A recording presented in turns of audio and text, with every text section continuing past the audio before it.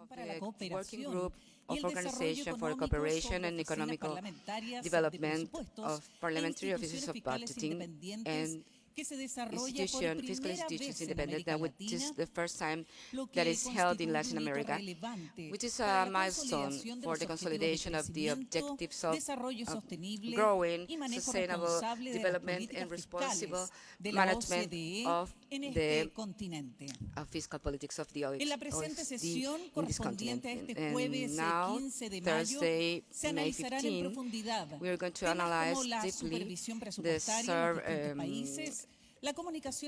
budgeting surveillance in every country, budgeting for the citizenship and aspects for the sustainability, the fiscal sustainability, like pensions and climate change, and the expenditures in defense, among others.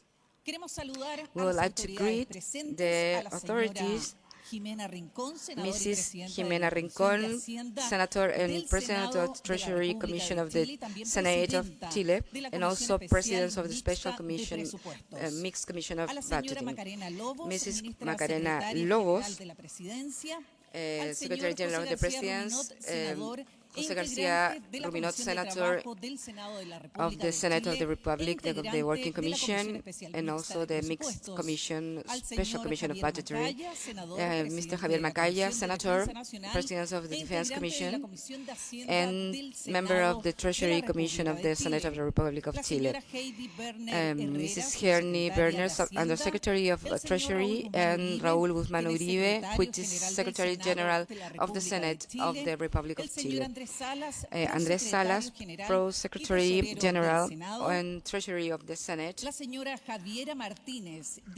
Javiera Martínez, Director of the Division of Budgeting. Verónica Valle, Director of the Direction of Budgeting and Purchasing. Paola Cabella, Head of the Information Analysis and Budgeting Advisory Office. Mark Hotley, Deputy Director of the Office of Budgeting of the Congress of the United States of America. George Blondell, Head of the Division of Public Management and Budgeting of Governance of the OECD. Sherry Nicole, in charge of the Division, Advisor of the Public Expenditure and Fiscal Independence from the OECD. Diego Mate, Director of the Library of the Congress. Luis Roja, Pro-Secretary of the Representatives Chamber, and Leticia Senador, representative of the European Union in Chile. María Hernández, President of the Jury Magistrate in Chile. Deans from different universities of our country, and distinguished authorities, ladies and gentlemen. As an introduction, I would like to leave the floor to the Secretary General of the Senator of the Republic of Chile, Raúl Guzmán Uribe.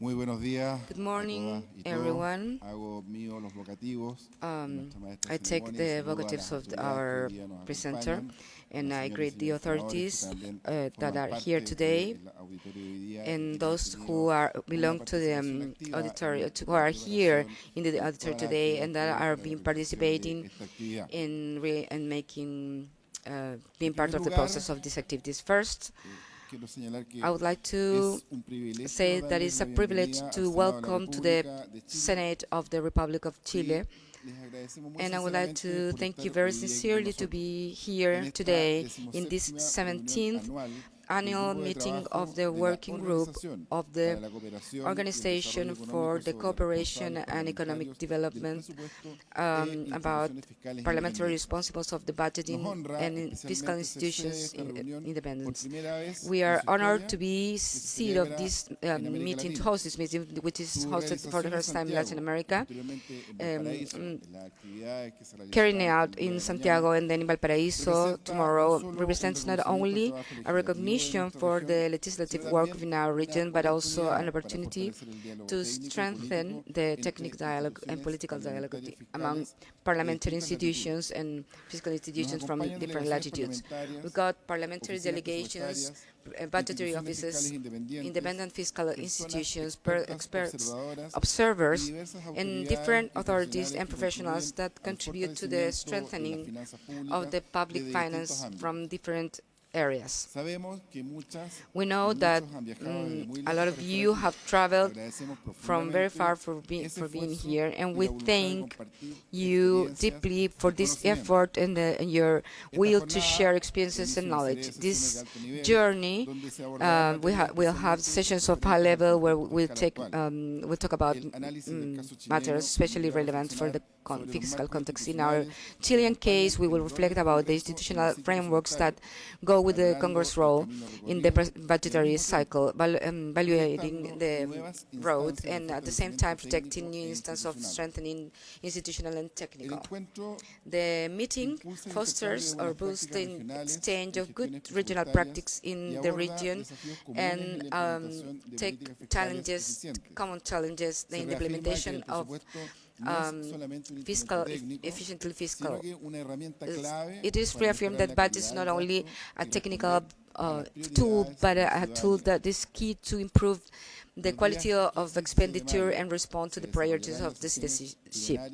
15 and 16 of May, the sessions will be developed with the working group with the participation of delegation of the OCDE countries and other jurisdictions. Principals points would be the supervision, the budgetary supervisions in Chile from our research doing with the OCDE strategies to communicate efficiently the fiscal policy and to also thematic tables about sustainability, about the elderly, the pensions, and climate change, challenges on the supervision of the public expenditures, and in defense, and revision of the international practice to make projections in uncertain scenarios. Those discussions, along with the presentation of international trends in budgetary supervision, they find substantive debate and how to consolidate institutions, parliamentary institutions with better technical capacities, analytics institutions, and to contribute their fiscal responsibility and the good practices with public resources. Among the general purposes, we got two of them that I would like to highlight. First, the institutional strengthening.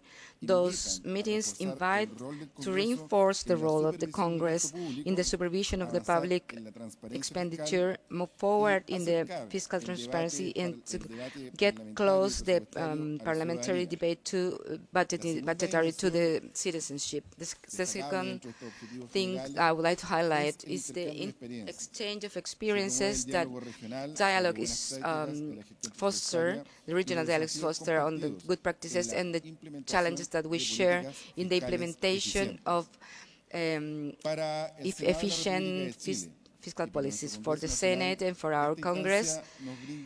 This instance gives us space at least in two very important aspects. First, the international projection. To be host of this meeting represents an opportunity to show the work that we have done and the advance in the subject and accede to reference of the fiscal governance compared. And then the second thing is that it's a regional milestone focused in the Chilean institutionality.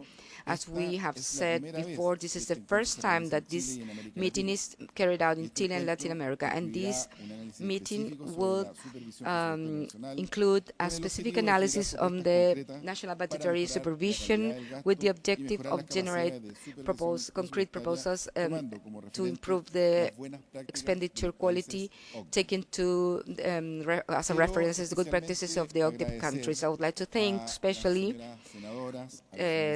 the senators that have participated and supported actively in this creation and the creation of this journey. Also in the mission, and as well as the previous visit made by John Blondal and Sherry Nicole from OECD, and in the development that they've been involved in this activity. To the directive team of the Senate for its commitment and active collaboration in the organization and management of performance of this activity. And also to the working people of the Senate, because their work has allowed to carry out this activity. In the same way, I would like also the national involvement in this activity.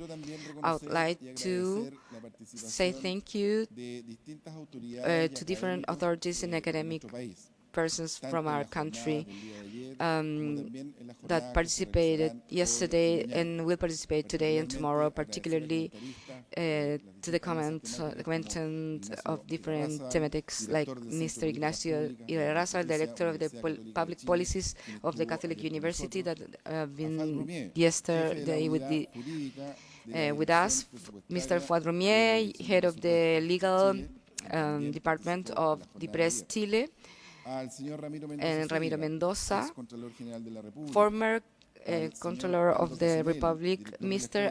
Aldo Casinelli, Director of the Governance School of the University Autónoma of Chile, and Mr. Kenneth Pugh, member of the Defense Commission of Chile, that will participate tomorrow. So we hope that the dialogue that we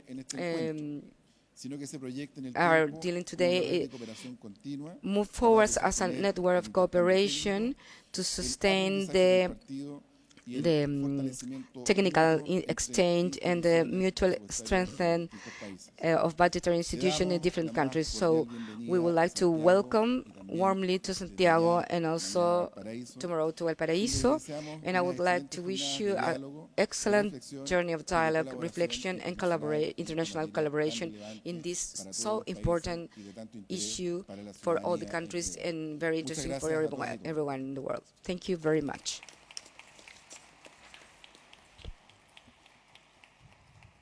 Ahí estaba el secretario general del Senado, don Raúl Guzmán Uribe. So we have the General Secretary of the Senate that pointed out that we have two main axes, the exchange of good fiscal practices among the countries that are participating, and of course the strengthening of the institutions, of the role of the Congress in the supervision of the budgeting process, because the budget is a key instrument to respond to the requirements of the citizens, and we hope that the dialogue between the countries, this is going to be projected over time.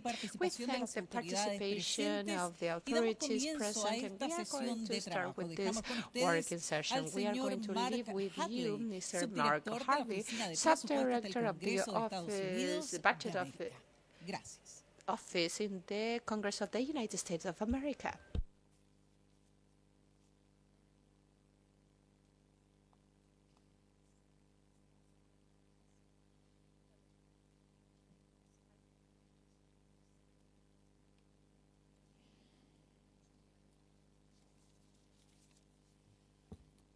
Thank you very much indeed. Good morning, everyone. I am delighted to welcome all of you here to Santiago and to open the 17th annual meeting of the OECD Working Party of Parliamentary Budget Officials and Independent Fiscal Institutions, this time for the first time in Latin America.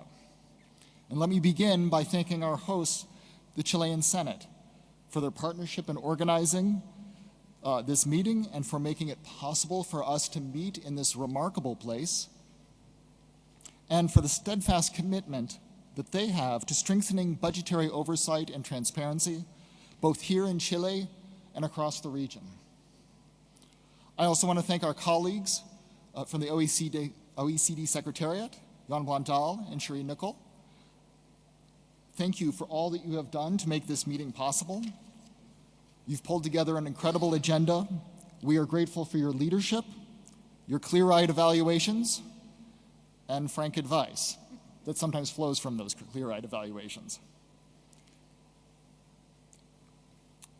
This year's meeting brings together representatives from more than 30 countries, from institutions that share a common commitment to credible, transparent, and accountable public finances. This is a special year for us at CBO because on February 24th, 1975, Alice Rivlin was appointed to lead the Congressional Budget Office as the agency's first director. That makes 2025 CBO's 50th anniversary, and it has been a natural time for reflection. CBO's creation was part of a broader set of reforms meant to help the U.S. Congress assert more control over the budget and economic decisions of the nation. Governments function better when there is an independent institution to scrutinize or project public finances. We strengthen our democracies by helping our legislatures, the portions of the governments that are closest to the people, and the citizens themselves understand the choices facing our nations. Parliamentary budget officials and independent fiscal institutions play a vital role. We don't make policy, but we provide the facts, the forecasts, and the analysis that help policymakers make informed decisions. We give legislators the tools to overcome complex challenges, and we help the public see more clearly what's at stake. Our roles have gotten harder.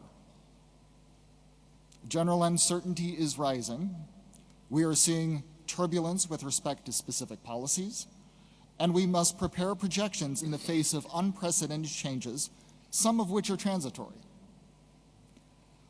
I see our job this week as twofold. First, to examine how we each carry out our mandate in a time of persistent flux, and second, to learn from one another, not only about what works, but about what we're struggling with too. We open today with an OECD review of parliamentary budget oversight in Chile, a timely look at how institutions are adapting to the local needs while drawing on international best practices. We then turn to the challenges we're all facing in communicating complex budgetary issues in ways that the public can understand. We share an imperative to convey fiscal realities in a way that fosters public trust and informed debate. I'm especially glad that we're going to hear from communication innovators outside of government, because engaging the public often requires creativity and new perspectives. Later in the conference, we'll hear fresh insights into the evolving practices of budgetary oversight when the OECD Secretariat shares the preliminary findings from the recent survey. And we'll also dive deep into difficult substantive issues for analysts and policymakers. Later today, we will explore two of the greatest long-term challenges of our time, aging populations and climate change, and how fiscal institutions are modeling their effects and informing policymakers. Tomorrow, we'll consider defense spending, an area where independent oversight is crucial, but often constrained by secrecy and complexity. And we'll focus on the challenges of reliable forecasting amid global uncertainties and different approaches to dealing with these challenges.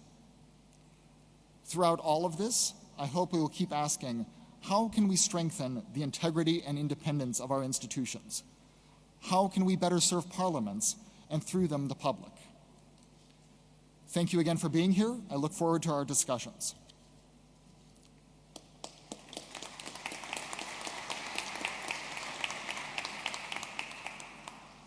It's now my great pleasure to introduce Jan Bandal, head of the OECD Public Management and Budgeting Division. Jan, please make your remarks.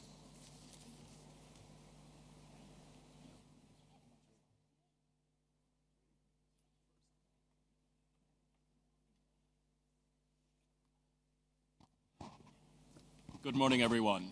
It is such a great pleasure to see all of you here in Santiago. Let me start by thanking, of course, Chile for hosting us. Thank you, Raul, for your very kind and generous remarks. Thank you, Senator, for being with us.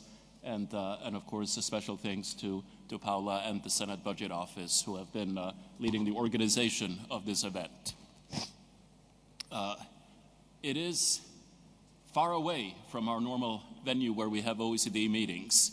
I know from many of you yesterday this is your first time in South America, but I think the occasion for being here is a very good one.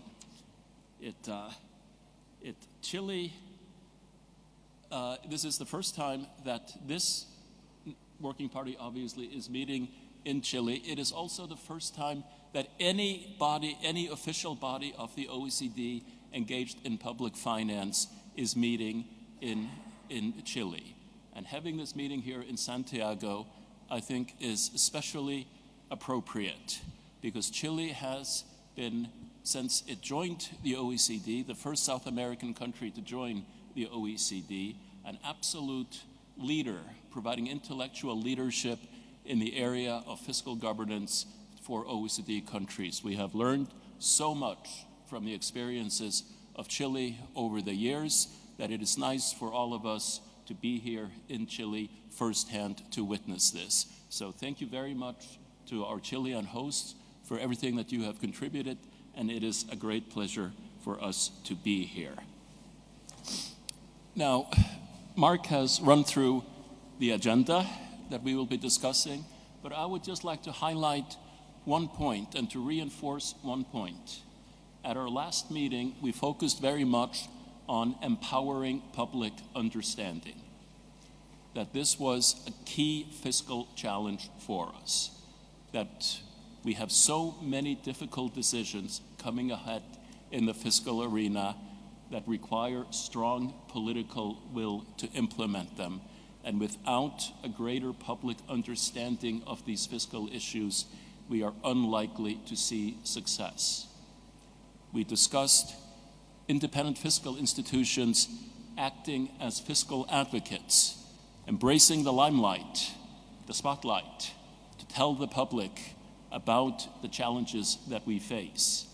These bodies are some of the most trusted institutions in our countries, especially in the arena of public finance. It is the duty, almost, of fiscal councils and independent fiscal institutions to embrace this role. We talked about fiscal literacy. Public finances are not easy to understand. They're not easy for the public, they're not easy for the media, they're not easy for elected officials. Having independent fiscal institutions, having parliamentary budget offices that are trusted by the relevant actors, more so than other fiscal bodies, it is a tremendous opportunity or duty for these bodies to embrace this. How to support dialogue with the public on these issues, not just to engage in one-way communications, but especially for our parliamentary budget offices, to support them in engaging with the public and to engage in events with the public to try to communicate these issues is something that some of the IFIs in this room do very well as a core part of their operations, and others are more at the starting gate for that. And how we use modern communications to get to the various population groups that we have, not just the regular suspects that are specialists like ourselves, but more to a general audience. There is nobody, if you look at fiscal institutions in OECD countries, that is in a better place to do that than the bodies that are represented in this room. So I would very much, throughout these 2 days, especially in the session that we have on communications, to reflect on these issues and discuss with your colleagues informally what they're doing in these areas, because I think there's so much for us to learn from each other in this area and to spur each other forward in this area. So with those very few remarks, I wish us all a wonderful 2 days here in Chile, first in Santiago and then in Valparaiso. And thank you very much, and thank you again to Chile.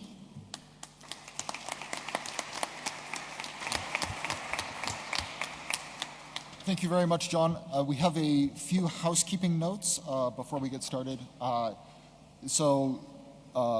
As John was just saying, we benefit from having a candid exchange with each other, and to that end, we are going to be operating under the Chatham House rules, so we're all free to learn from each other, but we should not be quoting each other, and nothing one of us says should be used for attribution. later. And of course, you can follow up with folks after the meeting on particular issues. In addition, I should note that the agenda for these next 2 days has been designed so that we have many of the informal interactions, so we have time for those, the kinds that John was talking about. So I encourage everyone to talk with someone you don't know very well whenever you have a chance to do that. When Bob Sunshine, my predecessor, was, when we were first coming to a meeting together, he said, make sure we don't talk together except at breakfast or a few other times. So I encourage everyone to do the same. So I want to also note that on the back of your badges, there's a QR code. If you go to that, it'll take you to an electronic version of the agenda. It also has emergency contact information. I hope none of us need to use that, but it's important that we all feel comfortable that it's there. It also has the Wi-Fi info for the events. We have a full program.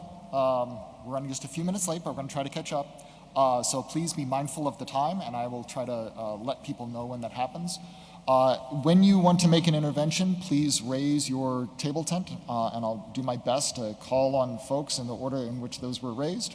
And if I don't see you, I apologize ahead of time. Just raise your hand and wave it around a little bit, and I'll see you eventually.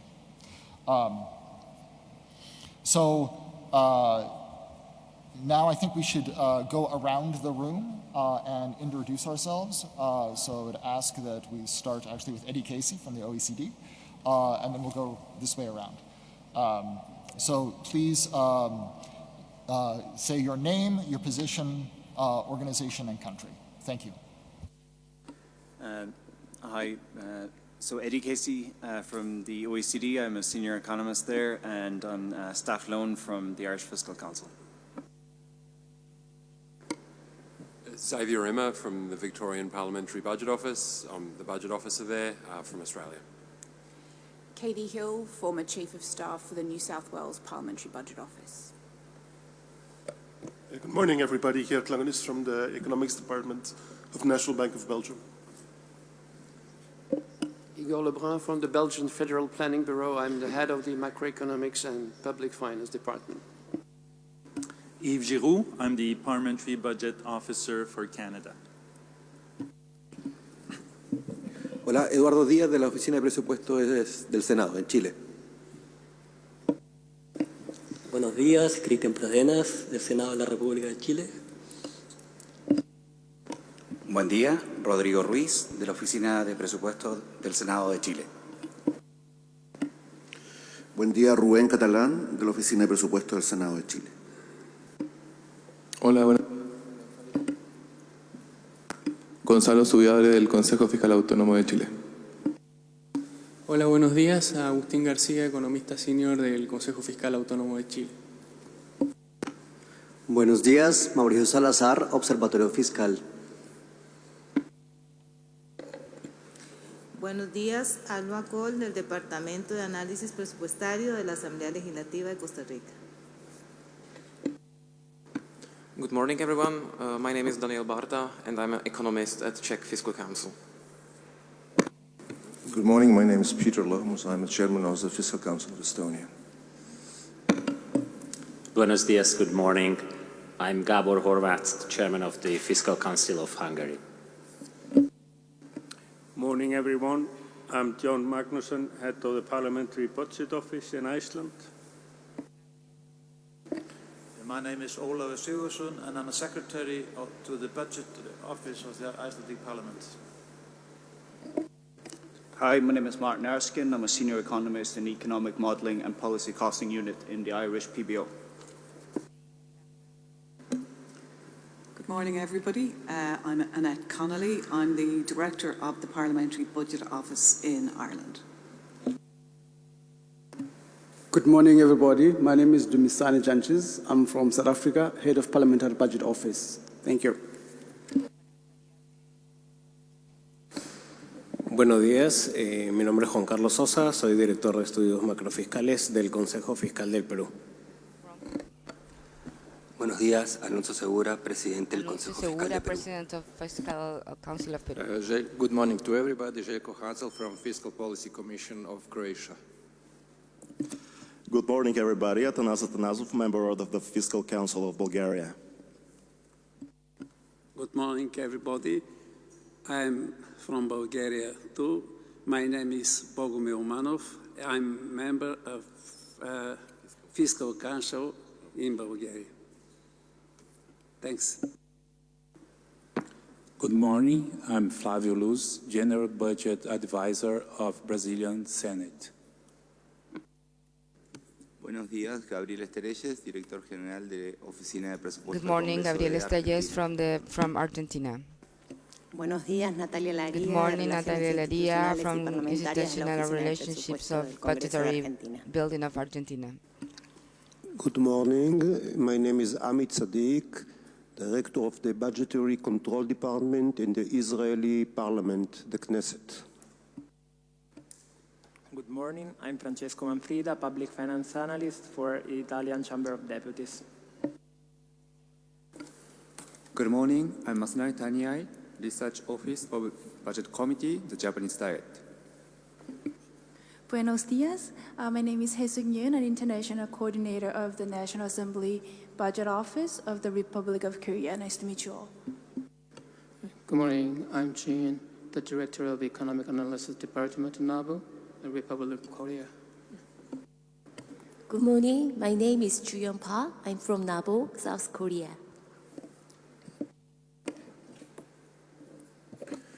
Good morning, everybody. My name is Do-young Lee. I'm an economic analyst in the National Assembly Budget Office in Korea. Good morning, everybody. My name is Ina Steinbuk. I'm chair of the Latvian Fiscal Discipline Council. Good morning. Norman Smalnach, Secretary at Fiscal Discipline Council of Latvia. Good morning. My name is Jurga Rukšėnaitė. I am head of Budget Monitoring Department of National Audit Office of Lithuania. Good morning, everybody. I am Niels Donker from the Netherlands, and I work for the Research and Analysis Department, and I'm a team lead in our Dutch Parliament. Bom dia a todos. I'm Vitor Canarias from the Portuguese Budget Office from Portugal. Good morning, everybody. I'm Noemi Aguilar. I'm a member of the board of the Portuguese Public Finances Council. Hello, I'm Martin Schuster from Slovak Republic. I'm a member of the Council for Budget Responsibility. Buenos días. My name is Jan Todt. I'm the chair of the Slovak Fiscal Council. Soy del Consejo Good morning. de My name is Aleš de la Corda. Fiscal. I'm from the Slovenian Fiscal Council and I'm head of analysis there. Good morning. I'm Itziar Alberdi from the Deputy Director in the Budgetary Analysis Division in IREF, Spain. Buenos días, mi nombre es José Miguel Ramos, también trabajo en la IREF, la Institución Fiscal Independiente de España, en el subdirector del área de endeudamiento. Good morning, everyone. My name is Abdullah Yalmar. I'm a legislative expert at the Budget Directorate of the Grand National Assembly of Turkey. Good morning, Hakkı Ozan Nalbat, Deputy Head of Budget Department, Grand National Assembly of Turkey. Good morning, I am Ayşe Nur Aydın. I work as a legislative expert at Plan and Budget Committee and Grand National Assembly of Turkey. Thank you. Good morning. My name is Abdurrazak from Turkey, strategy and budget expert from Department of Strategy and Budget. Good morning. My name is İlhan Konuk, strategy and budget expert, strategy and budget office. Hello, everyone. I am from Turkey too. I am working as an expert on Strategy and Budget Office. Thank you. Morning, everyone. My name is Alex Knight. I'm the Head of Financial Scrutiny in the House of Commons, UK Parliament. Good morning, everybody. I am Mark Dembovich. I am the Chief Operating Officer at the Office of Budget Responsibility in the United Kingdom. Good morning, everyone. I am Julie Topolewski, Director of Labor, Income Security, and Long-Term Analysis at the U.S. Congressional Budget Office. Welcome, everyone. Thank you for being here. Mi nombre es Paola Cabello. Yo soy la jefa de la Oficina de Presupuesto. Me enorgullece tenerlo a todos ustedes. Bienvenidos a esta jornada. Que sea una excelente instancia. So, thank you again. Let's enjoy this meeting. Thank you very much, everyone. Our first session will be on Chile's parliamentary engagement in budgeting, its strengths and areas for engagement, drawing on OECD best practices. It's now my great pleasure to welcome Senator Ximena Rincon, the head of the Finance Committee, the Senate, and I'm going to ask you to make introductory remarks.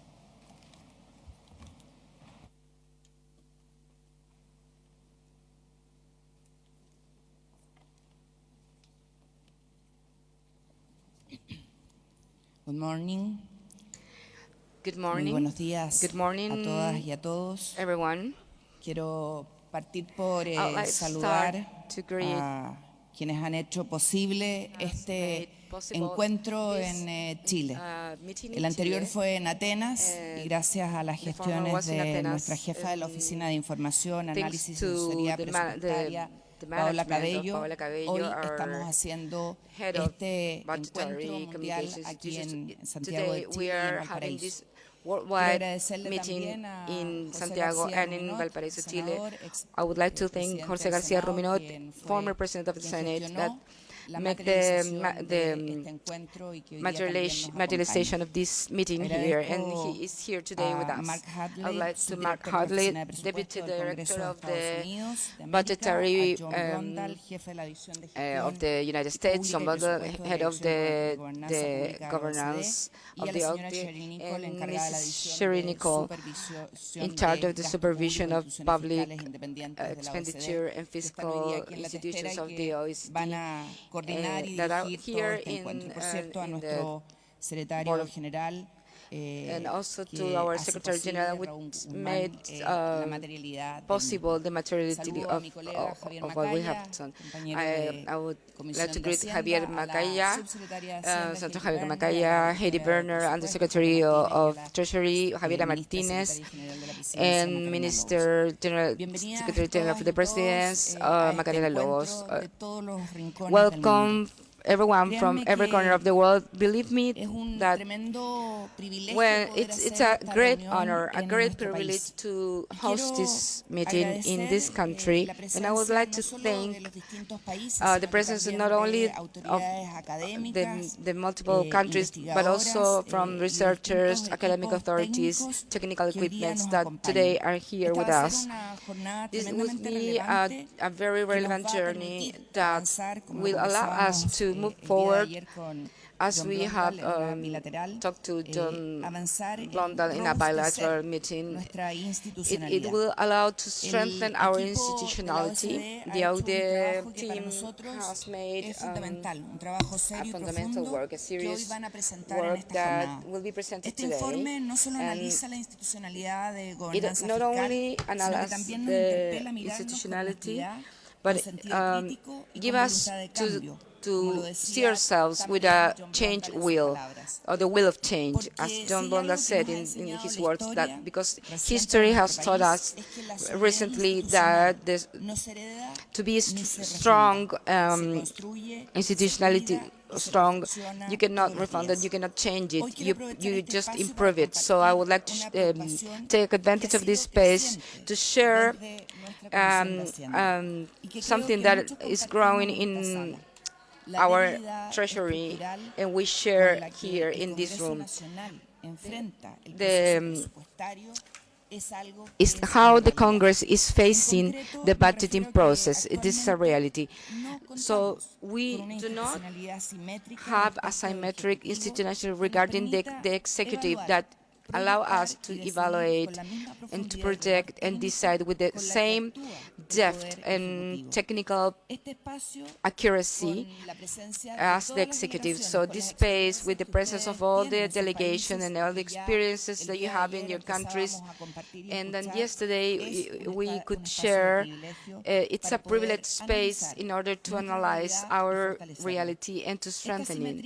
This asymmetry is shown in every stage of the fiscal process, from the estimation of the fiscal budget, going through the evaluation of the drafts, the law drafts or the acts, and also the budgetary evaluation in different stages. And the results worries us. Many times the Congress has to vote acts or laws of a high risk, tributary ones or structural, like pensions ones, with information that is not necessarily complete, but without the real capacity to contrast figures, and with low margin to correct mistakes, as it happened recently with a legislation that affects a huge part of the country, which is like fishery. It's not discomfort, this institutional discomfort. It has consequences in our country when we commit mistakes in terms of fiscal protection. Those mistakes affect the conduction of public finance and the provisions of good social services and the credibility of the state facing people. It affects politics, and it affects the democracy and the country. And as it has been said by our autonomous Fiscal Council that is today here, which is the main technical voice, independent in these subjects. In 1994, the structural deficit was less than -3, with a deviation, extraordinary deviation, that more than $5,500. And those estimations were not corrected on time during the law of budget this year. So this leads to a year with budgetary cuts. This didn't happen one day or another. So the increase in GDP make a growth of 37.1 percentage points. So you have to reflect about the management of expenditures and the lack of information among the executive and the parliamentary. So while the legislative approves, the executive takes decisions without the real information. So how can we talk about legal sustainability of one of the main institutional of the democracy cannot audit or control with the exact data? So the Council has said that we had doubt because we don't have clear rules to classify incomes and expenditures and possible inconsistency in their register. So, in other words, we don't know certainly how much we are expending and how we are expending it. We don't need not only political will, we need early warnings, prompt warnings, in order to correct the course before it's too late. And I don't want to take value out from the budgetary office is doing to have detailed information to allow this same office to get aware of those gaps. So we need a counterpart in the parliament. So this cannot be keep happening, because when we approve laws in some supposed that are not complied, public investment and private investment are affected, that are not executed, programs, social programs that must be stopped, commitment with regional governments that cannot be complied, and which is worse, the trust of the person is deteriorated, the trust of the person into democratic institutions, and it gives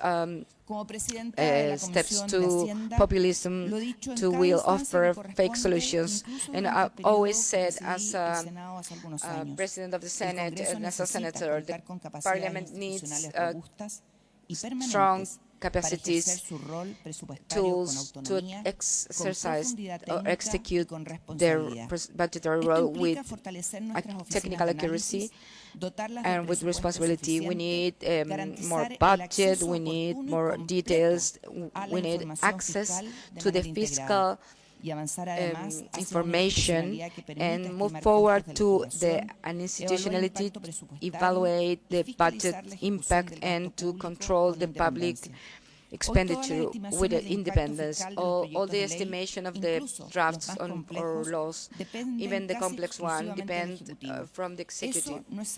This is not healthy for a democracy. It's not because we are doubting of the goodwill of the Treasury, of the direction of budget. It's because the cross control of powers is the heart of a modern state and a transparent state. So I would like to value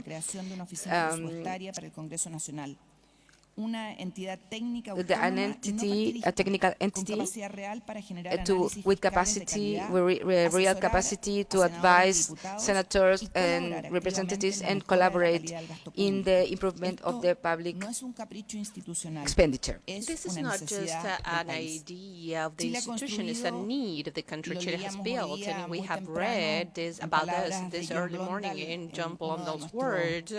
One of our newspapers, we had a solid institutionality, macroeconomic institutionality in the last few decades, but we cannot believe out of the success of the past.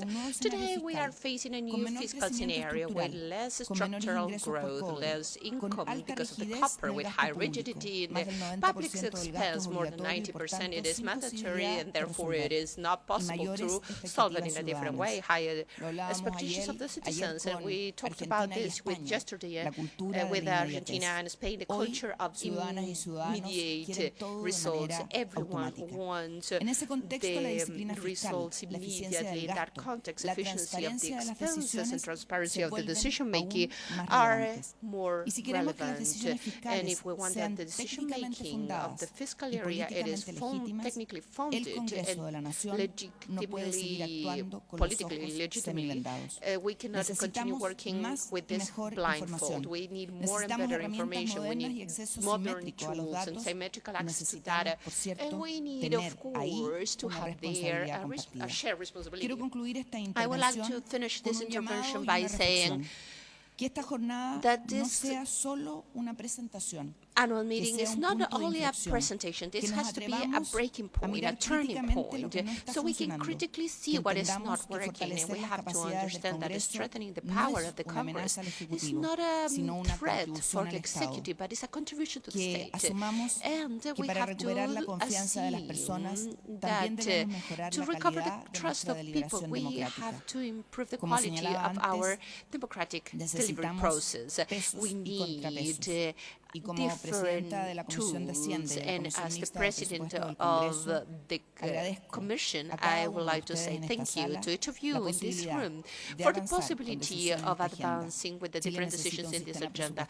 Chile needs a budgeting system that is more balanced and transparent and more professional, and with more will to pass down to the citizens that our mistakes can have an impact in them. Thank you very much. Thank you very much, Senator Ximena Rincon. I appreciate those opening remarks. I now invite John Blondell, the head of Public Management and Budget Division at the OECD, to make his presentation.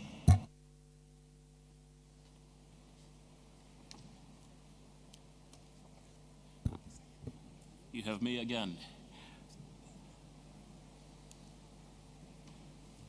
So, Chile, ahead of this meeting, engaged the OECD to do a review of congressional budget practices in Chile, compare them to OECD best practices, identify gaps, and offer recommendations. An OECD mission team visited Chile, had extensive discussions with key stakeholders here. We met with the President of the Senate, the Vice President, the Chair of the Joint Budget Committee, the Finance Committee. We met with the Secretary General of the Senate, the Senate Budget Office. We met with the Minister of Finance, the Budget Director. We met with the Chair of the Autonomous Fiscal Council and Secretariat of the Council. We met with many former budget directors and representatives of think tanks in Chile. Some of them are in this room, and I thank you all for the very generous time you spent with the mission in explaining the circumstances in Chile and the context. Now, Chile has a history of very strong fiscal performance. This is underpinned by robust institutions and sound public policies. Public debt, gross debt in Chile is just above 40% of GDP. It's around 41% of GDP. This is enviable by general OECD standards.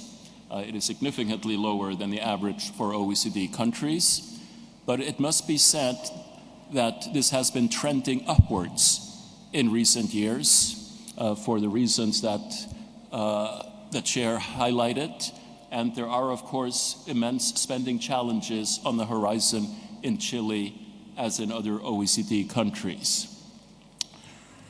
But if we look at fiscal institutions in Chile, there are essentially three pillars to them: the Ministry of Finance and the Budget Office.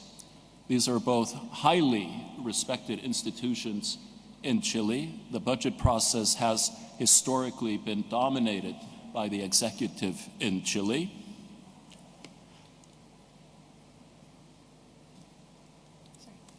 I did not turn it on, I'm sorry. But there was a recognition already that you needed to look beyond just the Ministry of Finance and the Budget Office. So in 2019, an autonomous fiscal council was created in Chile, established in Chile. It is very much focused, its mandate, on the structural fiscal rule in Chile and observing compliance with the fiscal rule. The institution that is the least developed, if you will, in the budget process is Congress.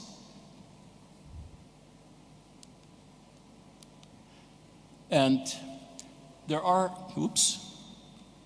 going ahead of myself here. Okay. There are strong constitutional restrictions on the role of Congress in the budget process. It simply cannot increase spending. But the political environment in Chile is rapidly evolving, and Congress has increasingly found means to exert its influence and take a much more assertive role in the budget process. Congress may not be able to increase spending, but it can decrease spending. So when the executive presents its budget proposal, Congress can have as its opening gambit in negotiations a threat to reduce spending, certain appropriations very significantly, in order to bring the executive to the negotiating table. And this it is doing. Similarly, the Congress can introduce what are called glosses or footnotes to appropriations that mandate how they are used to a great detail and can impose or demand various specific reporting from the government on how money is being spent. And finally, it can agree what are called protocols, which are political agreements between the Congress and the executive on areas for emphasis when it comes to budget policy. So from a history of a very strong executive-led budget process, where Congress mainly observed the first bullet that it cannot increase spending, to now Congress taking a much more assertive role in the budget process, which is where we are now.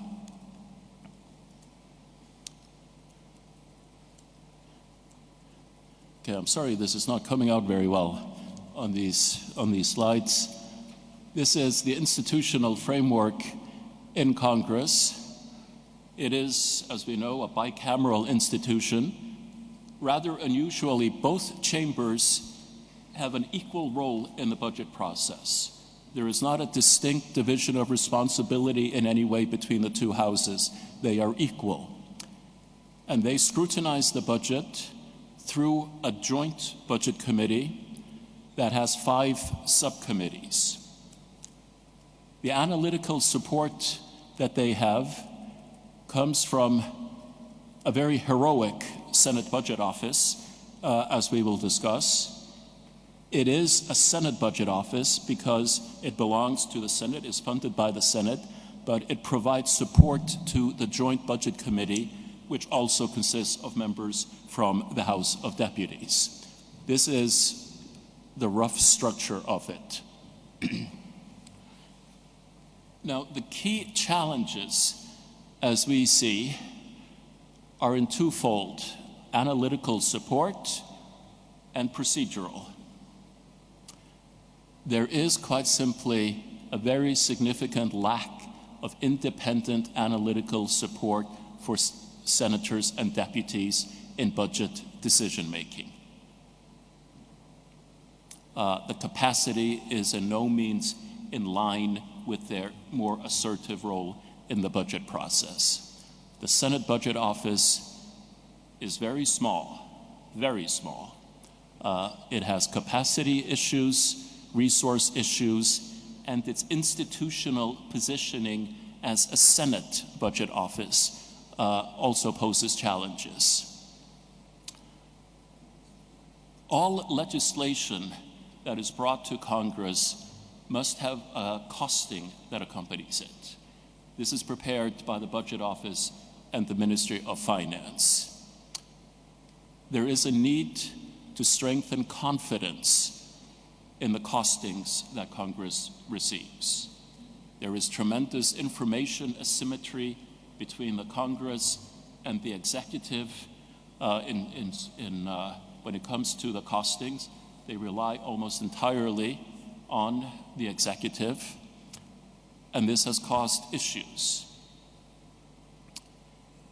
And the last point is that in Chile, there is an immense culture of performance information and policy evaluations. There is, in fact, a ministry, the Ministry of Social Development, one of whose primary goals is to do public policy evaluations in those fields.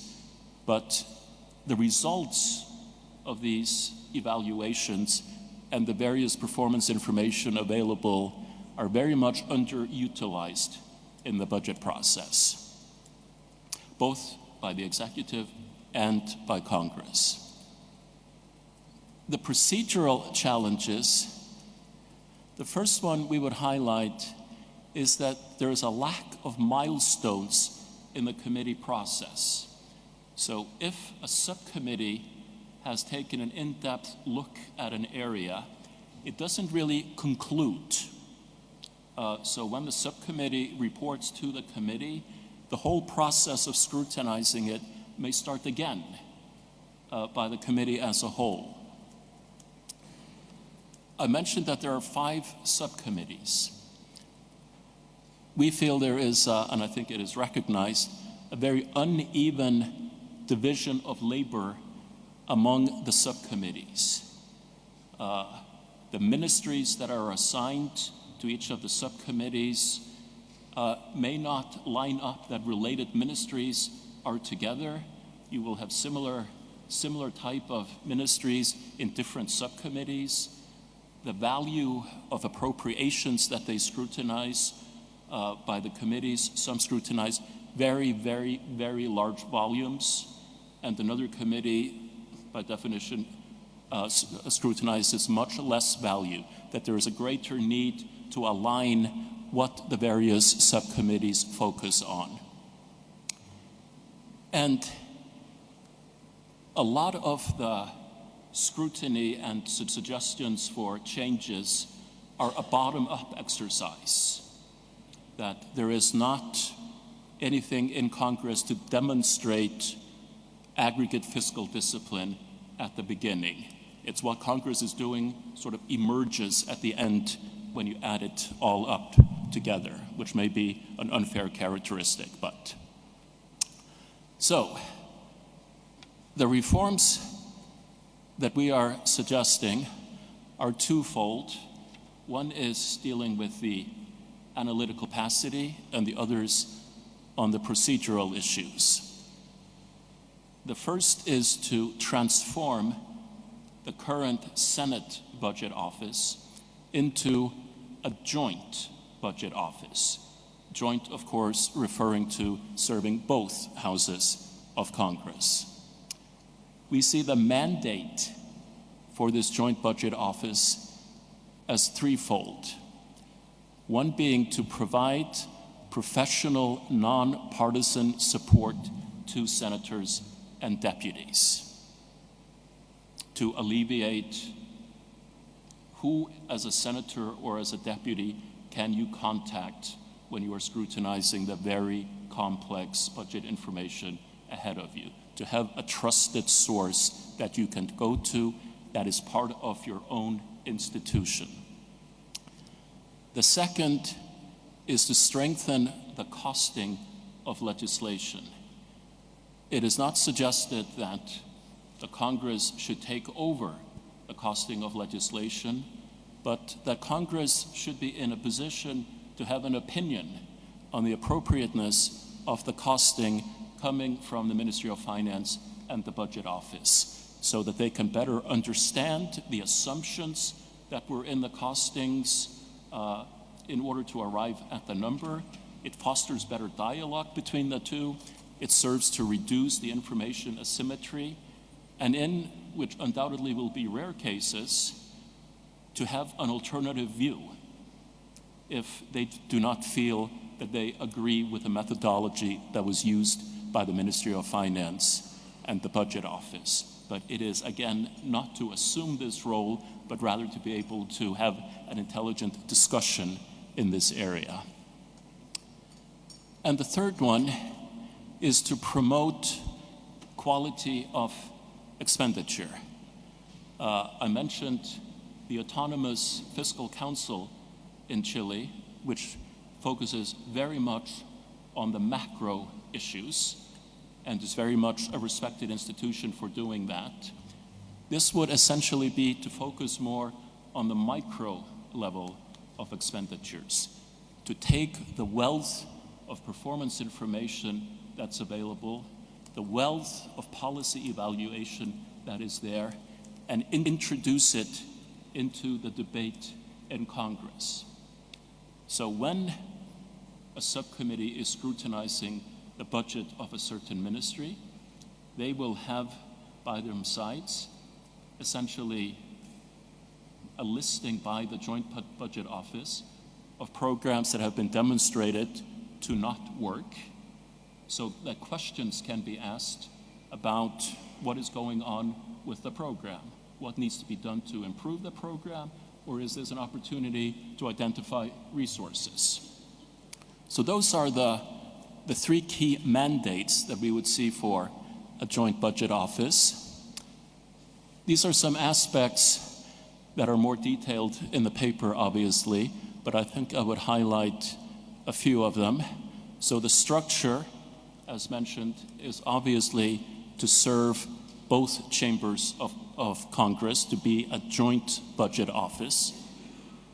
An emphasis on independence, that their governance and mandate be enshrined in legislation, that they're independent from both chambers with its own budget.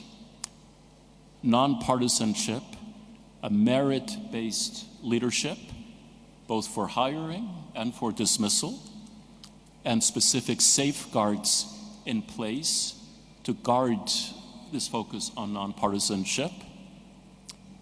Resources and staffing, obviously that it should be staffed with professional staff with relevant expertise so that it can be a trusted source of expertise for senators and deputies when the need arises. And the resources would obviously need to be commensurate with this increased mandate of the Joint Budget Office. Access of information, I've highlighted the information asymmetry between the legislature and the executive, and there is clearly needs to be a legal right to timely and complete budget data. Otherwise, the Joint Budget Office could not conduct its affairs. Coordination, again, as mentioned, there is a very successful fiscal council in Chile focusing on macro issues.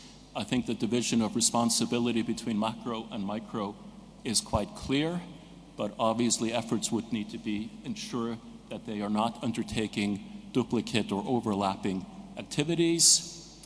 And finally, the Joint Budget Office would provide formal support to the Joint Committee and its subcommittees. Excuse me. The second set of recommendations focus on the procedural reforms. And again, there are 3 of them that we suggest to streamline and enhance the congressional budget process. The first is to have a stage for top-down approval of budget aggregates. So it is not, again, which may be unfair, that the budget totals emerge or the desire of Congress emerges at the end, but that there is a firm commitment to maintaining the aggregate budget totals. And I think this is very important also to demonstrate the commitment of Congress to fiscal discipline.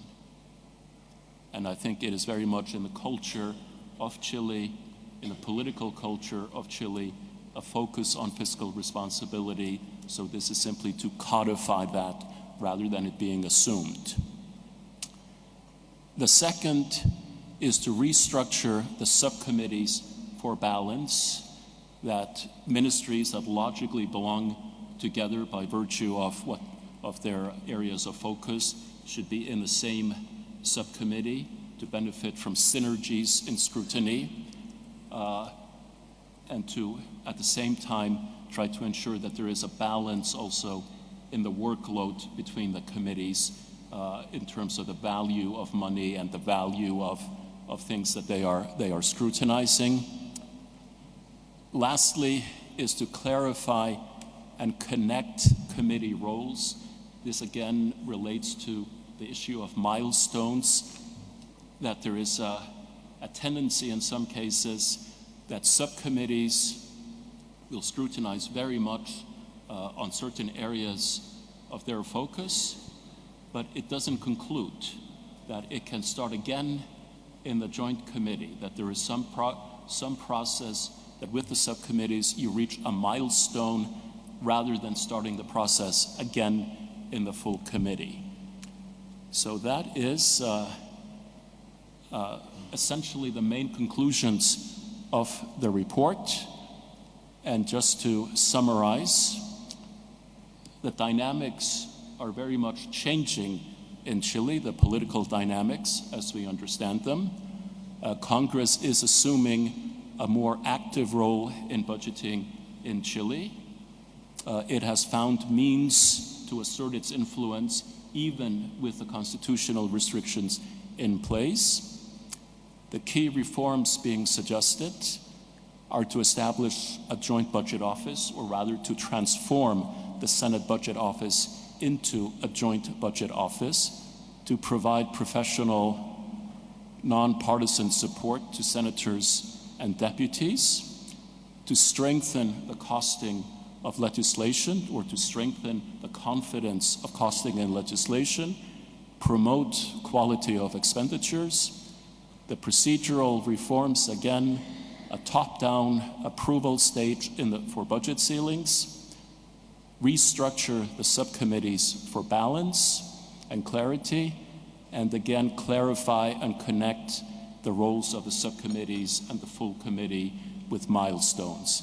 And the objective of this is, of course, to enable Congress to play both an effective and a responsible role in the budget process. So with that, I thank you very much for your kind attention.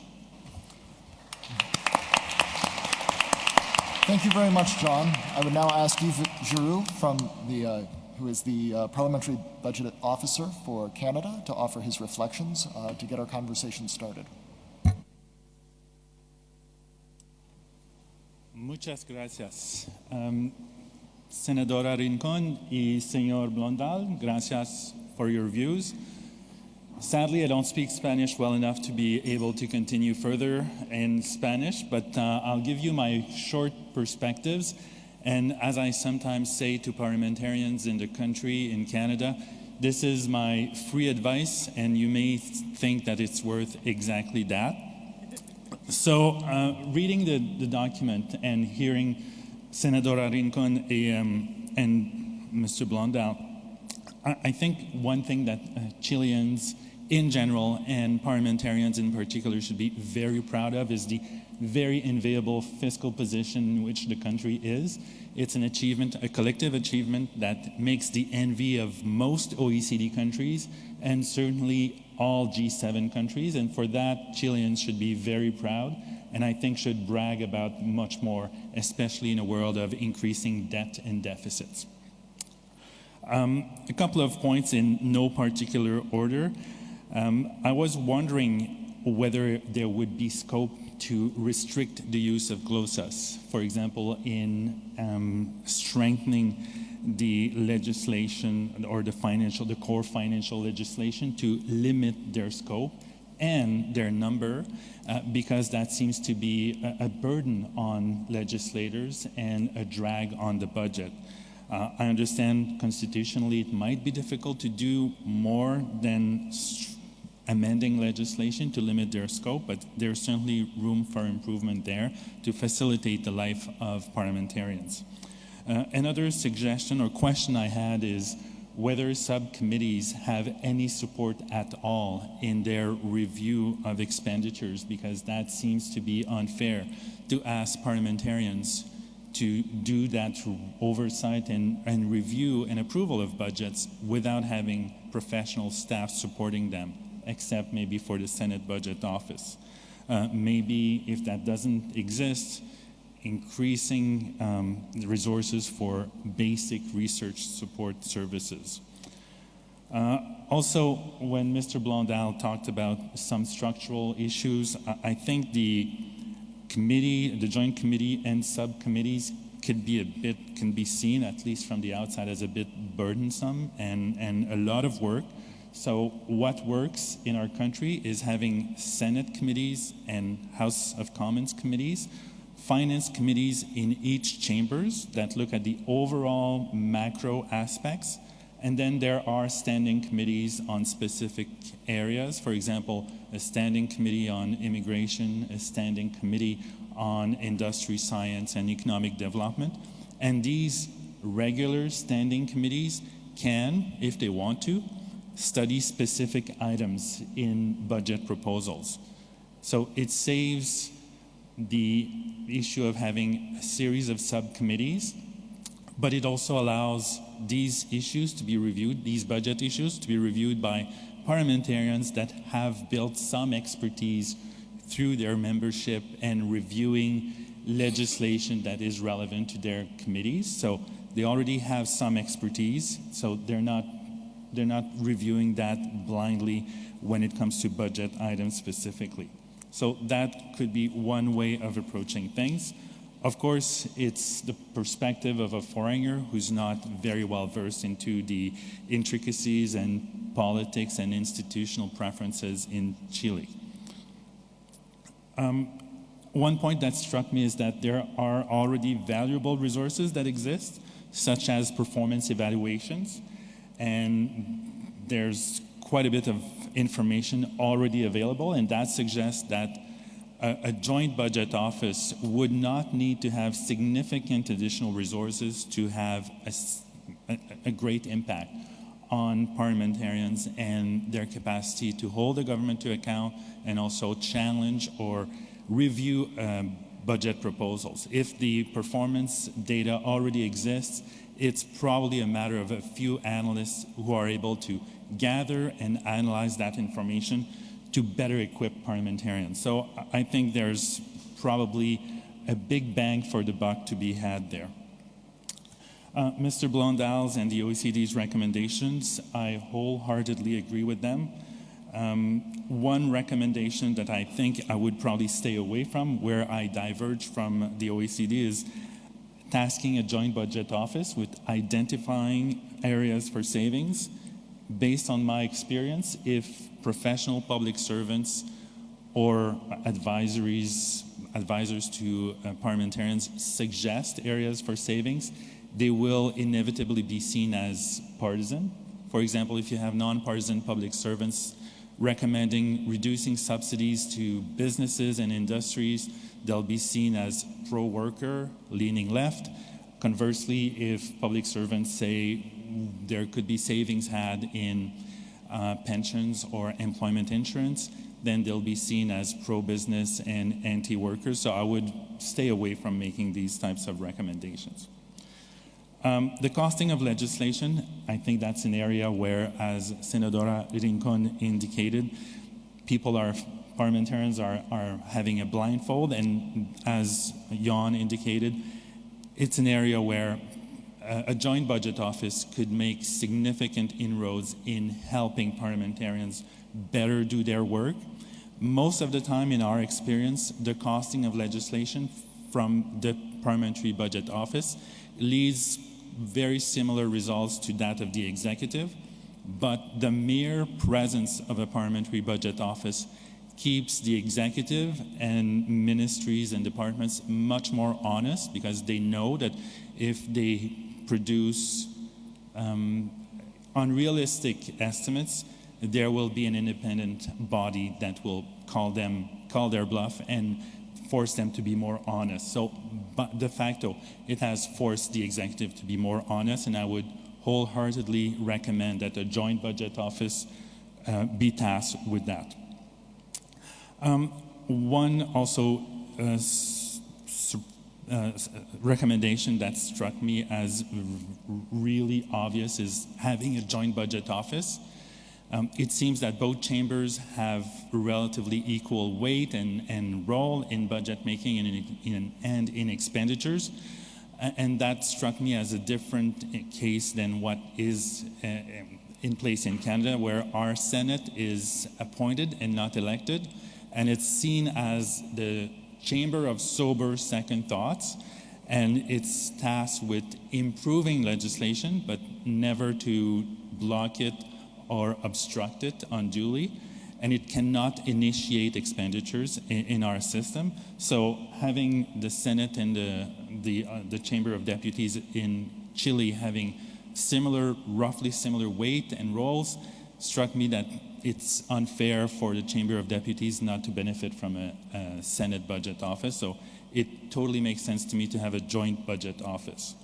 Where I would probably go a bit further would be to merge potentially the Fiscal Council and a joint budget office, maybe not at first, but certainly over time, so that it is easier for the general public to understand the distinguished roles. The more institutions you have in a parliamentary system, I find the more difficult it is for parliamentarians to understand the distinctions, but also for the media and the general public.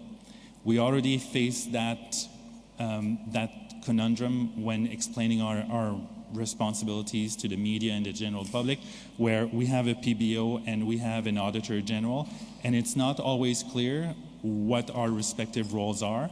So I can only imagine, if you have a Fiscal Council in addition, how confusing it could be for parliamentarians and the public, but also newly elected parliamentarians, to have three institutions. So in my humble opinion, it would probably give more weight to a joint budget office to have the responsibilities of a Fiscal Council, if it is feasible in the constitutional context, but certainly not a necessary condition. I think a joint budget office would certainly be a significant and meaningful improvement to the current situation, which is, as I said, you're starting from an excellent position, and the proposals would be making an excellent overall institutional framework even better. So, thank you. Thank you very much indeed. I would now invite questions from delegates. Please raise your table tents, and we'll call on you. And I would wonder if anyone here also wants to ask questions.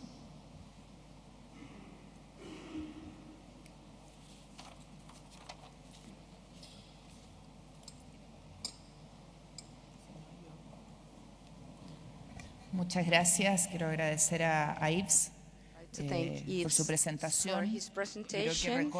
I think that he gathers excellently what John was presenting of the OECD study. And to hear him, more than one office or two offices, it's clear that the access to information is key to do a good job. And if some other participants could comment how do you see it in your own experience, we will be thankful, because what John says in the work that OECD has been doing goes in the line that we believe that is what we have to do, and it's important to give it an intention to reinforce the office that we already have. But that it requires more power from the point of view of the strengthening of the technical capacities and resources. So thanks, Yves, and if there's more comments that we can share, we will be thankful.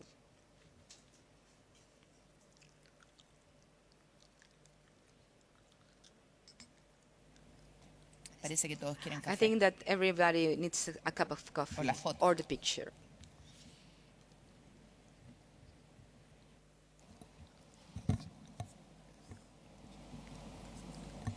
So, Australia, please, go ahead. Hi, Xavier from the Victorian Parliamentary Budget Office. I had a question for John about the notion of making recommendations around good policies or policies that have not performed in the past. And while that might be based on the wealth of information from audit or evaluation organisations within the parliamentary or the government structures, to what extent does a budget office commenting on that or presenting that information potentially colour their impartiality? You know, we all know that evaluations can be somewhat subjective at times, and many PBOs have a remit to stay distinctly out of policy evaluation or commentary on policy evaluation.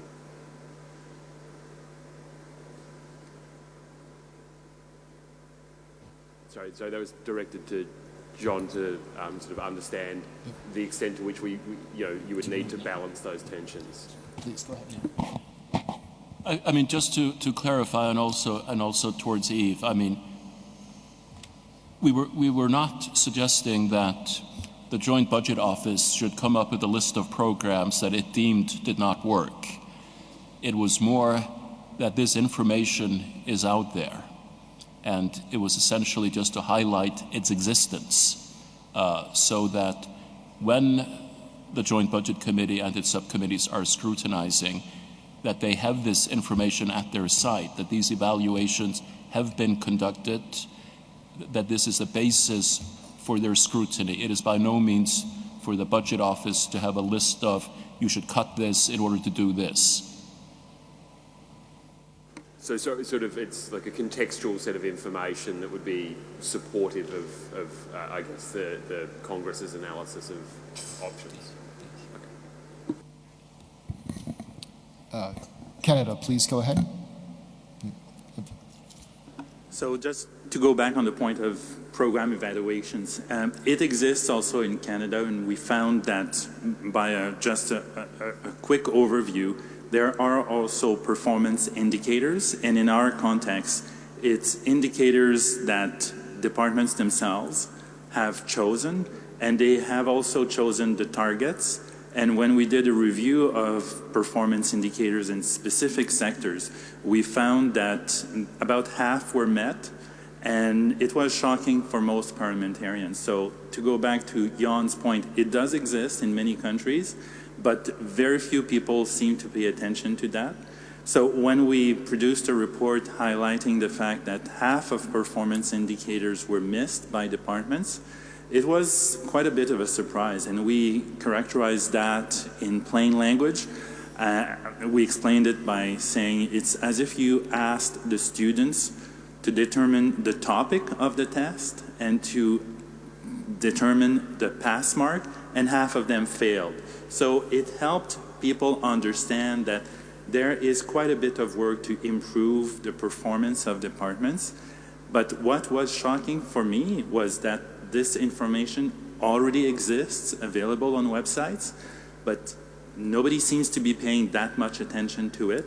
So it was a revelation for us, but also for parliamentarians. So when we released a report like that, it equipped parliamentarians to question ministers and senior public servants using our reports and saying, why are you not doing better?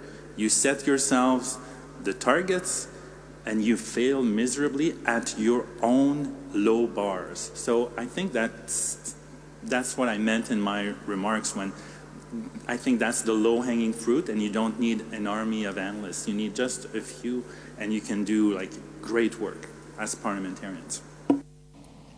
Thank you. Now we'll hear from South Africa and then the United States. Thank you so much. Very interesting review indeed. I just want to ask 2 points, colleagues. Okay, I just want to ask 2 points. I think the first point is that you did mention that, one of the reasons, or one of the root cause of, maybe root cause is a heavy word, the Congress has been involved a lot in the budget process. I've been interested specifically what was some of the role that Congress has been playing, which also led to the reviews with the proposals that you've brought in. That's the first point. The second point is really around, usually when you introduce reforms, propose reforms like that, you find that other players in the space tend to be apprehensive. I would want to know what has been the response of the other fiscal authorities like Ministry of Finance. What is their views around these reviews and any other authorities within the Chilean system? Thank you. Thank you. United States?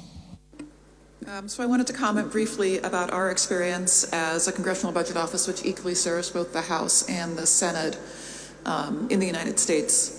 In the U.S., you may know that the House and Senate have an roughly equal role in the budget process. And so that sort of means that we work pretty equally for the House and the Senate so that there is a quality of information across both parties. It's a little hard for me to think about how the Senate having its own budget office and that information not being broadly available to both the House and the Senate, as they do have equal roles, how that makes the budget process work efficiently. So I could say more, but I will keep my remarks brief. Thank you very much. I would add one thing that surprised me about the things that John said is that every piece of legislation has to have a cost estimate. And it struck me as different than our system because we are set up primarily to help committees, and so our official work for committees, the part that is very public, is that we work on legislation that has been ordered out of the committee and back to the full chamber.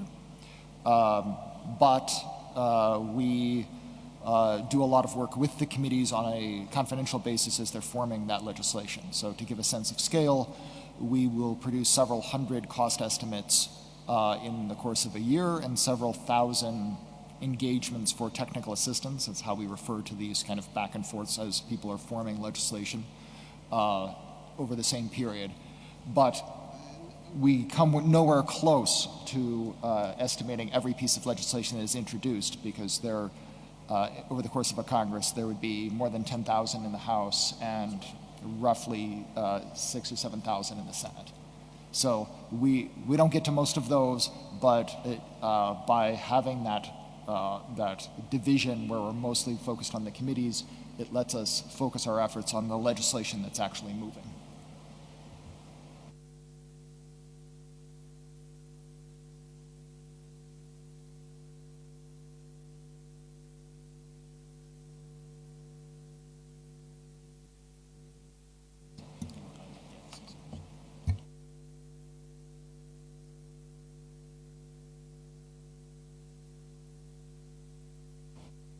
Please, go ahead. Thank you very much. Para aclarar un poco la consulta respecto a la publicación de la Oficina de Información, Análisis y Asesoría Presupuestaria en el Senado, obedece particularmente a una iniciativa propia del Senado que identifica esta necesidad de tener the need of the Senate to have an office that runs this budget analysis. The counterpart that has to be technical and informed from the executive, notwithstanding having into account that the bicameral system that we have, and also the fact that the mixed commissions are integrated by senators and deputies. The office provides the service to both members of the parliament, senators and deputies. In this one in particular, about the process of the budgeting law. But, however, if during the year they need some consultation during the rest of the year when the budget is not being discussed, if you have a question in terms of budget on the side of deputies, they are provided that information. The information they process, it's available to them. And the mechanisms of the line items, because we receive information from different organizations that help us to do the assessment of the execution of the budget in the budgeting area, pursuing the goals and objectives, so we can see if they are complied with or not in terms of the public policies that can be implemented with some of the law that are approved or passed. And the perspective John provides by proposing an office that it is common for both cameras and chambers actually is the most appropriated one. And it can be similar to what we have today, that it is the library of the National Congress. The National Congress in Chile is composed by 3 corporations according to the Constitution: Senate, Chamber, Deputy Chamber, and the Library of the National Congress. And that library has this service providing to both chambers, and we aim to the professionalization and the incorporation and the addition of workers and staff that keep this work without political bias, objective information for anyone that may require the information, not only members of the parliament. This library is also open for the general population, not only for the chambers or the parliament members. For universities, we have interactions with them. Other study centers that participate in different things, and particularly in matters. An office of the Senate has some goals. One of the goals is to strengthen this exchange of information and extend its participation in other instances in NGOs or study centers that are dedicated to the analysis of the fiscal expenses. There we have an opening as the National Congress, we have to do that, to be open to study centers, thinking centers, universities, because they have information, and no doubt they have an opinion about the efficiency of the expenses and costs. So this is how we, today in Chile, in our Congress, we have integrated the Office of the Senate and in their work regarding these two chambers for senators that have a close connection to solve their questions and inquiries. Thank you very much. That clarification is very helpful. It's great. I want to do something a little unusual. This is sort of a quick poll, and I can tell that Cherie is a little bit aghast, but we're going to do it anyway. So I'd like everyone to raise their table tent if their institution has a statutory right to information from the executive.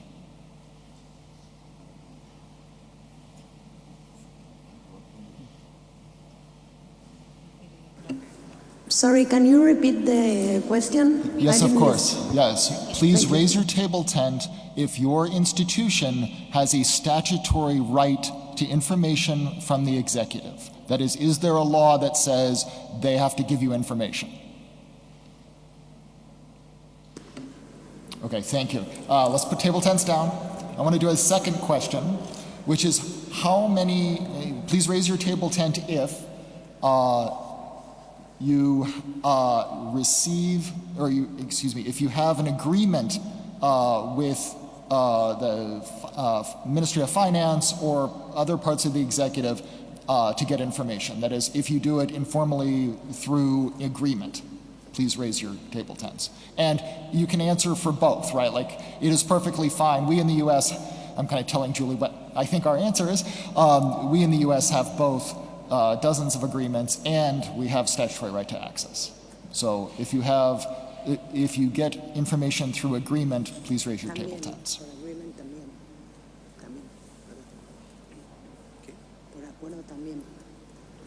Okay, thank you. And I would ask, I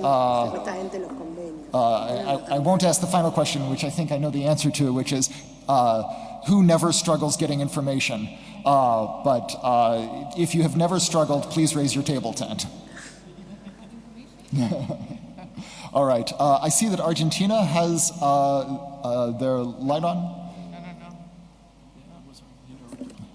Yeah. Okay. No. Great. Thank you very much.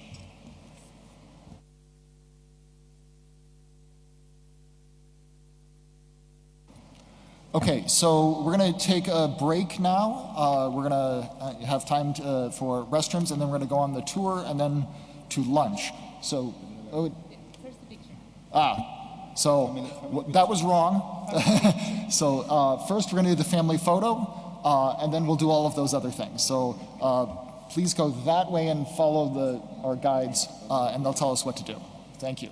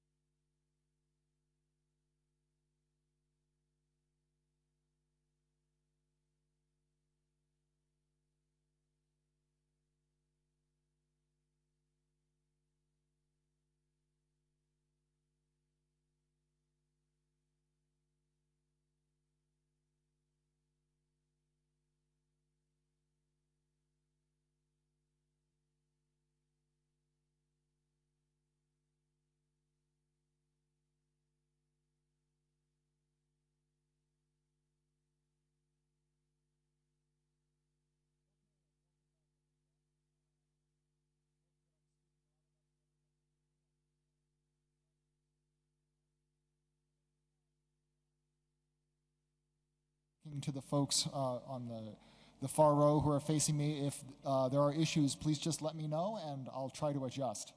I hope everyone had a very good lunch, and now we are moving on to the afternoon sessions.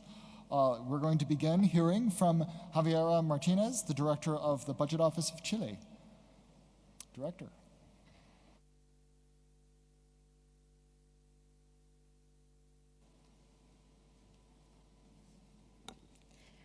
Well, good afternoon to all.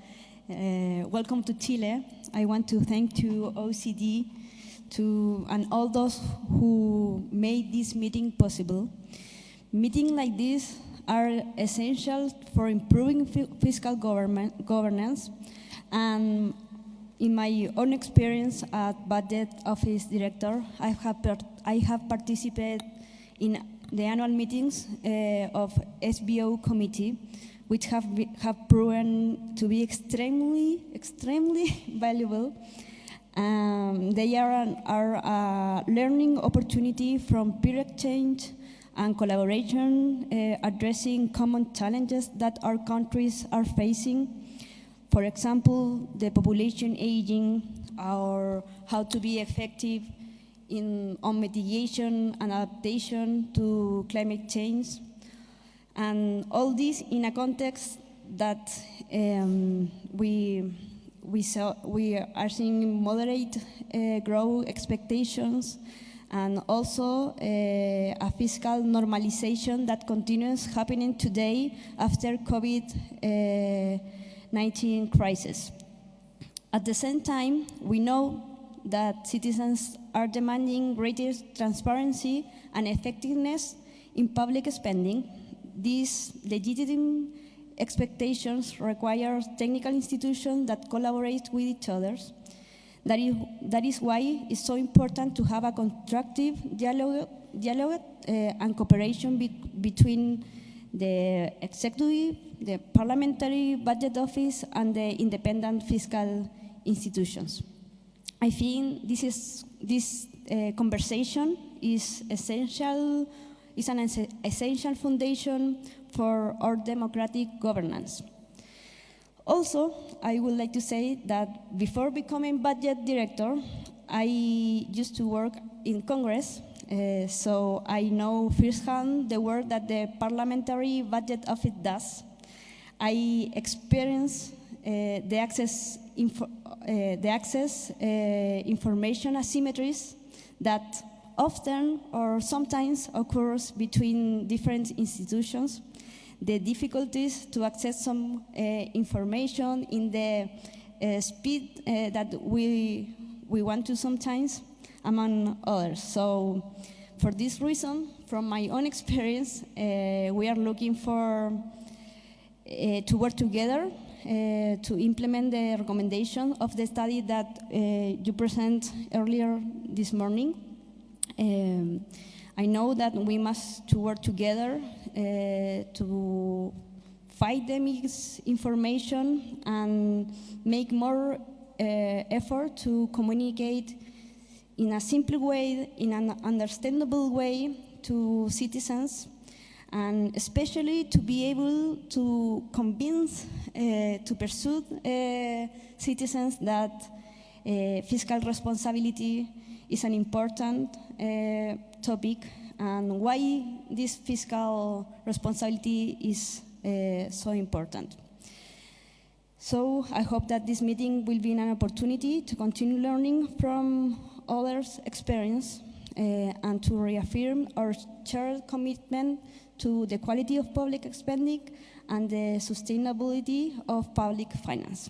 Thank you so much, and I hope that you feel very welcome here in Chile.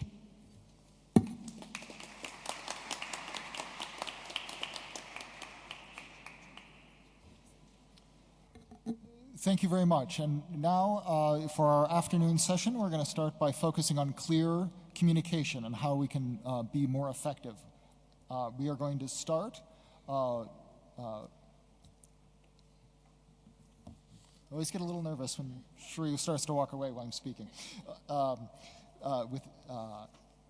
lead presenter will be Ms. Gineth Pietro, coordinator of the investigative unit at La Vaca newspaper in Colombia. And then we'll have 2 discussants. Buenas tardes a todos. Muchas gracias por la invitación. Good afternoon, everyone. Thank you for the invitation. Bueno, como les anticiparon, la idea de esta parte de la sesión this part of the session tratar de is to try to translate data that it's complex into ways that are more efficient to communicate. La silla vacía, para the empty chair or la silla vacía. It is a first native digital media outlet in Colombia. It was the first one. It was founded in 2009, and we cover the power, economic power, political power, armed power, and political power. We do not cover news about records. When we do stories, different topics that we cover, and we are the second most consulted media outlet by the opinion leaders in Colombia, and in relation to the other in comparison to the other means of information, we do not have barriers to access our information, and I think that, well, we strongly believe that with the most informed, more information, you can make informed decisions. We have this team, 33 employees, 7 interns, and this is our annual revenue in 2024, and in our audience, as you can see on the right side, we have annually about 25 million visitors, active users enrolled in the page. We have about 4.7 million of searches in Google, and you can see the different numbers of access in the different platforms, and WhatsApp, and Facebook, and Instagram, podcast download, and YouTube, 10 millions, and in TikTok we have 30 million views in just 3 years. How we made this happen? This is something that I want to tell you, how the way in which La Silla started changing its purpose and the way in which we tell stories.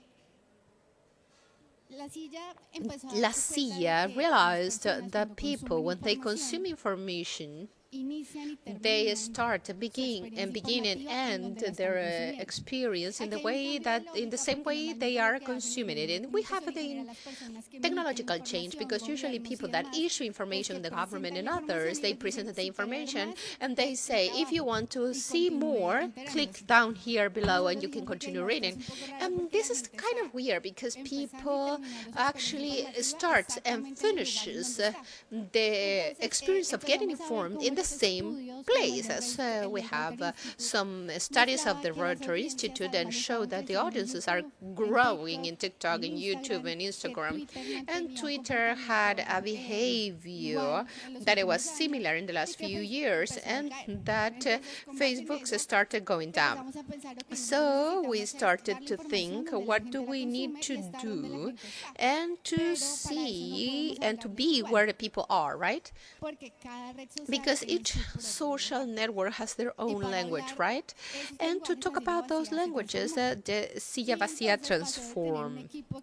And actually, we had 95% journalists and 5% other specialties. We turned this into a 40%. We have videographers, designers, historians, audio editors, and video editors. And in general, we turn our creation process in different way. So for us, what we believe that is important to tell, we wanted to reach more people. In that order of things, we started producing information for each one of these networks and media. This is a general example, but this is the history version for YouTube. You have one version for Instagram, and you have one version for TikTok, and also for each of the media platforms. And I was telling you about the informative experience. It's a little bit weird to ask them to go to other pages because sometimes they don't want to go there. So this is an example that was born in the economical coverage that we were doing, and what we were telling this story is that the government of the president actually was promising money from the future year's budget, and that is generating a serious problem in the debt of the country. And then let's see, we are talking about 14 billion or $14,000 million, and that is a very big number. And what we wanted to tell the people is that how we talk about this with the fiscal letters of budget letters and credit loans and concepts that are economical, and normally for people this is more abstract, it's not that real. So we played a story here, and maybe we can play it here.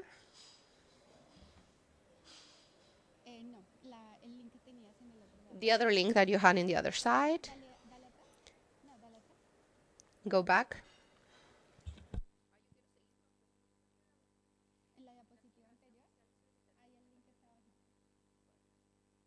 Perdón, las demoras. Sí. Y ahí empiezas a bajar. So we are going to tell this story, and that takes more than 10 scrolls for people to read it completely. And you have the public for this. Of course, probably you guys over here are the ones dedicating 20 minutes to read the full story with graphics, with explanations, with complex information. But this is just one part of the audience. So we are going to show you now the next slide.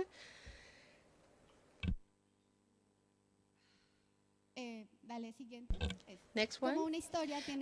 How this story has at least 3 versions. The first one. Now, Hector, can you show how the thread in Twitter, it's a different way of narrating this story.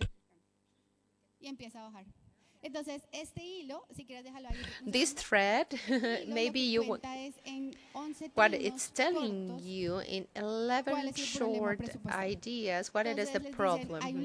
So there is a problem with money, this amount of money, and it started disaggregating the information in such a way that it becomes consumable, this idea, for the public of X.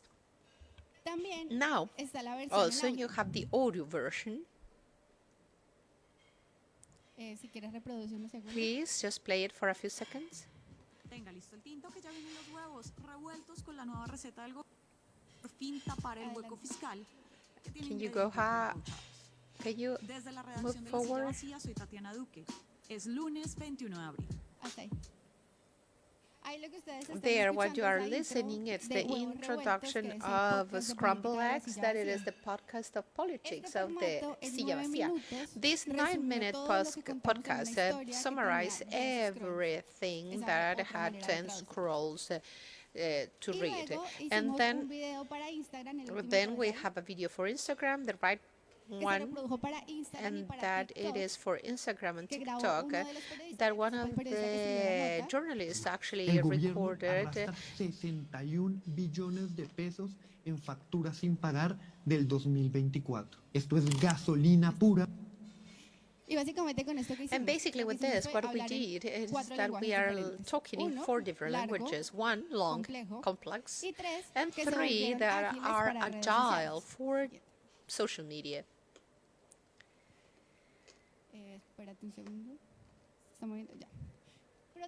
But also there are some moments where we need native stories, and then I'm going to go forward a little bit because I would like to show you this.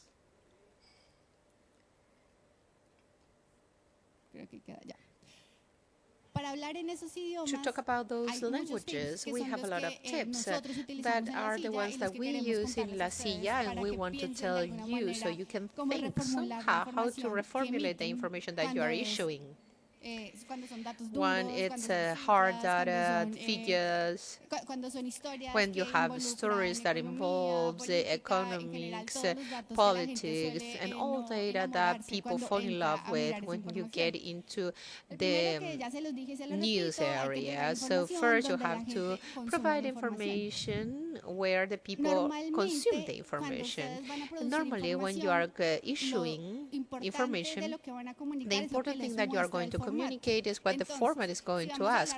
So when you are talking about the figures, for example, probably it's better to have graphics if we are going to talk about dispute or some discussion. It would be good to use GIF or to have an interesting dialogue. The channel is always important. Normally, people think that when you are going to play some information, you can use the one post and you can just play the same in all the social media, but each network has their own universe. It cannot be like that. And each universe has their own preferences in their own algorithm. So X, it is the more political social network, and because of that, if you are going to get into a debate or when you want to be in a discussion, X is the platform that it's for like the favorite. Instagram likes the aesthetic part. So it's a little bit weird to have a bad picture unless you do it intentionally, but you have to think what they are going to think when they see it. And the shortest, the better. And then you have the process of construction that we have undergo for several years, and you have to process a complex idea in a simple way. What does it mean? And La Silla Vacía, what we do, it is to think, who is my audience? So, for example, think about your best friend that is not a politics guy or not economist. Maybe it's your uncle, but they are not in the technical level, and you think to talk about the topic to that person. So we have to transform the way in which we want to pass down that information, avoiding technical topics, talking about credits or words that are complex. You change them for simple synonyms. Instead of resources, we use money. Instead of budget reserve, we use debt. We start showing in the simplest way to access the information in a more direct way. The simpler the language, the better. If you use more technical words, you can sound really intelligent, but the people are not going to be interested because they are not going to understand what is going on. Basically, it is a process of building up of the language and the vision that you have from yourself. For example, if I am some mean communication, I cannot be not technical, but yes, you can. And you are going to get more people interested because they are going to feel that you are talking to them and not the privileged group that is the only one understanding the complex language. And to create that is really important. And we have to start creating the habit. And I don't know if it is the case of some of you, but it's important that if you want to communicate successfully, it is important to have a habit. It doesn't mean that you have to publish every day 20 things. If you publish one every day, it's good enough because the algorithm recognizes that and also gives you an award because of that. When you publish every single day, you start distributing more information. So that helps the reach of it. And there is something very important that and failing is not so terrible when we are trying. trying. So success comes after trying. In La Silla, we have different formats that we invented, and initially we believe that they are amazing and that is going to be really viral, but actually no. And at the end, what we all do when it doesn't work, what we do is like, oh, at least we tried, but it doesn't work anymore. We continue with the next one. And when there's something that works, well, you continue using it and improving it and innovating for their merits. But when there's something that it doesn't work, it's not bad. You have to try. This is a good thing in the network, because nobody's punished if you're not that successful, because everybody's trying to be successful. Now I want to go back a little bit.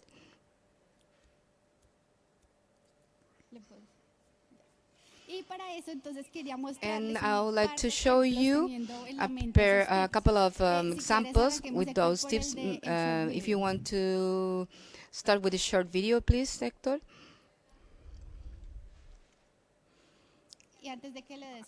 And before you put play on it, for instance, the Silla Vacía wanted to explain people how was Colombia. How would you explain Colombia if just 100 people live there, so people can dimension? So how many are less than 18 years old? How many are poor? And we made this short video as an example, how is Colombia if they were 100 persons. There will be 51 women, 49 men, 23 kids, 26 young, 38 adults, and 13 elder people, 1 pension people. So, well, can you stop that? For instance, if Colombia would be 100%, there would be 1 person with pension. When you understand that, are incredible. This is my country, this is the level of inequity, and this is what is happening here. So the things we did here is do not explain in millions. We can explain by 100. For instance, 1 LGBT, 20 victims, 77 people living in the city, and 23 living in the countryside, 65 low class. So if Colombia would be 100%, would be 65 of them would be poor people. So saying that help us to change the panorama and helped to explain the country. It's I'm not going to play it again because it's a long one. Well, 3 more minutes. But this is the idea. So when you see it, you see it's very simple, but taking the idea is to attend and then fail and have to try again. So this is one that worked very successfully. And there are some others. Can you play the first one? The first one. Hay otros formatos que están diseñados para explicar temas complejos. Other formats that are designed to explain complex topics and make someone who's explaining before you play it. It has to do with a question that it was made in Colombia. It was like, are we in a fiscal crisis? Well, there was many ways to explain that. How much you owe. You can put the focus in many spots. So we decided to explain if Colombia was in a crisis. It's in English. I'm going to reproduce this 30 seconds. Está gastando más plata de la que tiene y se está endeudando muchísimo. Y eso tiene en alerta a la CAR, el comité independiente encargado de revisar la situación. So it explains that the government is very in crisis, that it's in debt, and when the government calculated the money, to cover taxes. They were happy, but experts said that this money was not going to, well, basically using little pigs with cards, with money. We explained people what was fiscal crisis, and there are other videos that has to do with data visualization. Please go ahead with that. Que lo que hacen es contar en slides titulares de un tema en particular. Tell you slides, headlines of a particular topic, for instance, incomes and costs for employees and employers with the popular consultation. And they are, because the government is promoting liberal reform, so the Parliament tried to make a votation in order to put pressure on the Congress to approve it. So a discussion started. Well, if we for instance, if we raise the salary for the workers, the entrepreneurs can afford that. Are they going to go to bankruptcy? Well, is a good country to work? Do you get good salary in Colombia or not? So it was making a huge story that it's great, but okay, but for people who makes rapid consumption, we made this in figures. So we did it in figures. If you see upstairs, okay, and on the right.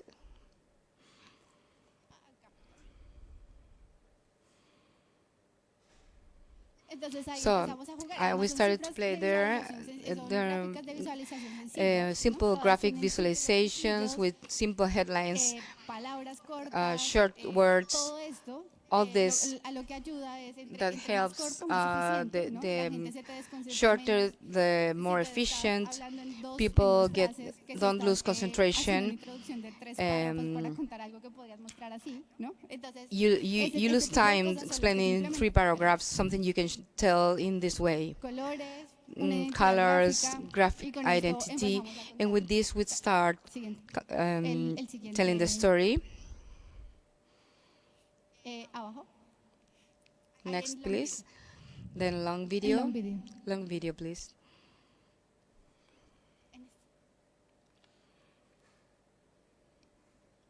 En long video. El último.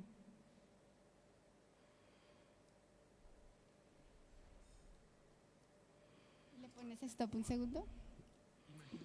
Can you stop it for 1 second? This video that I'm going to show you, for instance, is an entrepreneur that have learned all the business in Colombia, transit, energetic transition, construction. Also is a friend of many politics, of many political sides. So the creative equipment, he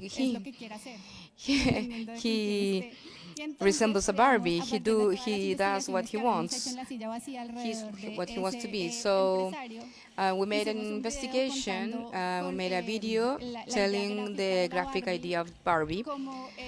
Like this entrepreneur wanted to, he was what he wanted to be, and he could enter in any kind of business because he has built his career being friend of politics. O colegio recibe electrodomésticos subsidiados por el Estado, o incluso cuando se prenden las luces de las calles de 14 municipios del país. Así es la vida de Euclides Torres, el financiador de Gustavo Petro. And then during the 11 minutes that this video is, the entrepreneur is named Euclides, so he was the transit Barbie, he was the energetic transition Barbie, and so in 11 minutes we made we told this story, and this video became viral in Colombia. So what I want to say, the formats, there's a variety of formats. You can make long videos, short videos, carousel, you can make threads, in any type of results. So what we want in the end, that the people consume the information. I repeat this idea because it's very important. It's not the mean. The meaning that we spread the information is part of the media too. So at the end, we find clicks for someone to understand it. Well, it does not work because we cannot guarantee that people go and click, but we can give them most of the information, and once he or she is doing the scroll, gets all the information we need to deliver so they can take better decisions for their future.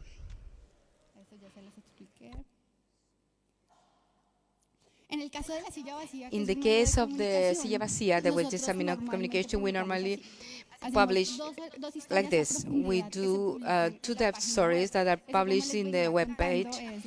The long story, the scrolls is very good, but it has a limit of readers. 20 posts in Facebook, so which is simply showing what we have published. 40 posts on X, because here you have the threads, 10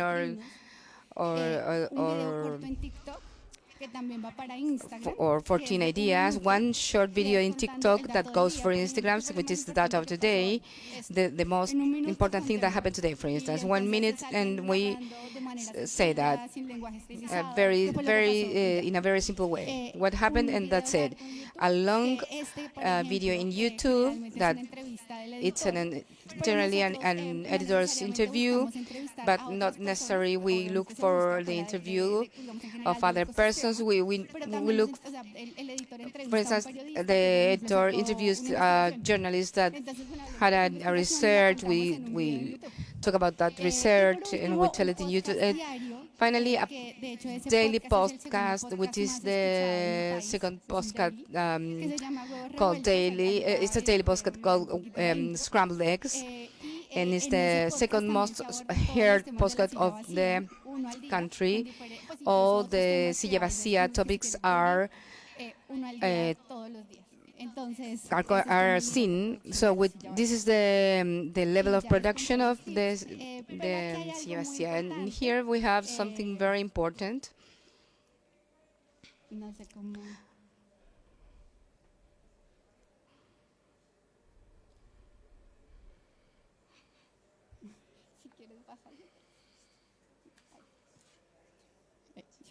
I wanted to tell you that through this information, the transformation of the silla vacía, from the 95% of journalists to 60% journalists and 40% of other experts, it had created a lab of artificial intelligence, 3 persons that are dedicated to prove things that we as journalists want to do, and this becomes our work more efficient.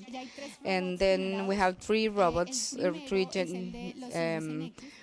first is 3 bots. Then in this bot, we put the URL of the article, then we ask to generate a thread. It takes some time, but we can try. So the robot make a thread for 12 ideas, and we try to make up it with making it more interesting, but it saves us a lot of time. And now this thread, you can get this thread in half an hour thanks to that robot. It's a well, this is a long one. We used to cut it down The idea consists and there goes to the web. And the following bot is in Silla Vacía. We have a section with this name Who is Who.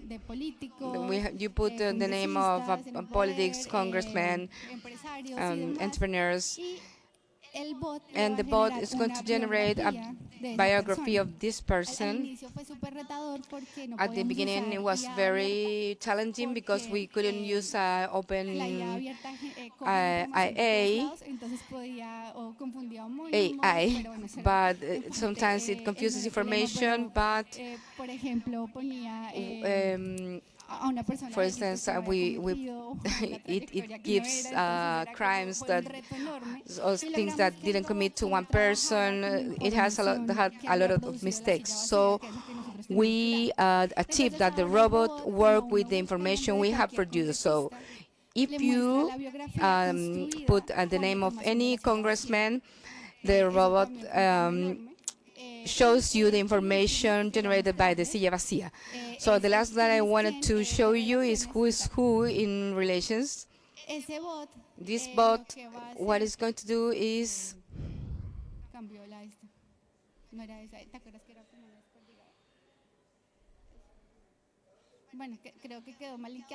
I think it's not very well linked, but anyways, no, yes, we have it. This is we are developing. I'm showing you a beta version. It's able to relate a congressman to all the links he has done with family, with enemies, with friends. For instance, this person got angry with this other person from that date, and is now developing.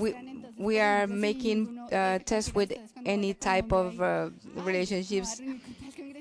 Well, for instance, if you go to Colombia, you click in any congressman, so it will show you who are your allies, if you have, if he has legal issues, and this is doing by a bot, and the bot is being fed all the time, so all the information won't be will always be updated.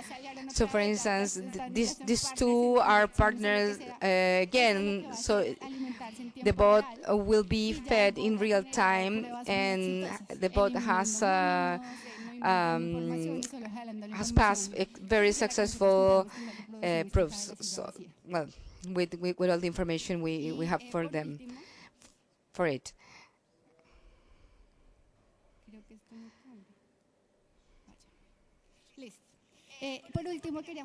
And I would like to show you how the figures increases when a story that is published goes to social network.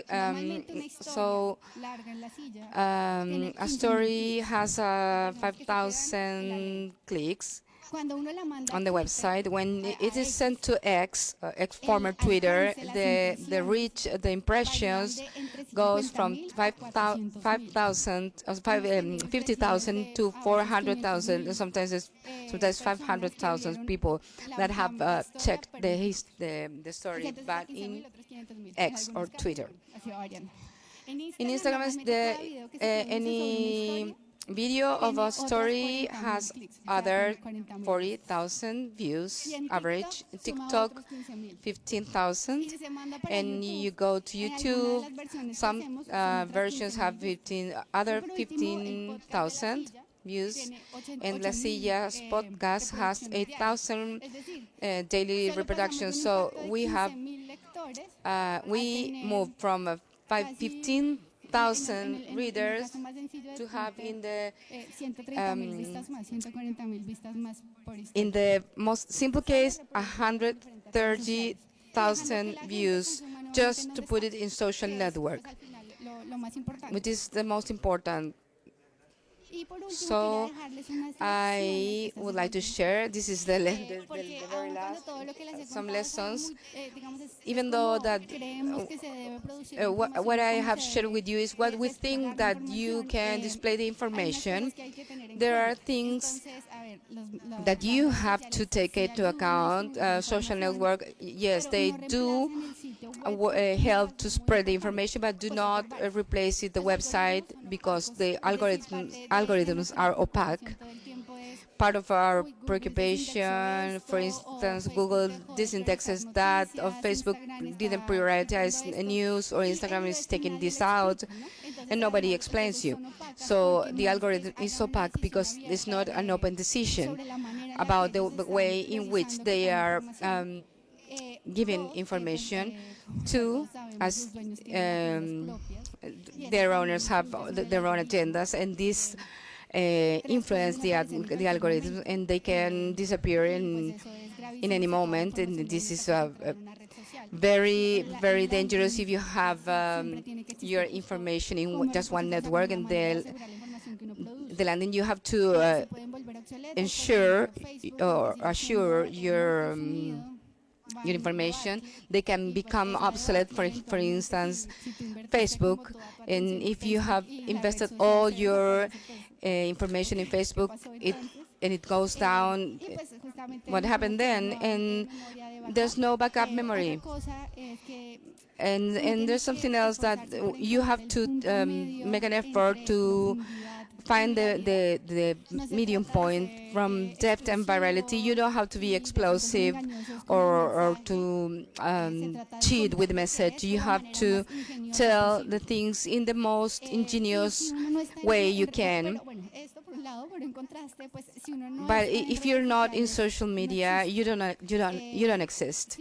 And if you want to understand any platform, you have to make an effort for producing the information as is consumed in that platform. So there are two visions of the lessons, what we have learned in the Silla Vacía, of how to distribute the information the way we learned in the Silla Vacía. Thank you very much. Now we're going to have two discussants, and then we're going to break into groups. Okay, thank you. So first up, we'll have Jose Mauricio Salazar Sainz, the Director of Fiscal Observatory, Pontificia University Javeriana, Colombia, to reflect on the topic. Please aim for about 5 minutes. Yeah. Thank you. So thank you so much for this opportunity, and it is super interesting to be civil society, to be a private, a Silla Vacía, and been talking about this topic that I don't need to convince you why fiscal communication is important, but people outside typically don't understand, and there are many things that we need to learn from La Silla Vacía, for example. So let me tell you a bit about the Fiscal Observatory, who we are. Our lema is essentially public finance within everyone's reach, las finanzas públicas al alcance de todos. We are a think tank 6 years aged up to now, and essentially we are part of the University Javeriana, la Universidad Javeriana, and in a way we decided to get out of the marble tower and try to do the best to translate technical topics, technical things, and translate and explain to people, and also take positions about the feasibility of fiscal positions, budget deficit, and so on. So we are a non-profit, non-partisan entity guided by principle of transparency, collaborative impact, and sustainable development. In this regard, we aim, sorry, I came one slide. You see where I will go? Oh my gosh. So, there you go. We want to review the relevance, effectiveness, and feasibility of key fiscal policies to assess where public resources come from and where are they coming to. As we are not partisan, and typically in Colombia, like the private sector they are into some groups or collaborations, like the main groups that actually speak about these stuffs are from this place. I think that we are the main academic institution that is talking about fiscal policy. And up to now, sometimes we have been able to propose fiscal, labor, and pension reforms to start some dialogue. And actually, we were one of the institutions that promoted the law that established the PBO in Colombia.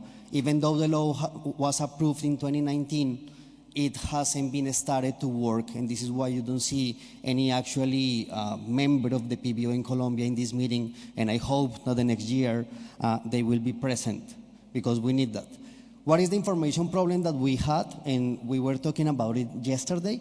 There is a lot of information outside, and the public actually is thinking what information is reliable. The problem, of course, in a way, is a search algorithm to go and look what to believe in.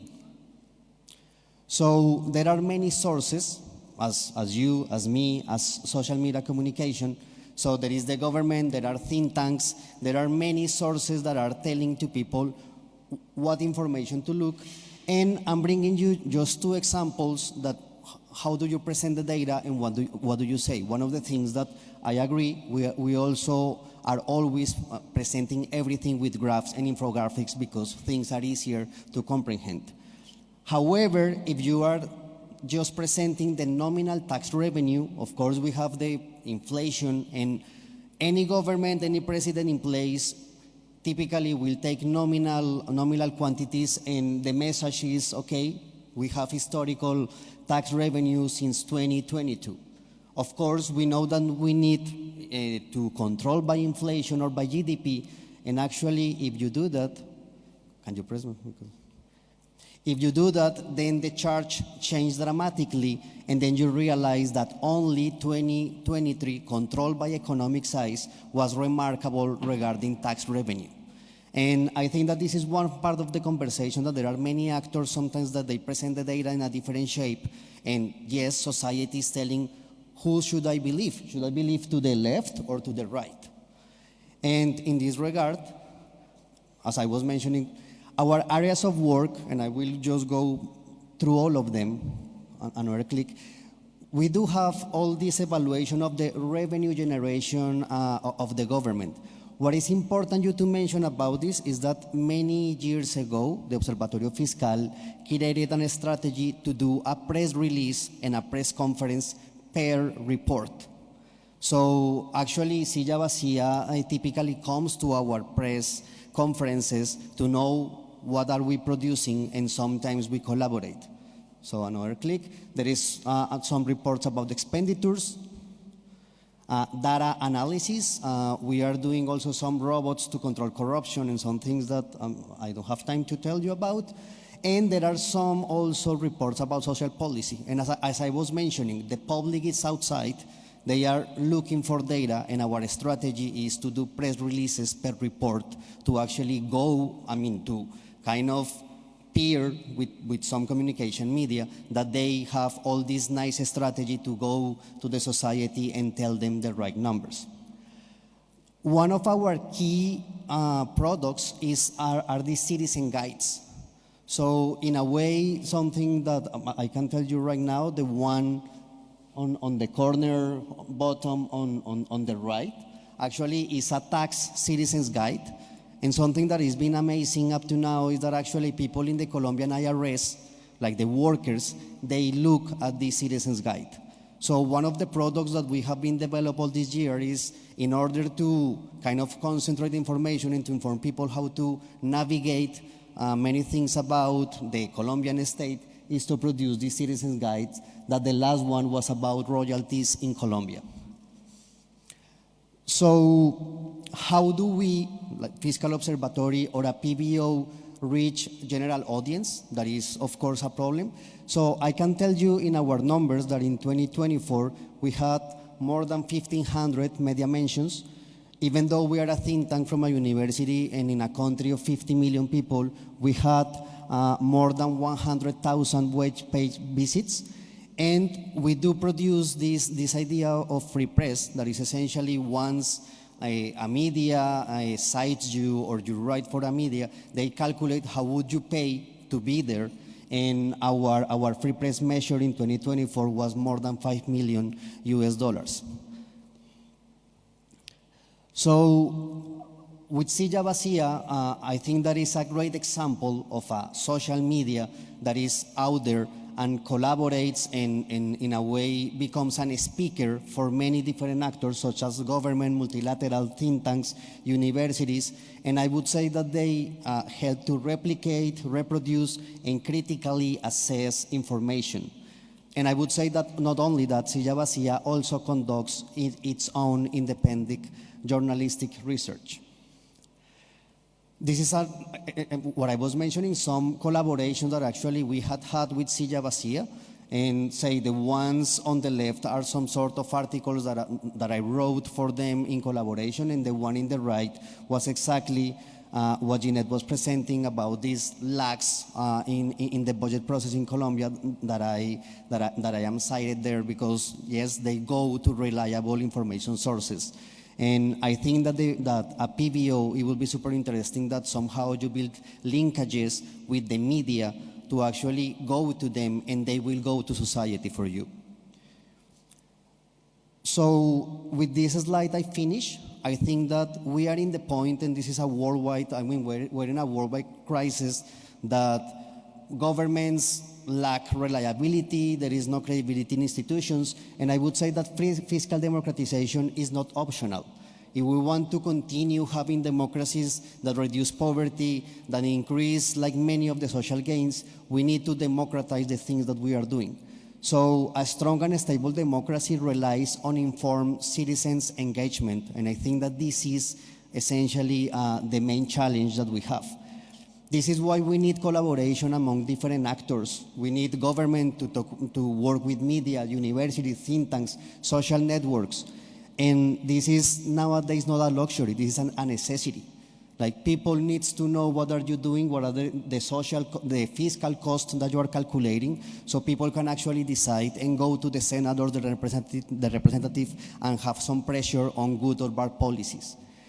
At the Fiscal Observatory, we believe that opening public finance to citizens not only empowers voters, but also improves the quality of public spending. That is somehow our mandate. The challenge nowadays is collective. Private and public institutions must coexist, and collaborate. And I would say that this is super important because there are some places in the world where the private sector is not as big, and maybe there are no different actors to go and speak. The ones that, I don't know, are following soccer, nowadays you know that we have the VAR, that is like, as in American football, this other referee that sometimes says if it is goal, a fault, or something like that. I think that in a way, civil society is one of those actors, and we need to have a strong civil society that helps you with the work that you are doing. So I finish saying democracy needs many voices. All of them deserve access to information and funding. And thank you so much. Thank you very much. Thank you very much. Now we are going to hear from Mr. Ramiro Mendoza Zuniga, the former Controller General of the Republic of Chile. And I ask that he have up to 5 minutes of remarks.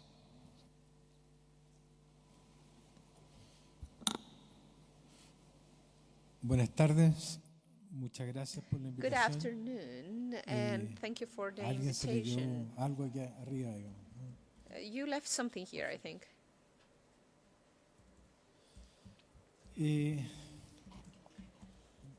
Yo, para alivio de ustedes, for your relief, I don't have a PPT presentation, so I don't have any of these new techniques that so with so high quality. They were explaining to us in Silla Vacía. I mean, they had also very good presentations, the two speakers before me. I just want to talk to you guys according to the invitation that the OECD made and also the Chilean Senate. I want to pass down some concerns that I had to face in the 8 years that I was the General Controllership in Chile. We had a lot of relations with the OECD, and it was the first supervising superior entity that was good. The aim of the peer review with the OECD and the superior supervision entities that don't like actually to be supervised. It's like a dual reality, but actually it turns out to be quite good. And I think that we got a lot of experience that are highly pertinent for these purposes. And that's the reason why we are all here. So I was thinking, meanwhile I was doing this presentation, the university, the professor from the Javeriana University, I was thinking that in May 2025, 15 years ago, actually, I just compared, and there was no available information. Somehow, the revolution that transformed the network of the public information in the different countries is just amazing. In Chile, we have an agency dedicated for access to the information, and we have a lot of agencies dedicated to access information, and we have a lot of availability of data that are talking with the government and the relation of the managing process and administration, and still we have some problems that are not solved only with the availability of data, but also we have problems that are related to the construction, the build-up of the quality of the information and data, and at the end of the day, the content of language, and also the specific language that is financial. And what the representative of La Silla Vacía said is actually, this is so good. I agree with that. We have algorithms, but if we don't know, well, how we are going to use this algorithm, we have technology, but not necessarily that means that we have good content. And that is one of the difficulties that actually is not small one. It is key from the existence of the human being, and I am talking about the Babel Tower. And it's the first problem that was presented in the Bible, and that talked about the inconveniences of different languages. It is an famous expression that in that amazing view of that painting in the Netherlands that shows that. It talks about reward to the suburb or and also we are also going to have some reward for this. Because if you are arrogant, that is not helping us with the language. We have to agree in the budget language. The entities like Parliament, where you always have this relation between the law and the budget, the law and the budget, that with different shades, actually most of the countries that are present here today in this interesting table, the Parliament requires somehow to have full awareness and handling of the budget language. And I'm going to give you an example. I do not have a PPT, but I have a law. In Chile, we have the budget law in 2015. 10 years ago, it was approved, passed. And why do I talk about this law? It's just one law. It is not like you have a guideline, instructions, or anything. It is just one law with 1,000 pages almost. And it covers all the public expenses since the year it was passed. It's full of tricks and trumps, full. That is to say, if you get to understand the budget law in the different item lines, in the definitions, in the transferences, in the programs, in the sub-item line, I will give you an award. Because in reality, it is so complex that we cannot achieve an understanding in the normal language, and we cannot understand it even from the specialized language, because actually the language of the budget is extraordinarily difficult. What happened then in the last few years? It has happened that the different administration and the different parliament members need to pass down to the citizens this trust feeling of what they are doing with the budget, right? And that's key. And the representative of the Silla Vacía said, and the Professor José Salazar said it too. At the end of the day, this is related to the quality of democracy. If we do not build up the language that is solid and that it is verifiable, understandable, transferable, and unquestionable from the perspective of a third party, I mean the citizen, we are making just a big distance between the political view and we are distancing from the decision-making of the citizens, and that is a great fracture. And sometimes we realize and we surprise ourselves because the main problem of democracy in the world is related to the trust. And can we trust in the way in which governments spend public money in the budget that they are put together with the parliament? We are not understanding what is behind it, so we start having this untrust feeling. We do not trust the government, the parliament. I don't like what they do because I don't know, I don't understand what they do. And the efforts that we have been making in relation to that are aiming to the union of the language.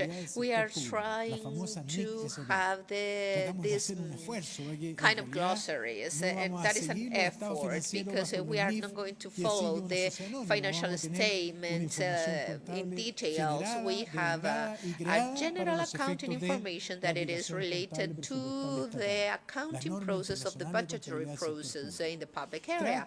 And it deals, well, it tries actually to generate this language, and that is what we are sort of understanding. But it's not the same in every country, and as it is not the same, we cannot make homonym comparisons because we don't know who is doing the proper public spending.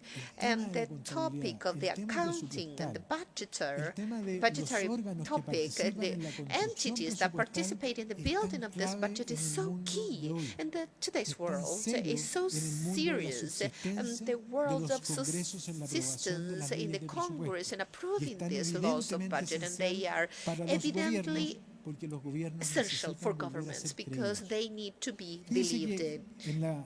In the controllership, when I was there, we tried to generate an expansion and an accountable explanation of it, because curiously enough, in this country, accounting, the general accounting of public accounting of the country, it's determined by the general controllership.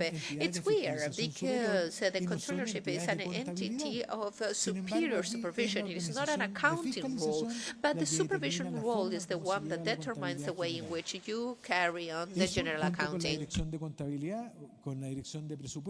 This along with the accountability directorate, so director of accountability and director of budgeting are the entities that determine how the budget is made, and the parties are generated and approved by the parliament or Congress through the formation of the law. So we wanted to do to move forward, to make some different focus that are related with the way of the quality of the expenditure we had, which is another problem that we have in Chile, because we don't have an independent agency to evaluate the quality of the expenditure. The quality of the expenditure is evaluated by the one who's expenditure.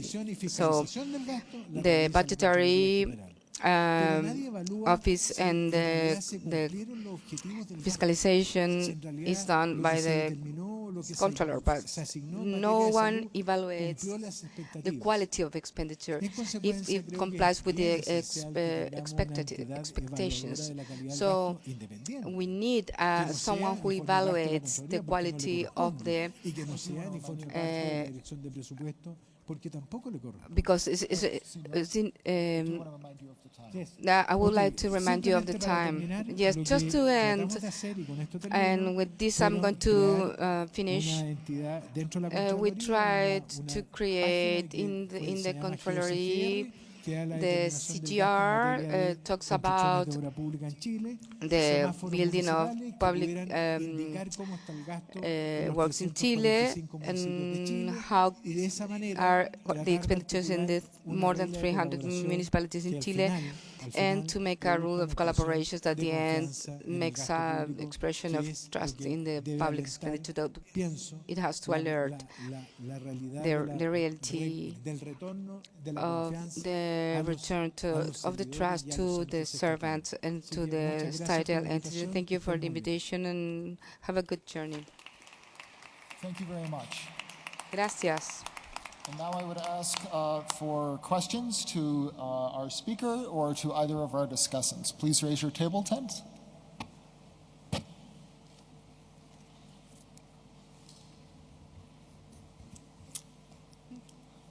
Paula, please. Muchas gracias. Esta es una pregunta para nuestra expositora y tiene que ver con las distintas redes sociales con las cuales ustedes comunican. Mostraban X, mostraban Twitter, X, bueno, Instagram and a lot of social networks. So do you adjust the message for each one of them? How do you do it by AI? How do you do it for just the message for the different networks? Well, in general, the challenge of the Silla Vacía is to translate all the stories to all the languages. It's not one over another. It's just because the audiences are different in everybody. In TikTok, you find the youngest people. Instagram, you've got the 30th and some other. The younger TikTok, Twitter, politicians and opinion people. So that is very interesting for us. And YouTube is now the red that is triggered everywhere, so it has been consumed by people that is very young and people that is very old. So what we do is audiences, how the paradigm has changed. For instance, just before, the newspaper read the newspaper because you buy it. Now, everybody is consuming social media, but they have their own language, so we have to translate into their own language. So we take into account the data that we want to transmit, the most important data that we want to transmit.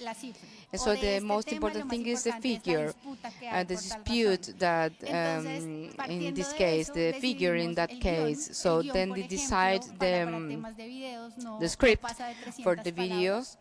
No more than 300 words, so it's a big challenge because you always want to put more, and sometimes you say it's not so clear in this part what to do. There's always a challenge. There's always a challenge to deconstruct language. So, for instance, what you used, you can say this in 6 words, but I can say it in 2 words. So, for instance, you can charge, for instance, president, you don't have to call him president every time. So you have to cut words, shorten words. We don't use technical words. We make a big effort for instance, in the budget letter, for instance, something very to put the things in simple words. For instance, instead of letter of budget, the budget letter is here's when you're going to put your money.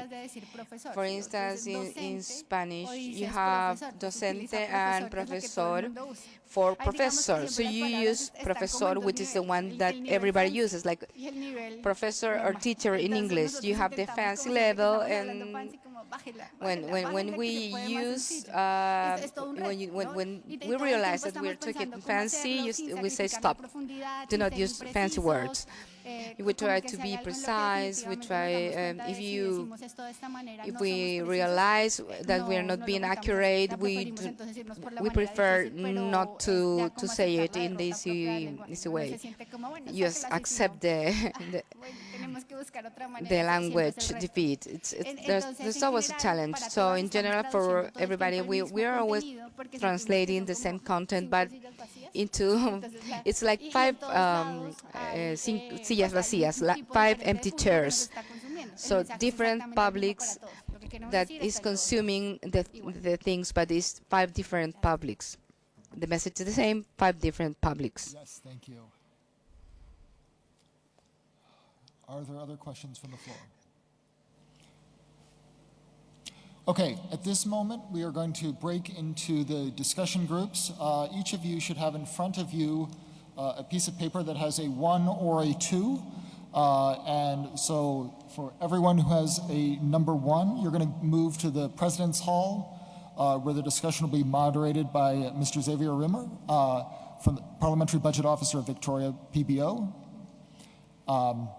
Delegates 1 should follow the Senate guides now to their breakout room.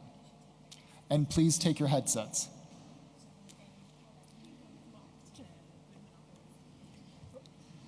So delegates in group 2 will move to the Senate chamber, where the discussion will be moderated by Mark Demowitz, the Chief Operating Officer of the Office of Budget Responsibility of the United Kingdom.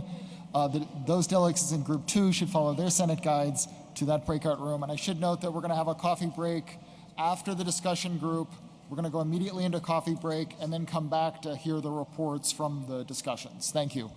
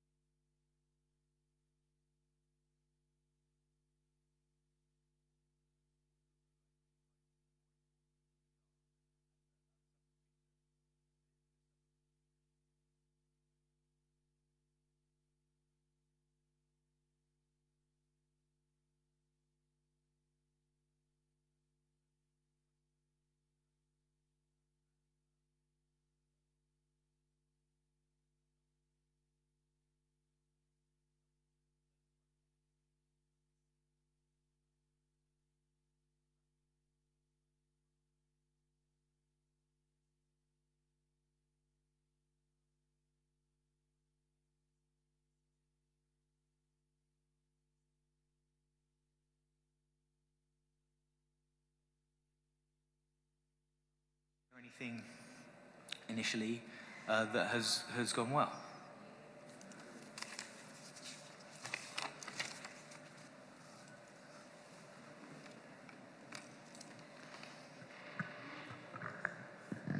Hi, I'm Katie from the New South Wales PBO. I'm happy to share some reflections I've got on improving communication, but also we have a bit of a different challenge in our office. We're only a temporary office that stands up every 4 years before an election. So we don't have the advantage of building an audience. So it's probably even harder for us, I think, to get our communications right and to get and attract that communication and be in the limelight, because we only have that very sort of short amount of time. I think what has helped us with our communications is actually trying to focus on our specific audience, so finding our specific targeted audience. I think the dynamics in our country are slightly different, but we know that there are a group of educated, interested people in their late 20s, early 30s that want to really understand what is in the budget, what political parties are promising. So they're the audience that we really try and target, and it's finding then a good balance of information, but also getting them interested, so thinking about the so what. So I think that was sort of the two big reflections I had, but we've also experienced a challenge of coming into the limelight as well, because we also, temporary as well, and trying to sort of burst out there once every 4 years with a big bang can be challenging in that political landscape as well. So that's probably all I had. Do you feel like that any reluctance to try to speed up quickly and get out and jump into the limelight, and so Certainly. It takes time to develop? Certainly, and I think having that very short period as well is hard, because the appetite for journalists to be interested in what we have only gets very close to when people are almost starting to vote. And the other important consideration for us as well is we have a lot of postal votes now. We've found that 60% of people actually don't vote on the day. They vote early or via post. And I think that's also an important consideration in time as well, thinking about the timing of when you're wanting to do your communications too. When is it going to have the most impact?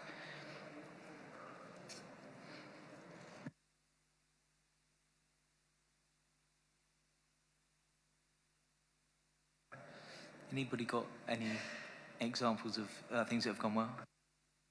Thank you very much. I also would like to mention one comment.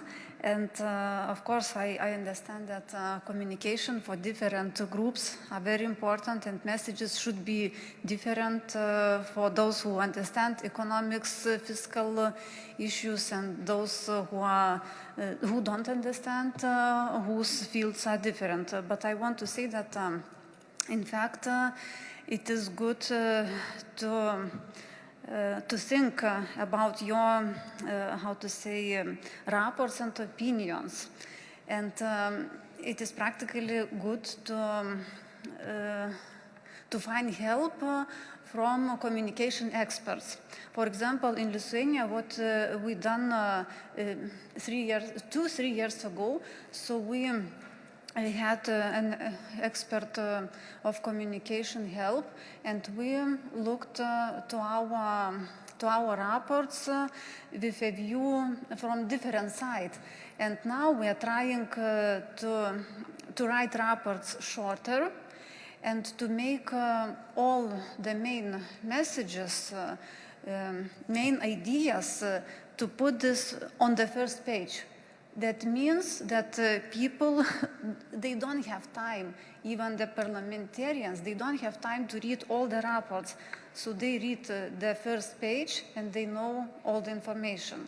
And those people who want to read more, to analyze graphs, data, and so on, so they read all the documents. So I think this is a very good idea, and I would like to share this.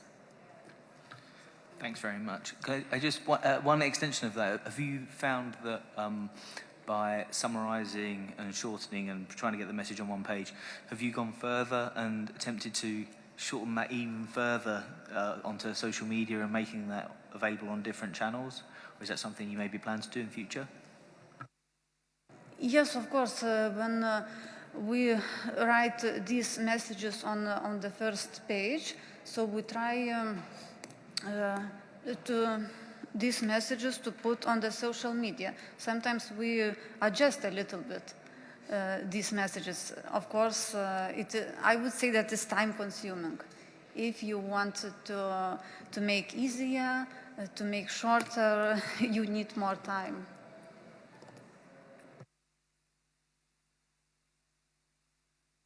Thanks very much.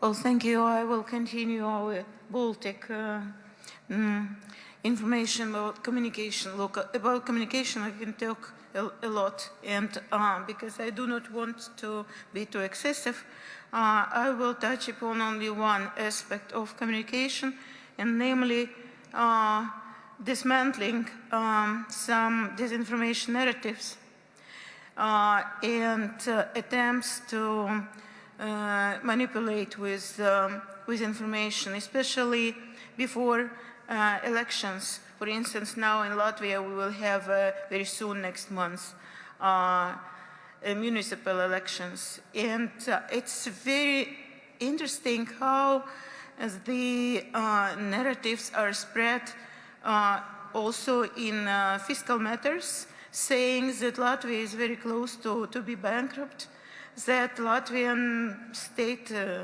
debt is huge, that we will not be able to balance our budget, and so on and so forth, which totally, it's nonsense, it's bullshit. But the problem is that people who are maybe less advanced in economic knowledge then believe in this, because this is first of all the narratives of our neighbor Russia, but not only. Some opposition parties which are close to populism, they are actually using the same narratives. And it's very important for us, and now I'm coming to communication, to spread the correct on data-based and fact-based explanations without being bored, very boring, without being not correctly understood, without saying, okay, this is a state institution which also is spreading propaganda of the government. I mean, one should be really smart to address our messages to different target audiences. And this is not, I'm not talking about educated audience, because educated audience, it's difficult, to approach with a false information. But there are a lot of population and voters who are really under heavy pressure of these messages. And as I said, okay, we are using different technique to dismantle this wrong narrative, but this is, another topic. But I think that this is very important to everybody, not only for the Baltic states, to keep in mind that in our post-truth, world, it's very important part of communication to debunk disinformation. Thanks very much. I think that's incredibly important. And it speaks to the idea that actually some people might be reluctant to go out there and communicate and try to get the message out, but to a large extent, it's probably more dangerous to not say anything at all and allow that disinformation to spread. And I think going back to what I was saying earlier, where we've become more controversial as an organisation in the UK, I think we've just stepped back a little bit from being as open as we have been, sort of not necessarily debunking every single thing that comes to us because there's a bit too much. But I would be interested in learning any of those techniques that you mentioned that might have, how are you attempting to do that? Are there different ways that would be quite interesting to discover? Well, first of all, we have to use very simple language. You shouldn't be too academic to approach less educated part of population. But having said this, I would like to underline that our message should be based on facts, on data. So you should, but you shouldn't, also be over, how to say, to inform about very different data which can also confuse the audience. So you should try to make simple message based on some very very important indicators which are relatively easy to understand, and to use also very illustrative examples, then we should, in order to deepen into this, I have to be more, based on example, but it's maybe too complicated. But generally, as I said, and then we should, how to spread this information. Okay, interview on television, on radio, some opinion spread in mass media, but also, of course, social media, which is extremely important. And then it depends. If it is young audience, then social media. If it is old generation, then TV and so on. But it's important because exactly this population, which is relatively aged, are very active in elections, much more than the young people. That's why this may be old-fashioned means of spreading the fact-based information, evidence-based information. It's very important, so we shouldn't ignore it. And this is, again, very important message. We should use both modern, tools for spreading information and also old-fashioned. Thanks very much. That's incredibly informative. Is there anybody here or any institution here that is particularly reluctant to be proactive in communicating, or it's somehow restricted in how they communicate?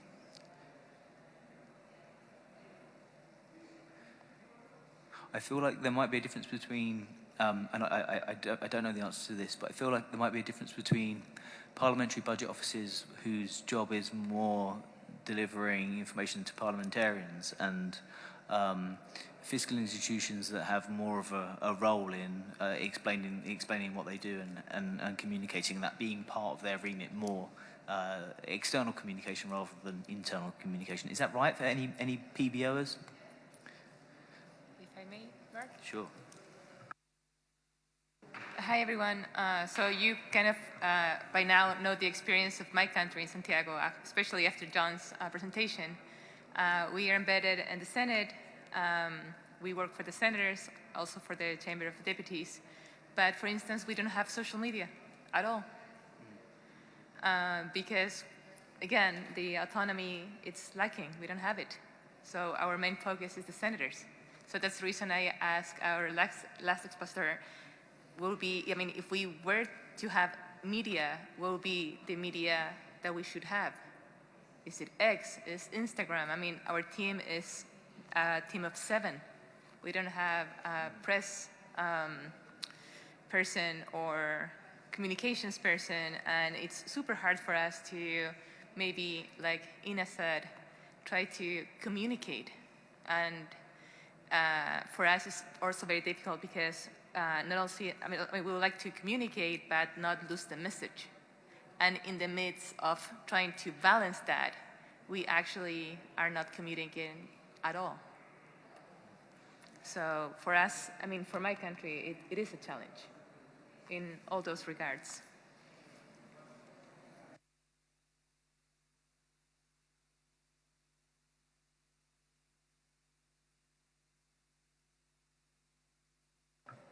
anybody got any examples that they've used recently? The most recent report you did, any successes in communicating it? Or have you seen anybody else's things they do well that you might think about picking up and doing yourselves?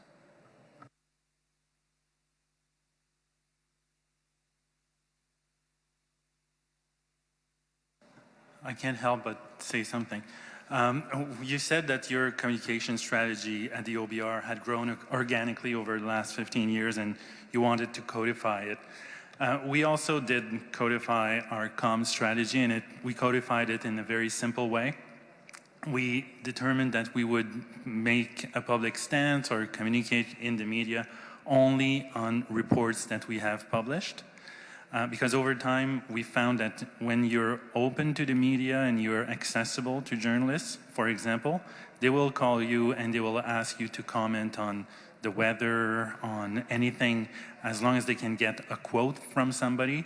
So to stay out of trouble, we made it clear that we will only comment about a report that we have published, not what minister said and what this politician said, is it true or not, because that quickly gets you into controversies, as some people in this room have discovered.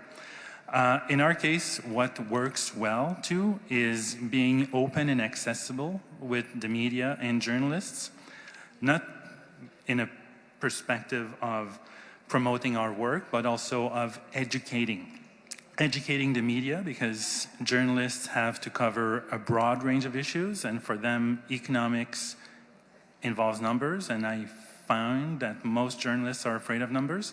So when they have a sympathetic ear and persons that they can communicate with and talk to off the record to explain to them what a budget or a legislation means, or economic growth or not growth or inflation and so on, what that means, they are very grateful. And then if, as an institution, you make a mistake, because we all make mistakes, they'll be much more forgiving. So we have found that it's very helpful for us, but also for the media, to be accessible. And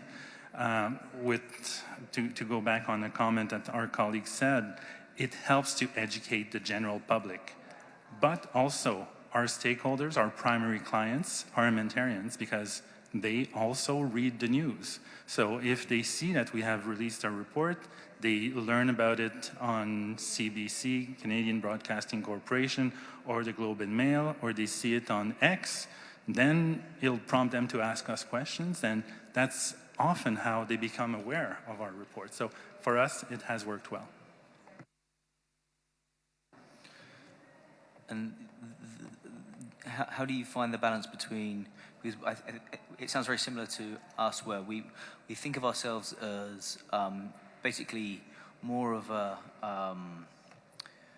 not like a government press office, much more of an information service. And so we're very open to questions about our analysis.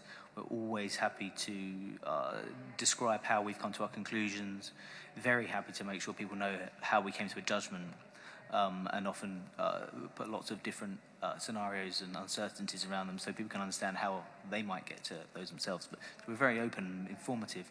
But then I think similar to you, because we sort of have an open line to these journalists, then it also invites them to come and ask us about all different things that we don't necessarily want to talk about. Oh, the Treasury's done this.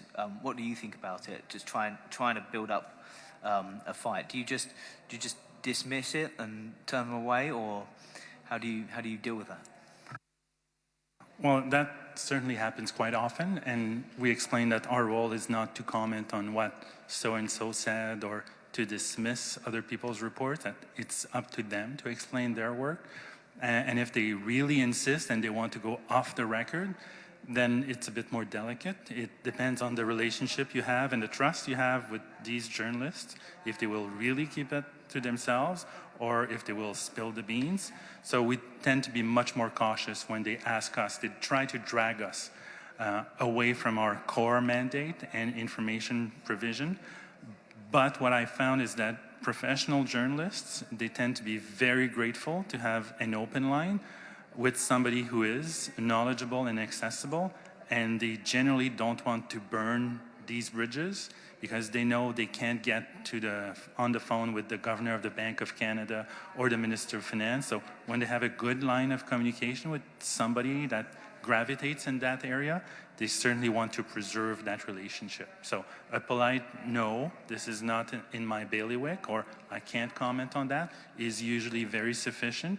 And if they don't understand, then the next time they have a question, call the general line, and your call is important to us. We'll call you back within 5 business days, and they usually get the message. That's good to hear. Well, I had 2 reflections on that, which are that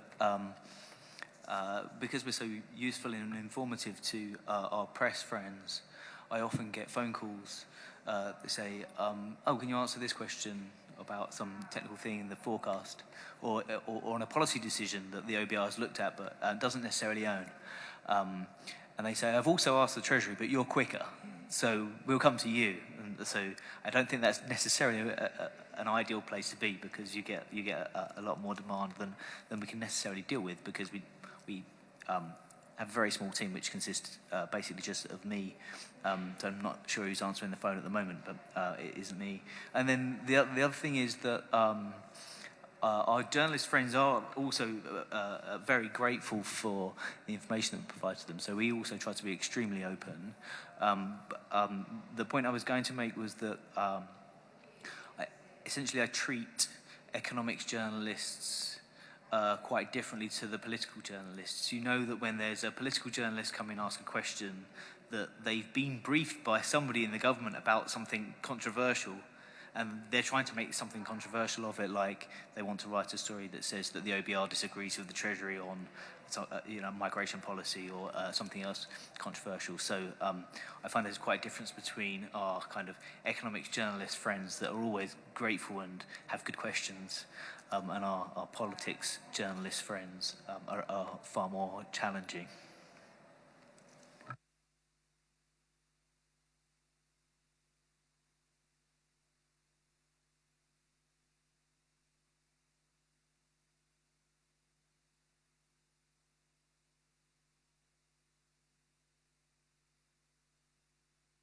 We've got a few more minutes for any final thoughts.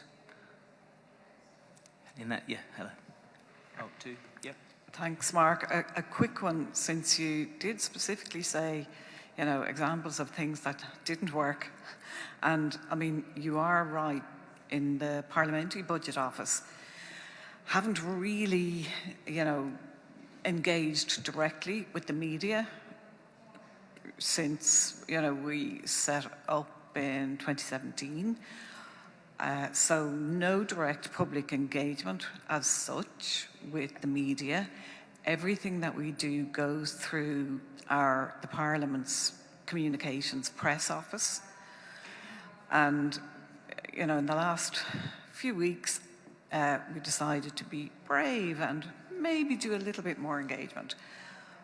But we know that even though we don't always issue press releases, all of the journalists, they're on our subscriber lists. So when we issue a paper, they, often will pick it up immediately, and, they will generate stories on it on their online platforms. And recently, what we thought was a very short note that was really intended to help inform members, about different policy choices, and that sometimes tax measures are introduced where there isn't great evidence that they work, and maybe a direct spending policy approach would be better. But the government department, it was in the defence arena, and the Department of Defence really don't like the paper. It has generated a lot of tension between us, and partly the reason for that is that it was picked up by the media. So the department felt they were blindsided, and why didn't we share it with them in advance? So, you know, you can be tripped up by something that you really didn't, you know, think would. I mean, we had no idea that this would draw us into controversy. And to the extent that we are hoping, well, so we took the paper down from the website temporarily. Then we got press queries about why we had taken it down. So we put it back up because we thought we're not going to start explaining that actually the department didn't like what we said. And so the department didn't like the fact that we put it back up. And, you know, they told us there were inaccuracies in it, which there weren't, but they did give us extra data. So we have, you know, slightly recast the paper, but we still haven't got an agreement with the department. So we still haven't republished. And that was actually as well the first time that I responded directly to a journalist who had a couple of queries, very innocuous, on the paper. But then subsequently just all blew up and still not resolved. So I don't think I'll ever talk to the media ever again. No, that wasn't the problem really, was the reaction of the department.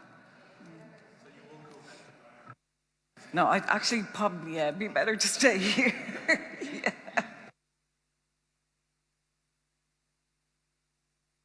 It's unfortunate, just as you're taking like those tentative steps to external engagement, that you have a difficult experience that then maybe pushes you back a bit more. But I'd encourage you to keep going. I'm sure your paper was accurate and right, and there was no need to take it down in the first place. Was there one more? Two more. Sorry, the one behind. You go first. So for my case, it's a PBO also, and we also use the structure of the Senate as a shield, because it's kind of good to communicate, but if you communicate too much, maybe you will never communicate again. So we take care of our publications, and we respond only about our work, and try to avoid some questions from journalists that may be a political opinion. So we try to stay with our structure of TV and radio and media, social media, official structure. I guess at least it's nice to have all of that infrastructure provided by the Parliament, when you don't have to designate resources of your own, which can be expensive. As I say, we have a very small press department. It's more like a library service really. But we're hoping to expand soon, because we do answer lots of questions and produce lots of reports. I think we've got time for one more. Is that okay? Yeah?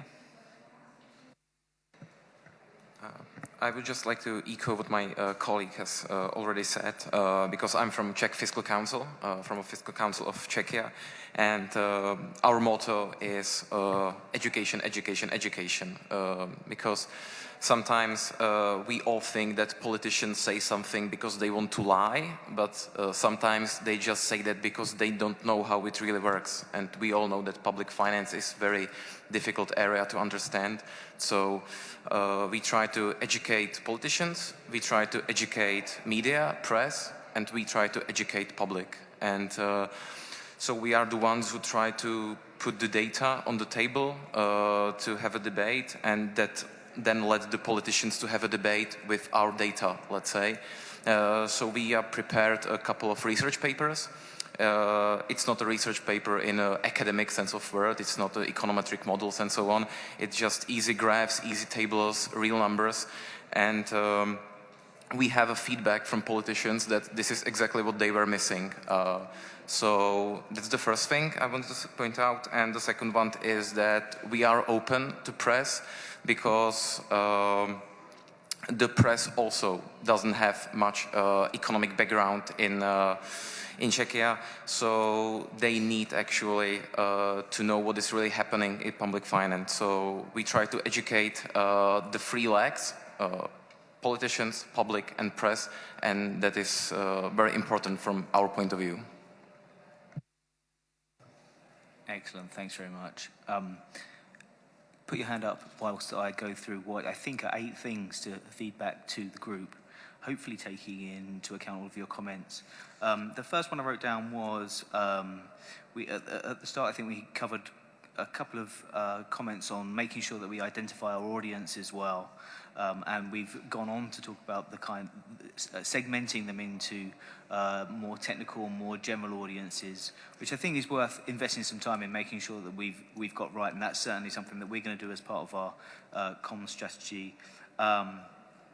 The second was on finding experts to help us when we need it, and I think that's a useful intervention, because I think sometimes we rely on ourselves to do everything, but actually there are people that we can consult, including each other, and this is partly what this meeting is for, but perhaps we could encourage each other to contact each other if we see good examples in our day-to-day work.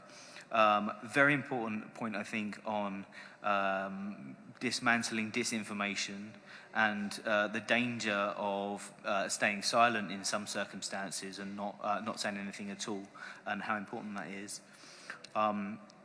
The fourth was trying to simplify our message and making sure that it's useful enough for us to be able to get across easily. And more importantly, perhaps, try not to overwhelm our audiences, so that, because it can get very technical very quickly, but it's nice to be able to provide simple messages. We've identified some quite stark differences, I think, between PBOs and IFIs, the way we communicate externally, and that's partly back to who our audience actually is. We've talked in some detail about providing an open service to journalists, and that being very useful to them. So to a certain extent, we are doing a pretty good job in some circumstances of making sure that we are educating some key parts of our audience that then translate those messages to the wider public. An excellent example of taking tentative steps, I think, is worth sharing with the group. Along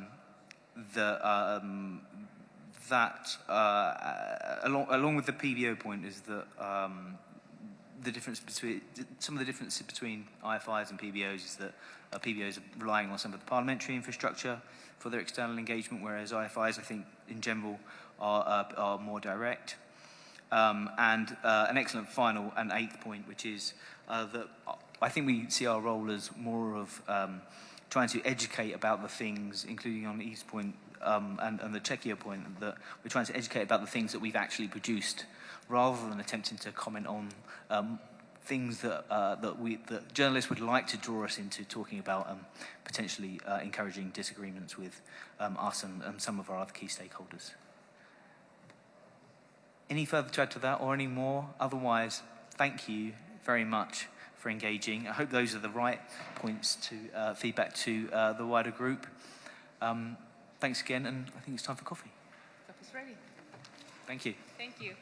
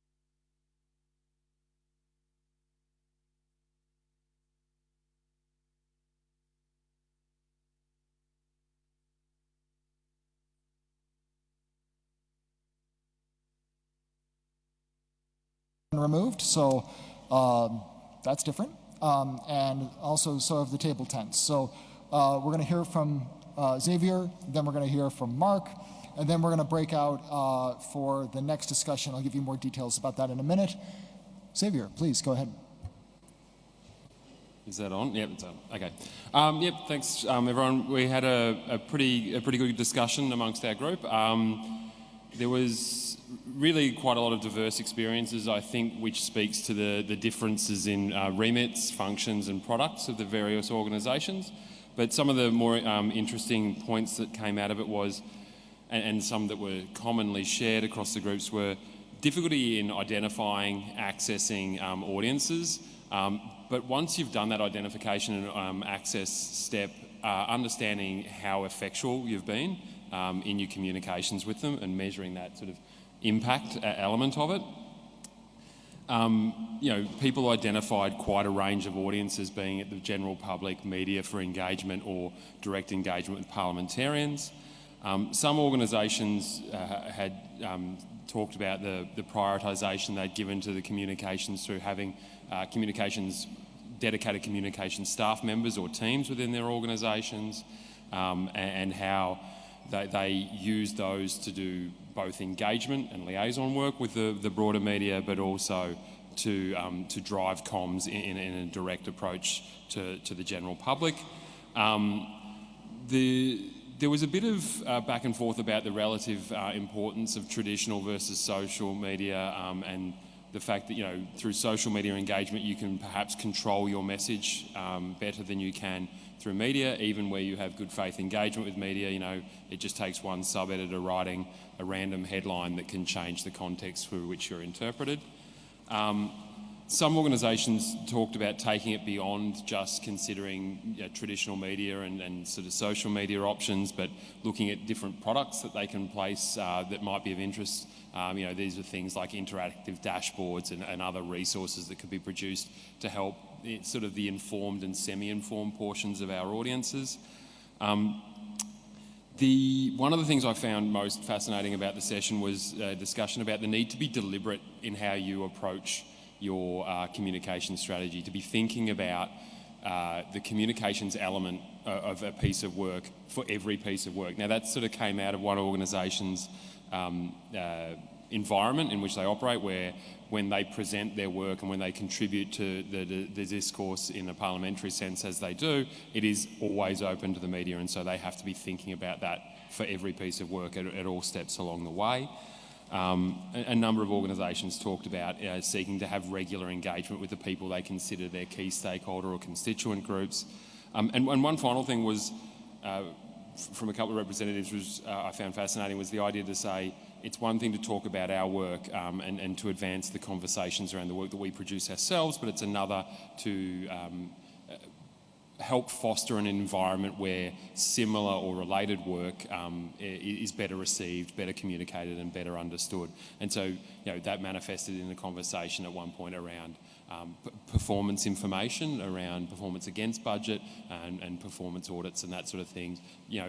The role we can play to help cultivate better understanding of that similar or adjacent information. Thanks very much. Great, thank you very much. Mark, would you please present the findings of the second group?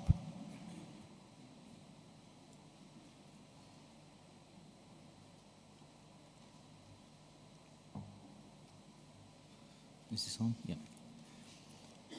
Thanks very much. We also had a very good discussion, and I've got a list of 8 things that I thought was that were worth sharing back with the group.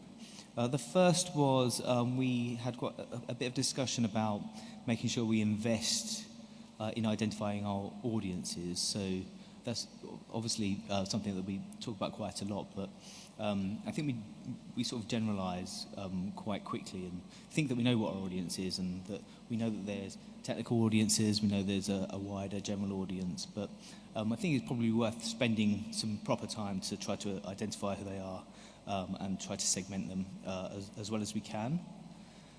The second was using experts, external experts, or potentially each other and other people's experiences, rather than assume that we can solve all these problems ourselves.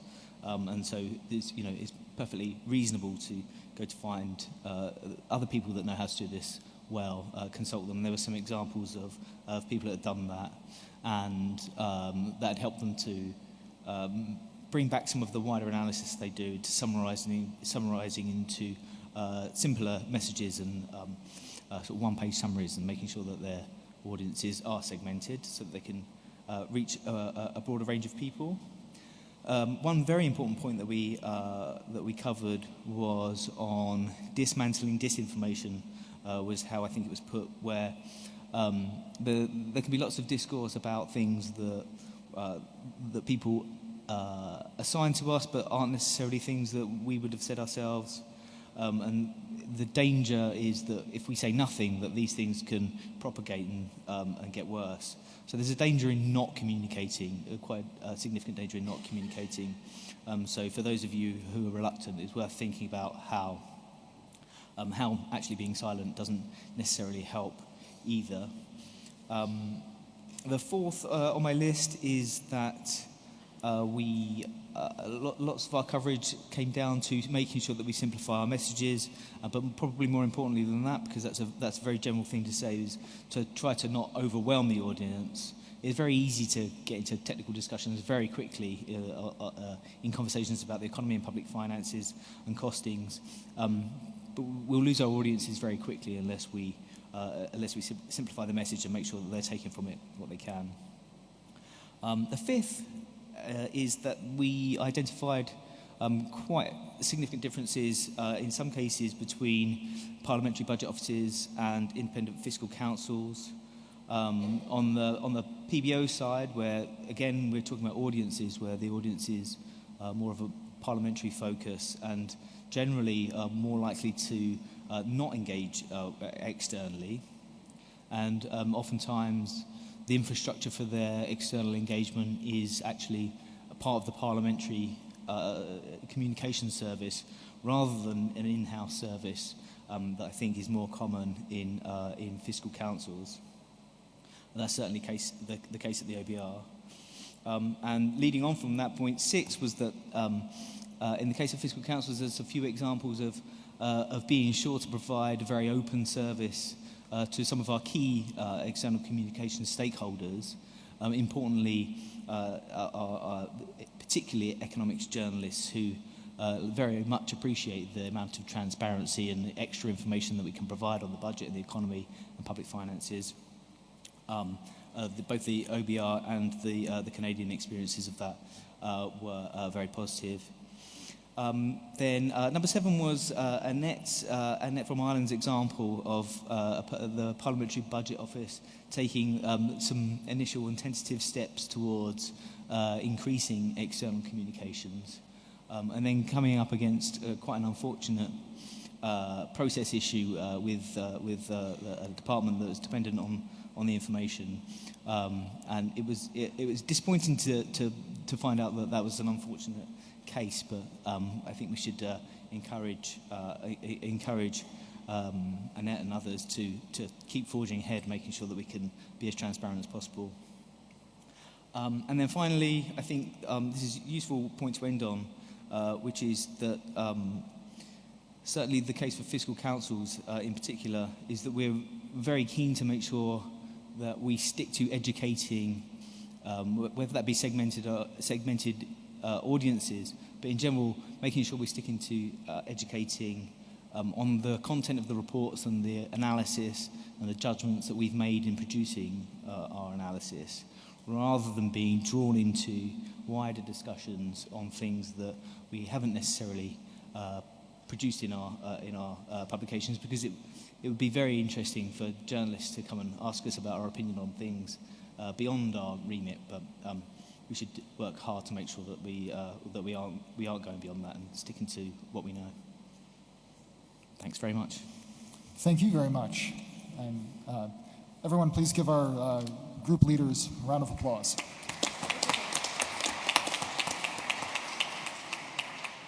So this third session of the day, we are going to break into groups again, but are not bound to the previous numbering, right? You are not part of group 1 or group 2. Those groups have ended. And so you can go to whichever topic you find the most interesting at the moment. And so I want to talk about the choices. And in both contexts, it's about long-term fiscal sustainability, because one is on aging and pensions and the other is on climate change. So it's going to be, I think, a fascinating set of discussions. I wish I could be in both rooms at the same time. I might bounce. Okay. So a group is going to leave. I'm not going to call them group 1. A group without number is going to leave this room. And the other group's going to leave shortly thereafter. A group is going to follow Noemia Goulart, the non-executive member of the Portuguese Public Fiscal Council. Noemia, would you please stand up? Yeah. So she is going to be taking folks to the Senate chamber, where she's going to be moderating the discussion of aging and pensions. So if you're interested in aging pensions, please stand up now and follow Noemia. Also, if you're speaking at that event, please stand. Oh, and please take your headsets.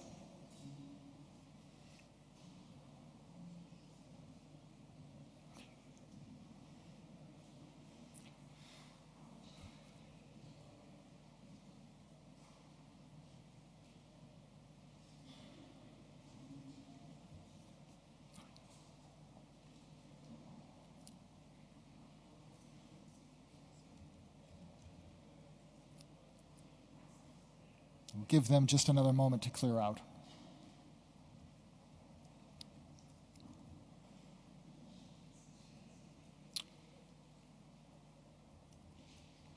So the other group will be discussing climate change. Eddie Casey will be leading the discussion, and it's going to be in the President's Hall. And we'll have someone guide Eddie to that meeting. But Eddie, please stand up.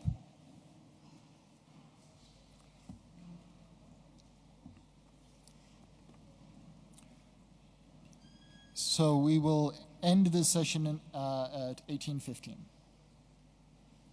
Okay, thank you.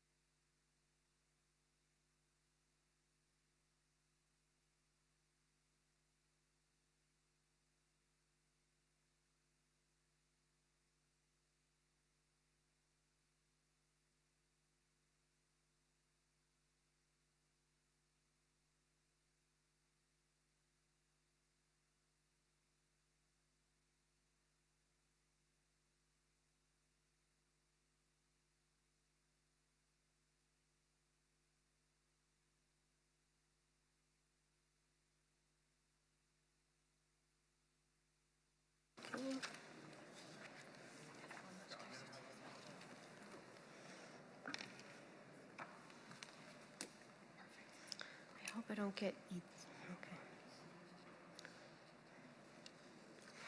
Okay, good afternoon. I think we can open the session. My name is Noemia Goulart. I am from the Portuguese Public Finances Council, and I will be chairing this session today on long-term fiscal sustainability with a special focus on the impact of aging and pensions. We will be having two presentations explaining the role that IFIs can play in the oversight of the impact of pension systems. The first presentation will be given by Mrs. Itziar Alberdi Garriga from IREF, the IFI from Spain. Itziar, the floor is yours. Okay, I'm going to be telling them when to move the slides, so every time you hear next, it doesn't have anything to do with pensions or anything like that.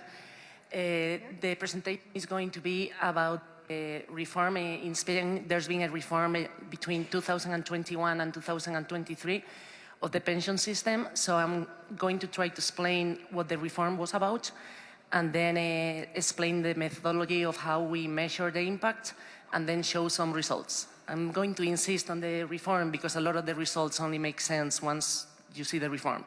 So next. First, I'm going to explain how the initial pension was estimated before the reform. It's pretty much the same now, but there's been a slight change that has caused a different behavior. The initial pension, next.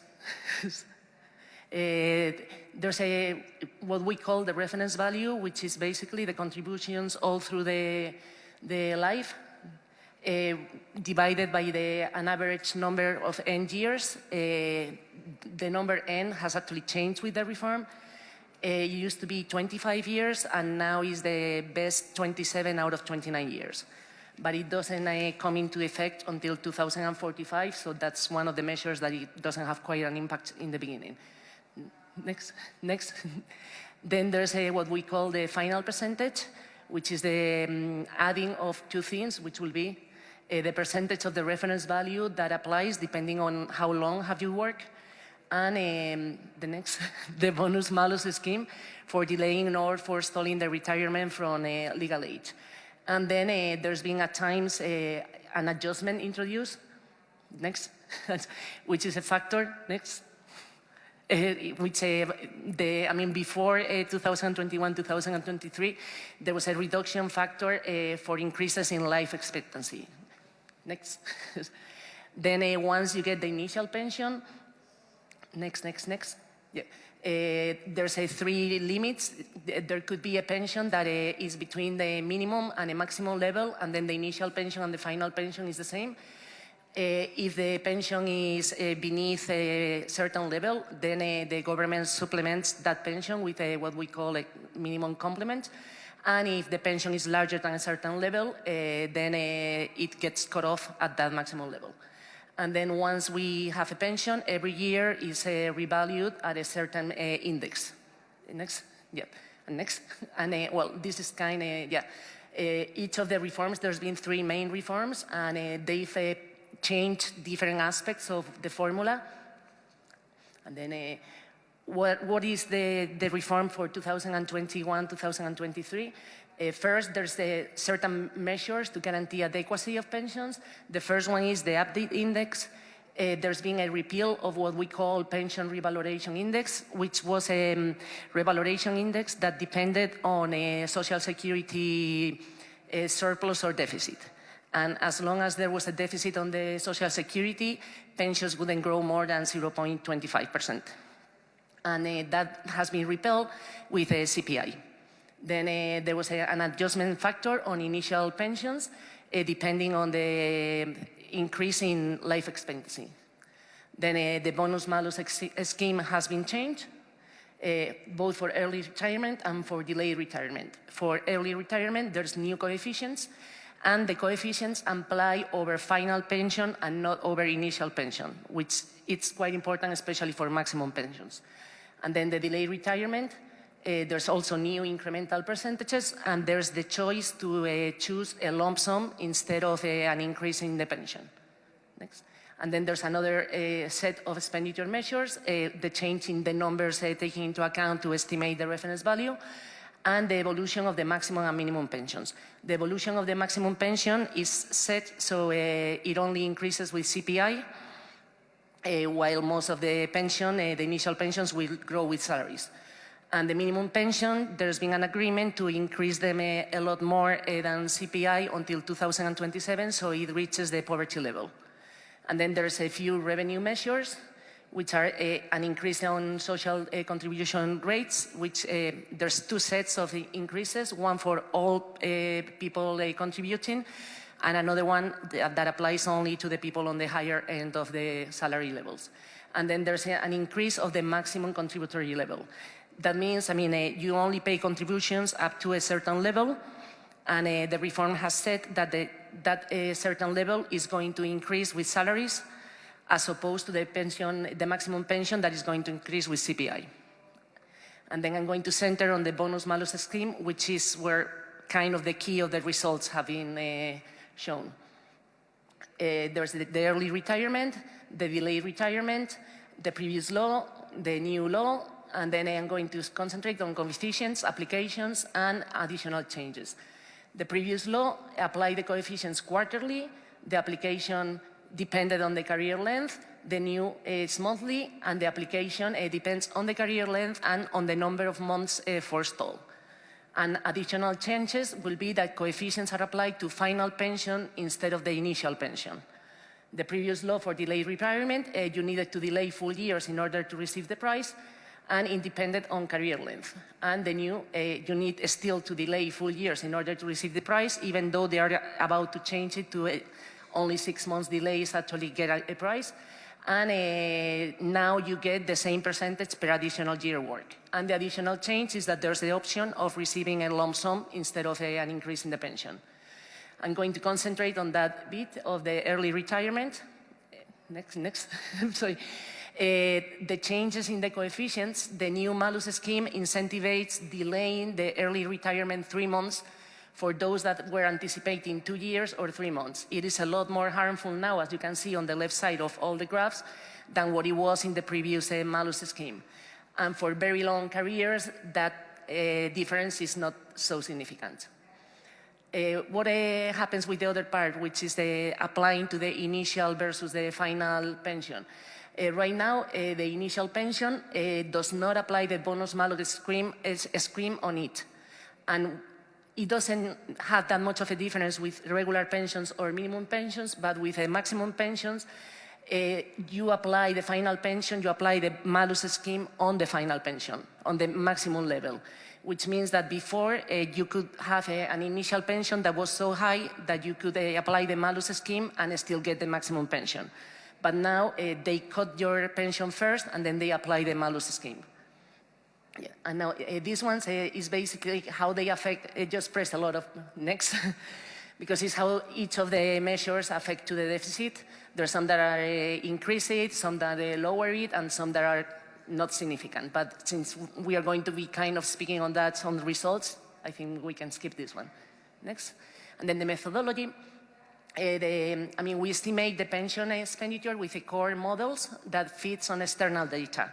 There's a part that relies on microsimulation. There's a part that is just historical data, assumptions and models, and then we enter all that information on the cohort model, and it allows us to measure the impact of changes both on all macroeconomic scenario, demographic scenario, and the impact of reforms, which would be on two things, either agents' behavior or average pension. The agent's behavior, how do we enter into the model? We link the participation rates of older people to new pensions. That is, when you leave, we make the assumption that when you leave the labor market after you are 60, you are going into retirement. And that way, when we change the assumptions for the participation rates, the age at which our model retires people is going to change as well. And the average pension, we have analyzed the reform and we see that there are certain years where the impact of the average pension will show more, and then we just put adjustment factors on those years, and then lower or increase the pension regarding those levels. And we do not limit the analysis to the expenditure evolution. We broaden it to include adequacy, equity, and contribution of the pension system. I'm going to explain what we consider adequacy, equity, and contribution, because there's a lot in the literature, there's a lot of definitions, so this is what we consider each of those things to be. For adequacy, we assume is the ability of the pension to substitute the salary that you were previously receiving. For equity, we divide it in intragenerational, which would be there's no significant differences in the profitability of the pension system for agents retiring on the same year, and the intergenerational is that there's no significant difference for people retiring in different years. And then for the contribution, what we understand for contribution is the proportionality between whatever you pay and whatever you receive. If the system is supposed to be actually fair, then what you enter and what you receive has to be the same, but its system can be contributory and not be actually fair. And the analyses are carried out estimating the replacement rate and the internal rate of return. Next. For adequacy, we consider the replacement rate is a good measure, and for equity and contribution, we use the internal rate of return. And we make 3 different kinds of analysis. Well, one has been led for next steps, but the intragenerational analysis, what we analyze is the differences in new pensions of a set year due to gender, age, or other variables. And the intergenerational analysis, what we analyze is the evolution in time due to the approved reforms in agents' behavior and how these variables change in time. And then the dynamic analysis, we have left it for next steps, and it will be the evolution of choices due to changes in retirement age. The idea we have is to start analyzing whether agents choose their retirement date rationally.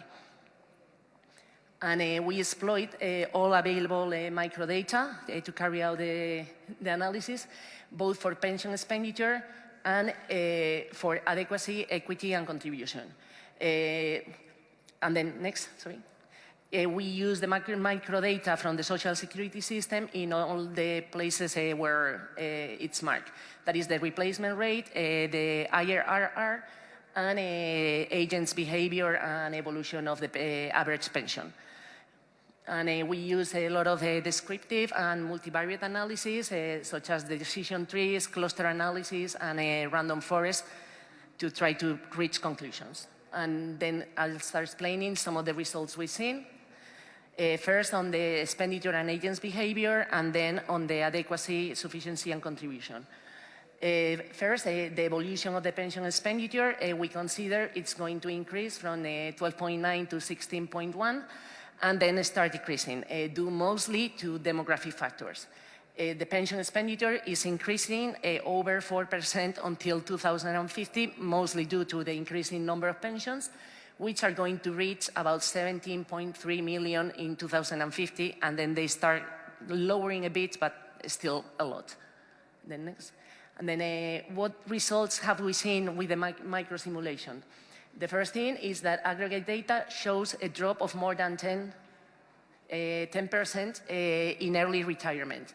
And that trend is still going on in 2024. When you check the number of months that people have forestalled their pension, their retirement, what you see is that the drop is mostly in people forestalling 24 months. And as I have mentioned before, the penalties of the new reform were a lot tougher for people forestalling 24 months. So it does seem the reform has worked and people have stopped doing what was more harmful to them. And then when you see what types of pensions are forestalling, what has been remarkable is that maximum pensions have basically stopped forestalling their pension.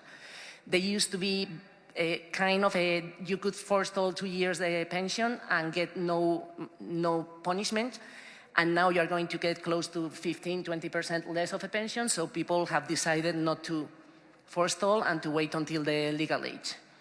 Then, When you see the delays, what you see is that it has increased. We were pretty set on around 5% of people delaying their pension, and since the reform, it has increased to over 11%. And what we can see, we only have microdata for 2023, and what we can see is that that increase is all in 1 year delays, but considering the pension became a law in 2022, then we cannot see with 2023 data anything else than 1 year delay. So we are waiting for new data to see if the delay increase is only in 1 year or it's going to move forward to 2 and 3 years. And then, this is kind of the explanation of how we enter those changes that we have seen in agents' behavior. How do we make them go into our expenditure model? And what we do, is we change the participation rates considering what we have seen. We have analyzed, we see that more people are delaying, and we have made the assumption that around 30% of people are going to delay. What we do is change the distribution of people, as you can see on the left-hand side. We change the distribution of how people leave the labor market. So there's an increase in people leaving it at 68 years, and there's a decrease in people leaving it at 65 and 66 years. That assumption translates in continuing the trend that has been shown in the participation rate of over 60s, which will be the graph on the right. And we consider that once 2030 comes around, all the reform effects will have taken place, and then the participation rate is not going to continue growing. And then this will be the results. We have analyzed the results for the full reform and for each of the reforms by itself on expenditure, and most of the effect of these reforms on expenditure are through average pension, not through number of pensions. Most of the reforms do not increase or decrease the number of pensions, only the delays. The bonus scheme drop a bit the number of pensions, but the rest of the reforms do not affect number of pensions. They affect expenditure through an increase in average pension. The one that has the highest effect is changing the revalorization of pensions from 0.25 to 2%, which makes kind of sense. And then the impact on adequacy, equity, and contribution. We've also made the analysis of what I call intergenerational, which is what we can see the main differences in IRR are through gender and through type of pension. And it's interesting that women have a lot higher rentability of the pension system, but at the same time, they still receive a lot lower pension. When you see the average replacement rate, the key variables are the number of years work. The more years you work, the less of the percentage that gets taken out of your initial pension.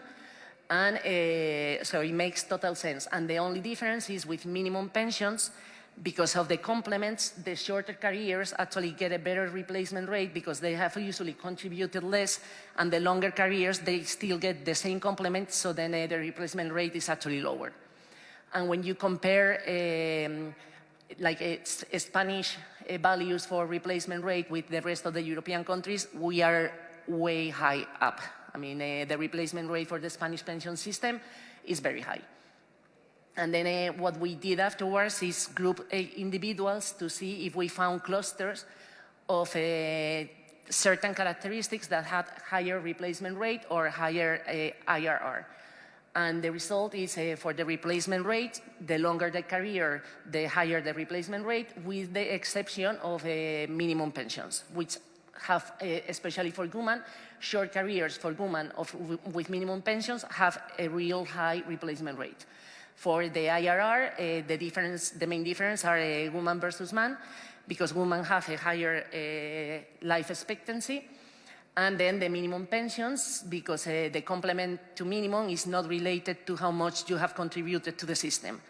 So then you are getting an extra benefit without having work extra for it.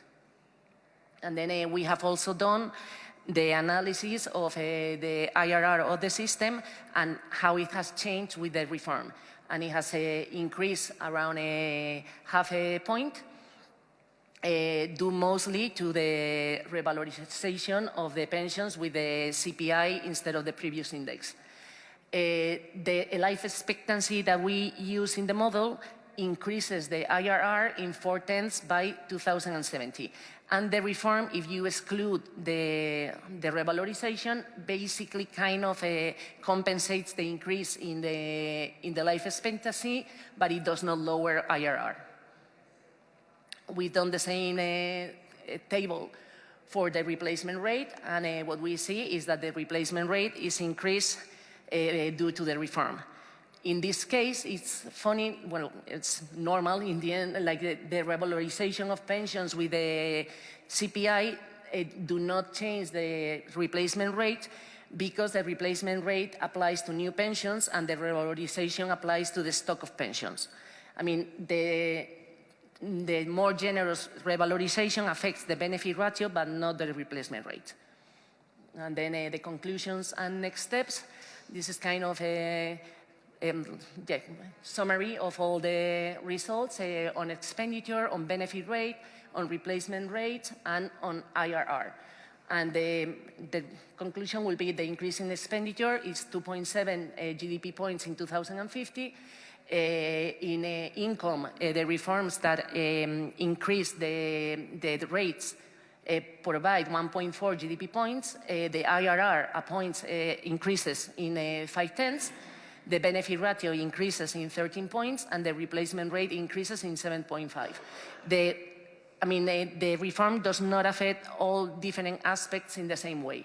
In general, any increase in expenditure increases the benefit ratio, the replacement rate, and the IRR. And the only one that does not quite fall into that relation is the bonus scheme, because it actually decreases expenditure, but it doesn't increase IRR or replacement rate in a significant manner. And then for the next steps, we are going to be repeating this analysis as we get data from following years to see whether the first indications of results of the reform follow through or they stop working, or our assumptions are correct or not correct. And we are wanting to start like a dynamic analysis, which I mentioned before. And the idea we have is to estimate the IRR for every individual for the age they chose to retire and for 5 years before and 5 years after. And then build a table, a cross table, a heat map, where you see, like we consider the optimal option for that individual. It would have been to retire where their IRR would be maximum. And then the idea is, like, if they retire at the right time, if they retire early, or if they retire late for their rentability. And then we've been on the press a lot with all these analysis, and the things that have basically the main two things are that the expenditure is higher and that the pension is going to be 25% more in 2050 for the reform. And that will be it, basically. Thank you very much. Yes. Thank you very much, Itziar, for this very comprehensive presentation on the reform of the pension system in Spain, and for sharing the depth of the analysis IREF does to this type of reforms. Next, we're going to have a presentation by Mrs. Julie Topoleski, Chief of Long-Term Fiscal Sustainability Analysis of the U.S. Congressional Budget Office. Julie, the floor is yours. Thank you very much, and thank you for the excellent presentation. You'll hear a lot of familiar themes in this presentation as well. Next slide, please, Deborah. Just a little brief overview on the U.S. Social Security system. I want to note that the Social Security system has 2 trust funds, one for old age and survivors insurance and one for disability insurance. The program is financed by payroll taxes and from income taxes on benefits from certain people. The revenues from those collections are credited to the 2 trust funds, and the benefits are based on a progressive formula and based on average earnings over a career. We typically look at the high 35. This presentation is broken down in sort of two chunks, so I want to spend some time talking about how we think about our 10-year baseline and cost estimates, which our budget analysis division does, and then pivot to talking about our 75-year cost estimates, which is what I spent a lot of my career at CBO working on, and my team now does. So the 10-year cost estimates are done, before I start, so the 75-year projections are done using a microsimulation model. The 10-year cost estimates are not. So the 10-year benefit outlays depend on beneficiaries and their average benefits. The number of beneficiaries largely go with population. That varies with age and sex, but you can think of the 10-year populations as looking at our demographic projections, which we produce in-house at CBO.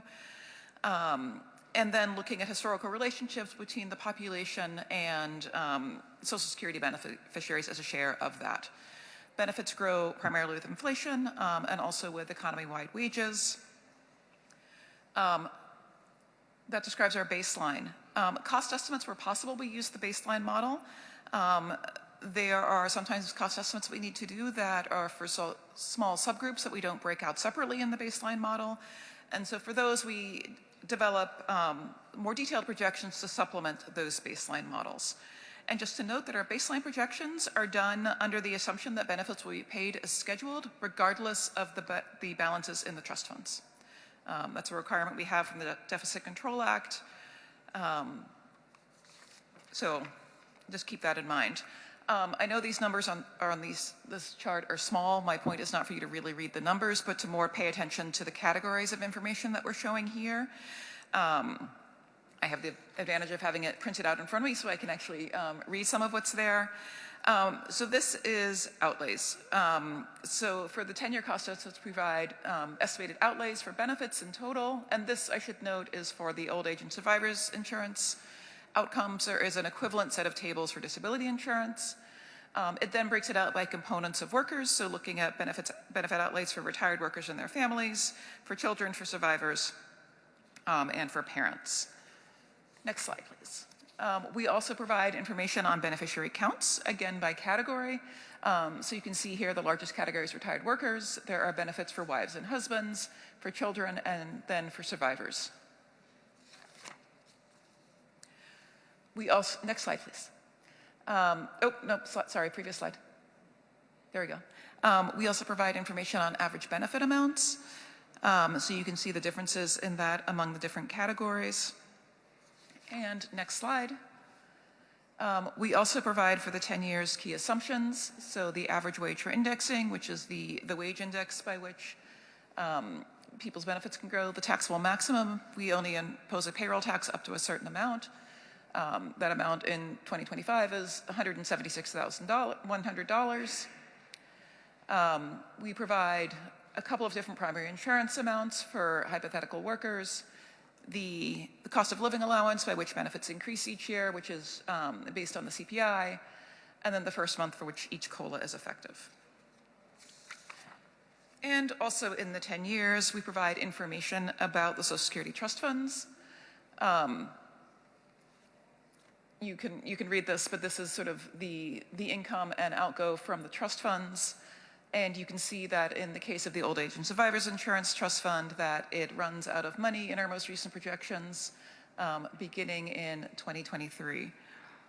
Just to note that the trust funds are legally separate. Often for our analysis, particularly in the long term, we treat them as combined. And that will become relevant when I talk later about payable benefits. So why 75-year projections and not some other number? The Social Security trustees have been releasing a trustees report since 1941 about the Social Security system. They have done 75 years, and so people ask, how are you comparable to others that do these projections? And so having the same time period over which we do the projections is a convenient way to do that. We have experimented with other lengths of time. At one point we did 100-year projections, but we repeatedly got questions about what about the 75-year number, and so we sort of refocused to show that as well.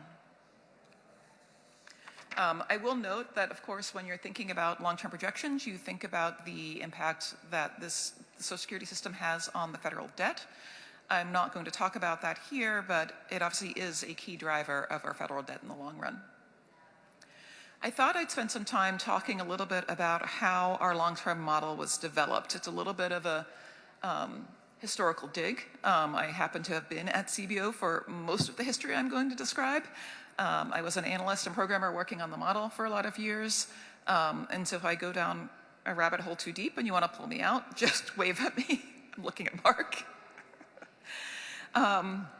So the model was first created in the early 2000s. And the first step we took to do this, we wanted to give Congress their own independent way of thinking about long-term Social Security projections. So first, we secured a statutory right to the administrative microdata.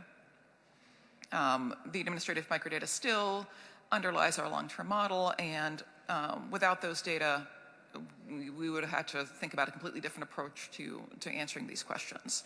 So we actually have a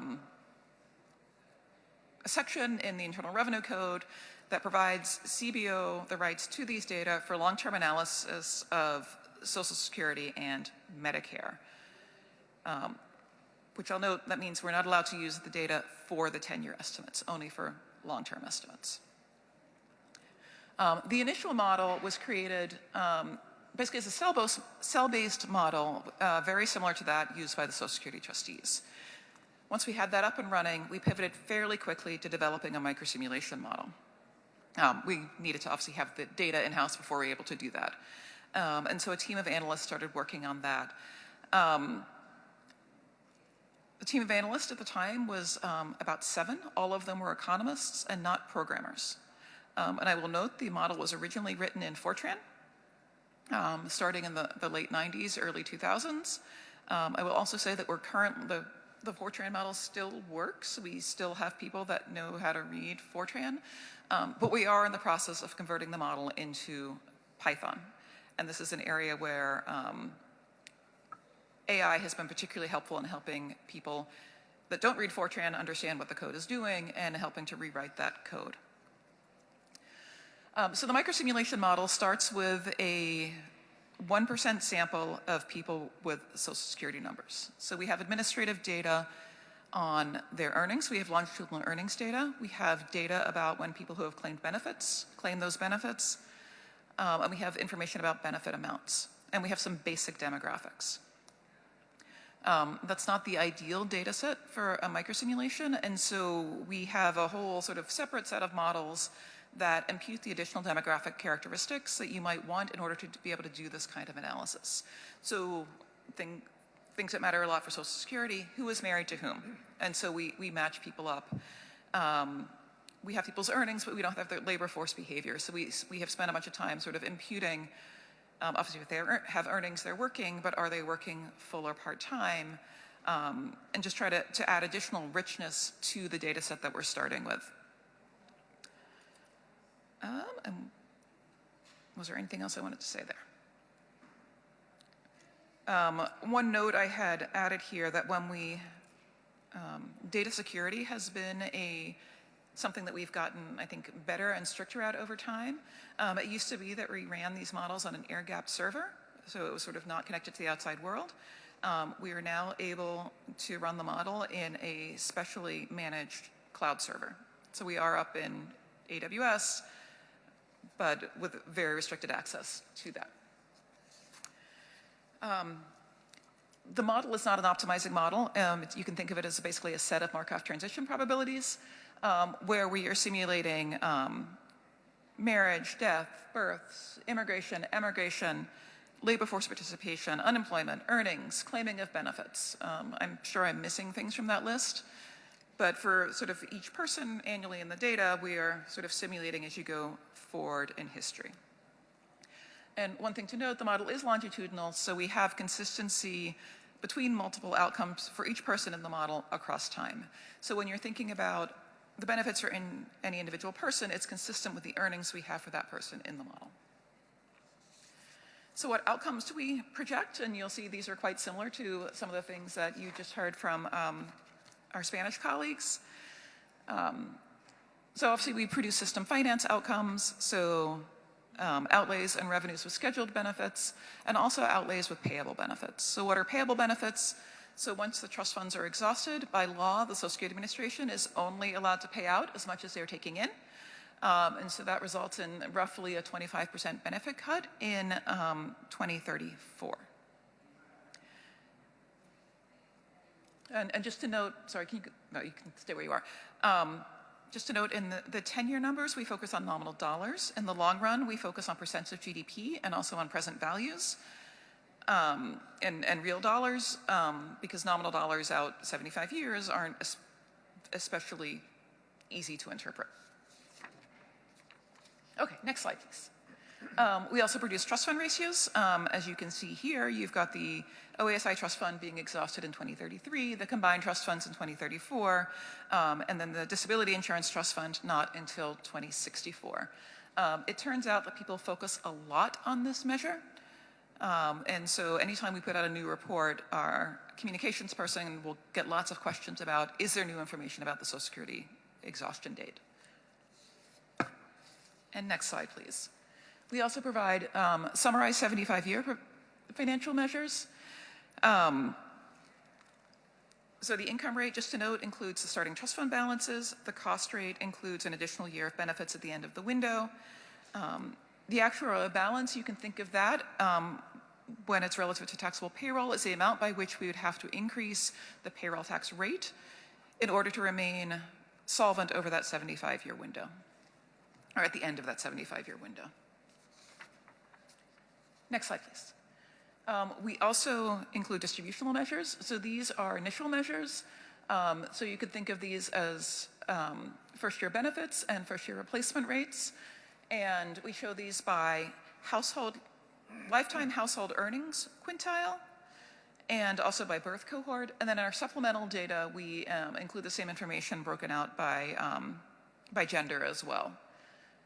You obviously see here that higher income people get higher benefits, but the replacement rate for higher income people, because of the progressive benefit formula, is lower.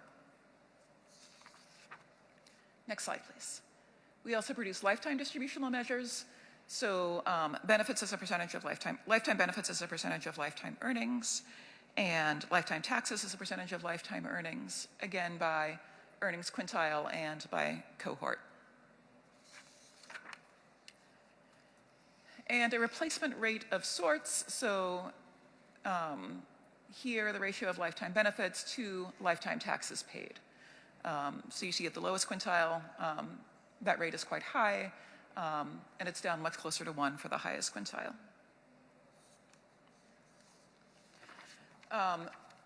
We haven't had any reforms in the U.S. Social Security system to look at recently, so I don't have the advantage that Spain has. But I will note that there are times when we use additional models for analysis. One of the things that we think about sort of every 2 or 3 years is sort of what is the impact of payable benefits. So to do that, if benefits are reduced in 2034 by about a quarter, we think that's going to have effect on not only on people, but also on the macroeconomy. And so how do we think about that? So we think about this as an across-the-board benefit cut. It's not actually clear from the law what would happen if the trust funds are exhausted and what people are paying out. For analytical simplicity, we've assumed it's an across-the-board cut. The microsimulation model projects the baseline outcomes, and those baseline outcomes are used to generate the reduction in benefits required under payable benefits. We then pass that information into CBO's overlapping generations model, so we can think about sort of people's behavior, their savings behavior, their consumption behavior, and so we get a set of outcomes from that. That gets passed back. It goes into CBO's macroeconomics models, so we think about the aggregate demand effect by a multipliers model, and then sort of the long-term crowding out, or in this case, crowding in effect, in our growth model. So we're really putting together a whole sort of set of models to get the best possible answer to what would happen if there were a 25% benefit cut. And then to talk, next slide, please. Very briefly about uncertainty. So most of the results that we present are for a sort of a single set of outcomes. In the past, we have done some Monte Carlo analysis, which looked at basically the baseline central tendencies and then sort of had stochastic shocks on annual values, which will produce fan charts,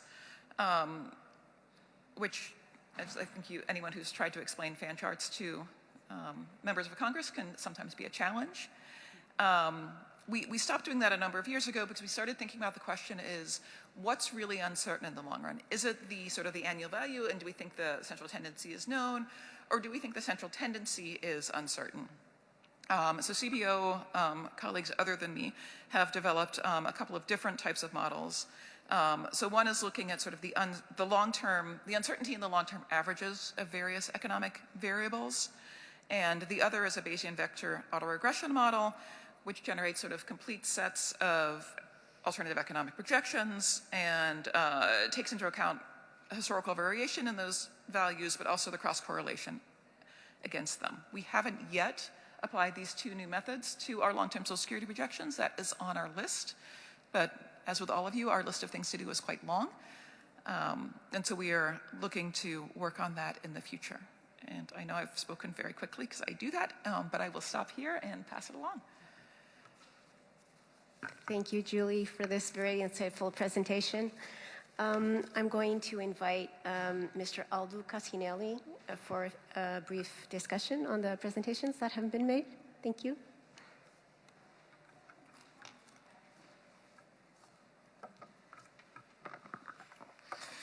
Muchas gracias por la invitación.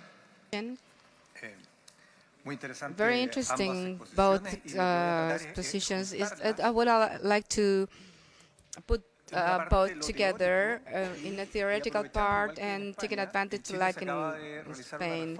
In Chile, we have made a reform to the pension system, and it's the first deep reform that has been made since 1982 to the individual capitalization system, which are the AFP. We had two previous reforms in 2008, which is the basics pension, which is a base, and then 2021, the universal pension. It was to increase the base of people receiving this pension.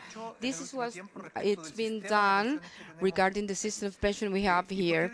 And what I said that I'm going to pass through the theoretical into the practical. We have effects and situations that are similar in all the countries we are present when aging of the population and demographic transition. It's a reality that goes with us in the long term and short term. And what the representative from the U.S. has said is the uncertainty on the long term. But we add to this to generate pensions today. Two elements that are basics for me is that the discussion allows us to lose the focus of the fiscal sustainability and our dependent variability, the payment of the pensions, and it's not to confuse the improvement in the labor market, not to confuse that with the solution that is given through pensions. Then we have a market, labor market, work market that pays a little, and a pension system that at the end improves the conditions of the system. So it's a big problem to understand and make the congressmen to understand it's hard. You cannot get both things at the same time. And the second thing is the replacement rate that in the Spanish reform. How do we assure the rate of reform? So I'm going to eliminate the concept in the labor market. So in the Chilean case, the rate of replacement in the last part, in the poorest part of the population are covered. It is the first pension of the 2008 and the universal pension now. Those are covered. They have replacement rates of about 100% because those segments of the population do not have savings or haven't been part of the labor system, the permanent working system or labor system, because they do not have 20 or 30 years of savings cotization. So the first fifth, which is the people with highest incomes, do not work because they have their own savings. And where is the big problem is in part 2 and part 3, because there the rate of replacement they were about the 38-45%, and people couldn't retire because they couldn't, and they had to prolong their working life because they needed a rent to live. So that's the focus. That's where we put the focus on. So the best attribute that the systems have today, the Chile system starts with as a contribution, 100%, just the contribution of the worker. And we've got other systems that are like sharing system, or basically with the state logic. So it seems what we are watching is that the logic of the mixed system with three statements, worker, employer, and state, are contributing to generate a position of coverage, so the people can reach rent good enough to keep to live well in their last stage of their lives. Three elements very fast to move forward with this. Equity regarding men and women. Women are still living more than men, but the density of cotization is too low. And in the Chilean case, a percentage of the cotizations that it is named solidarity is going to cover, which is the voids of the cotizations of women. We have the intragenerational cotization and the intergeneration, because we are talking about the two variables. On the long term, the two variables are compensated in terms of the curve. They are compensated at long term. Those are the key elements. And the reality in the Chilean case, in the Chilean case, it couldn't be possible. There are some countries that have moved forward in that, but we couldn't do that. It's the age of retirement. In the Chilean case, here, women 60 years old, men 65 years old. But in practical terms, 62 women, 67 men. So the reform recognizing the situation generates an incentive to keep themselves maintaining in their system. They improve their pensions. And the last things, in order to end, we will still have challenges. We have the uncertainty long term. It's very hard to manage. So we are talking about the lack of hope, and we talked about the demographic transgression. And we talked about the Chilean life expectation of 83 years old, approximately, with a retirement at 62 years old retirement, and a parallel element, which is the healthcare system. The generations, probably the next generations, will arrive to the 90s, 100 years. This gap, how are we going to cover this gap in terms of pension? And this is a reality that we are trying to deal with today, even today, because the biogenetics will be generated a pressure to the budgets, because it is our dependent variable to the public budget. So we are interested in the budgets, in being responsible in terms of fiscal budget, and those variables are very complex to manage. And I will end this.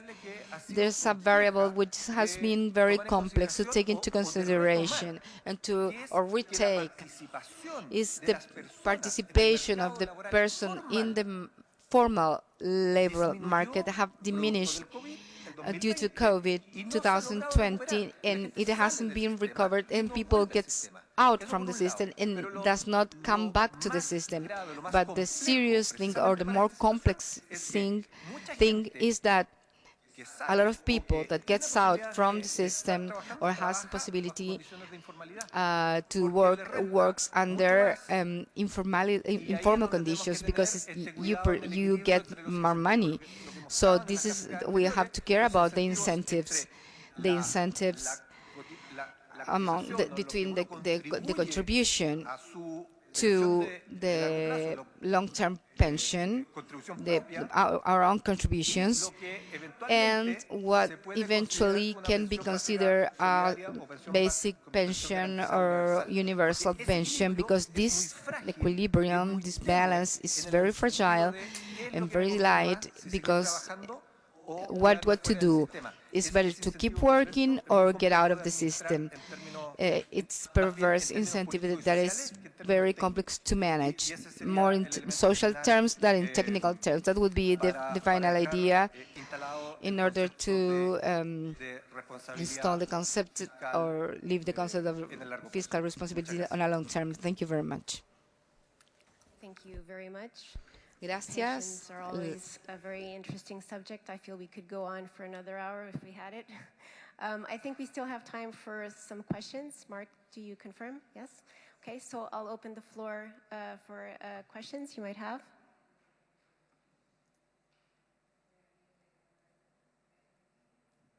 No questions?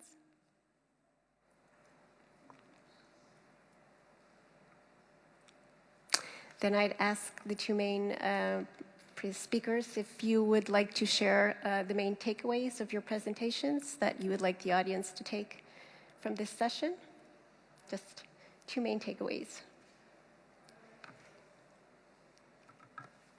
So I would say that doing these kind of projections is very important, but it's also difficult.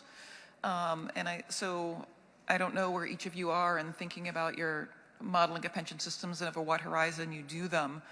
But I think it's more important to start somewhere and sort of have a set of projections and then start refining them. Because getting that information out is very important because of the effect on the fiscal system, but also the effect on people. At the end of we spend a lot of time worrying about the budget and sort of the fiscal implications. At the end of the day, these pensions are being provided to people. So if you're able to think about both the sort of the fiscal impact, but also the distributional impact, and learning how the sort of the current law pension system and how any reforms to it would affect people, I think that is information that's really important to convey. Thank you. I think one of the main takeaways that we found in Spain is that it's very important to communicate that this is an issue, and at least in Spain, a lot of people don't seem to realize that they are getting a very high rentability out of their pensions. Most people think that they are getting what they deserve. I'm not saying they don't deserve it, but it is a very generous system, and it's good. I mean, the system can continue being the same way. We are not going to go into that, but people need to know that we are being generous and that it costs the system some money. And then you choose, whoever is in government can choose whether to go one way or another, but the information needs to be there. We have a good pension system. If you want to keep it, you need to pay for it. I think we have a question. Go ahead, yes, please. I'm sorry, just as a general question. If I understood correctly, and at least in the case of Spain, probably in the case of Chile as well, in the case of the US, I think there's no reform really, but two questions really. How are you paying for it? And there's a second question, which is probably another elephant in the room. What about health spending? Because that's non-parametric, and that's probably even more expensive. So how do you close the equation for all of this? Thank you.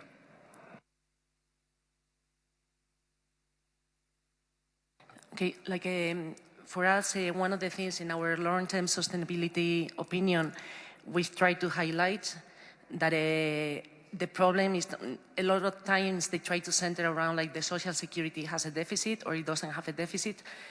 De facto, pensions are paid with contributions and with transfers from the general government. So then the problem is not whether the social security can afford it, the problem is whether the whole government can afford it. So we try to take the focus out of social security and make it for the full general government. It's kind of you want to spend this, great, but you are saying that you want to spend this, this, and this as well. So either you do something on the income or you do something on other expenditure. It's your choice, but if everything follows its tendency, there's going to be large deficits that are not going to be acceptable. And we try to send the information and we try to take the focus away from what is sustaining the pensions, because in the end, if they want to keep that expenditure, they're just going to make more transfers. So that's not the problem. The problem is the global deficit. And we do try to pinpoint that they should stop focusing on the social security and kind of look at the whole picture.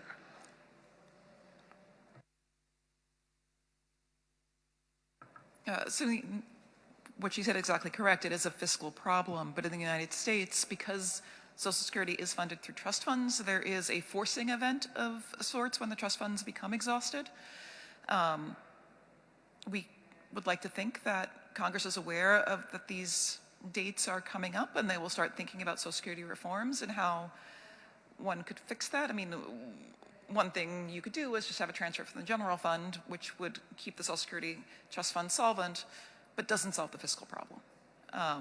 So it's a challenge. And then, of course, in the United States, healthcare growth is particularly fast. It is a larger driver of our deficit in the long run than Social Security. Social Security actually stabilizes at a high percentage of GDP, but in about 10 years. So the baby boom will have all retired, and then it's roughly flat as a share of GDP after that. That's not the case for healthcare spending, where we think that sort of factors that make healthcare costs grow faster than economic growth, those continue. So it's a challenge that I'm not sure anyone has a good answer to, but it's something we do need to worry about.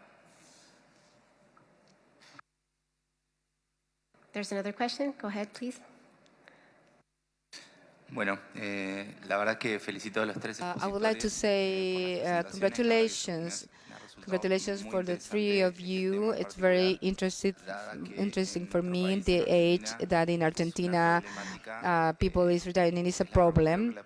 It's the first problem we have. More than the half of our budget is goes for pensions. Only 3 of 10 workers can retire with 100% of their contributions. And if you are in a bad situation, the both problems that are mentioned, informality in the working market, it's a problem that you have it at the end of your working life. And the second is the life expectancy. So I think that is a combined order that we have to work on that from now. There are cases that, like in our country, that the solutions, we give them a kind of pension for people with, given by the states, depending on the years of service, but they arrive with a minimum pension, and now you've got the big amount of retired covering minimum pensions. So this is really a problem because also, besides that it's using a half of their budget, the problem tends to be explosive, right? So I think it is a situation that we have to deal with or tackle actually, because the consequences could be really, really big in terms of our budget allocation. Thank you for your presentation. It's very useful. Do any of you want to comment, Julie? Zikan? No? Okay. Any other questions? No? Okay. Then I think I can start to wrap up this session. I'd like to thank our speakers. Thank you for being here, for choosing this session. And I'd ask for a big round of applause to all our speakers.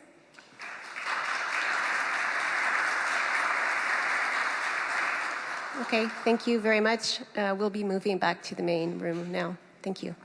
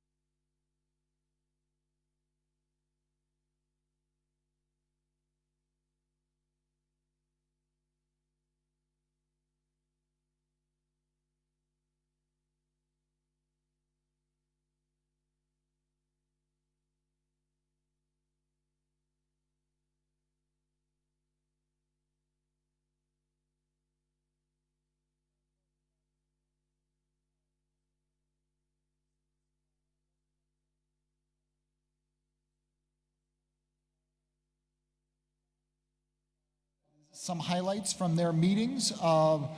Eddie Casey, I ask that you start with the climate one, and then Noemia, you could follow. And please try to dial your comments to about 2 minutes each.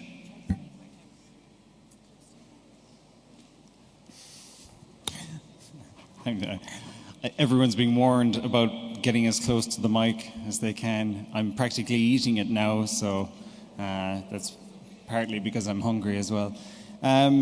So the discussion was really, really good in the climate group. I would say it was the best discussion, the best group. Sorry, Noria.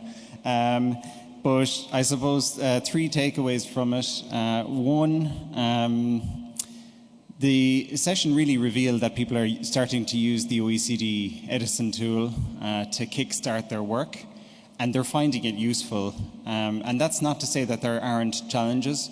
I think we saw in the example that it gave for Korea that there's big challenges there, and Jan gave for the Slovak Republic, that there's things that we have to deal with as we go along the way of modeling the public finance impacts and the macroeconomic impacts of climate change. And I think this is inevitable. It's a new area of research for lots of countries that they're all embarking on together. And I think, I'd use a phrase that I saw at a speech that James Talbot was giving, who would have been at the Bank of England and on the NGFS, which is you can't let perfect be the enemy of the good.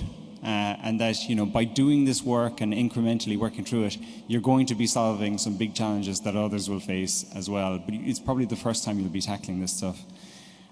Second thing was, I think it's fascinating the findings we're seeing. So the group talked about some of the quantitative results that we're seeing in terms of the impact of the transition on public finances. And what we're seeing, not just in the group there, but elsewhere, is that the big cost that governments are facing is this loss in revenues. And in the Slovak Republic case, it was about 1% of GDP. Over the long run, loss in revenues linked to fossil fuel use and climate change with the transition. And the other costs on the expenditure side are actually surprisingly small. And it's becoming less surprising the more you see this work being done. Every time I see it, I'm going, that's surprising, but actually I should stop at some point, because the expenditure costs aren't that big. And in the Slovak case, it was about 0.5% of GDP per year, on average, the increase in expenditure to meet the transition. And that's not a lot. I know there's lots of other pressures in other areas, but to me that looks, when you put it into DSA, Debt Sustainability Analysis tools, it looks manageable and it looks like something we can achieve. And the third thing is, when we talk about the results, we need to be aware of the trade-offs. So yes, there's costs to the transition, but there's lots of costs to inaction as well. And when we're presenting results and going on to the next step of showing the public the findings, we need to remember that there's costs from, if you do nothing, much warmer weather, much more precipitation, storms, more extreme weather events, damages that come with that, loss to growth that comes with that, and all the modelling is showing this. And then we know that for many countries, including those in the EU, you have legal requirements to meet these targets, and there's costs if you miss those.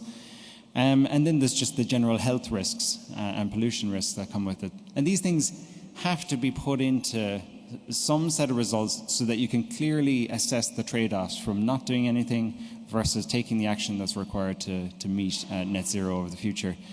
There's a lot of pushback against this type of pathway. But it's really encouraging to see IFIs leading this work and quantifying it. I think unless we quantify it, we're not going to get a sensible discussion. So it's really encouraging to see the early work that's done. Thanks. Thank you very much, Eddie. Noemia? And while she's walking up, I also want to take the moment to thank all of the speakers that were speaking at those breakout groups. Really fantastic stuff.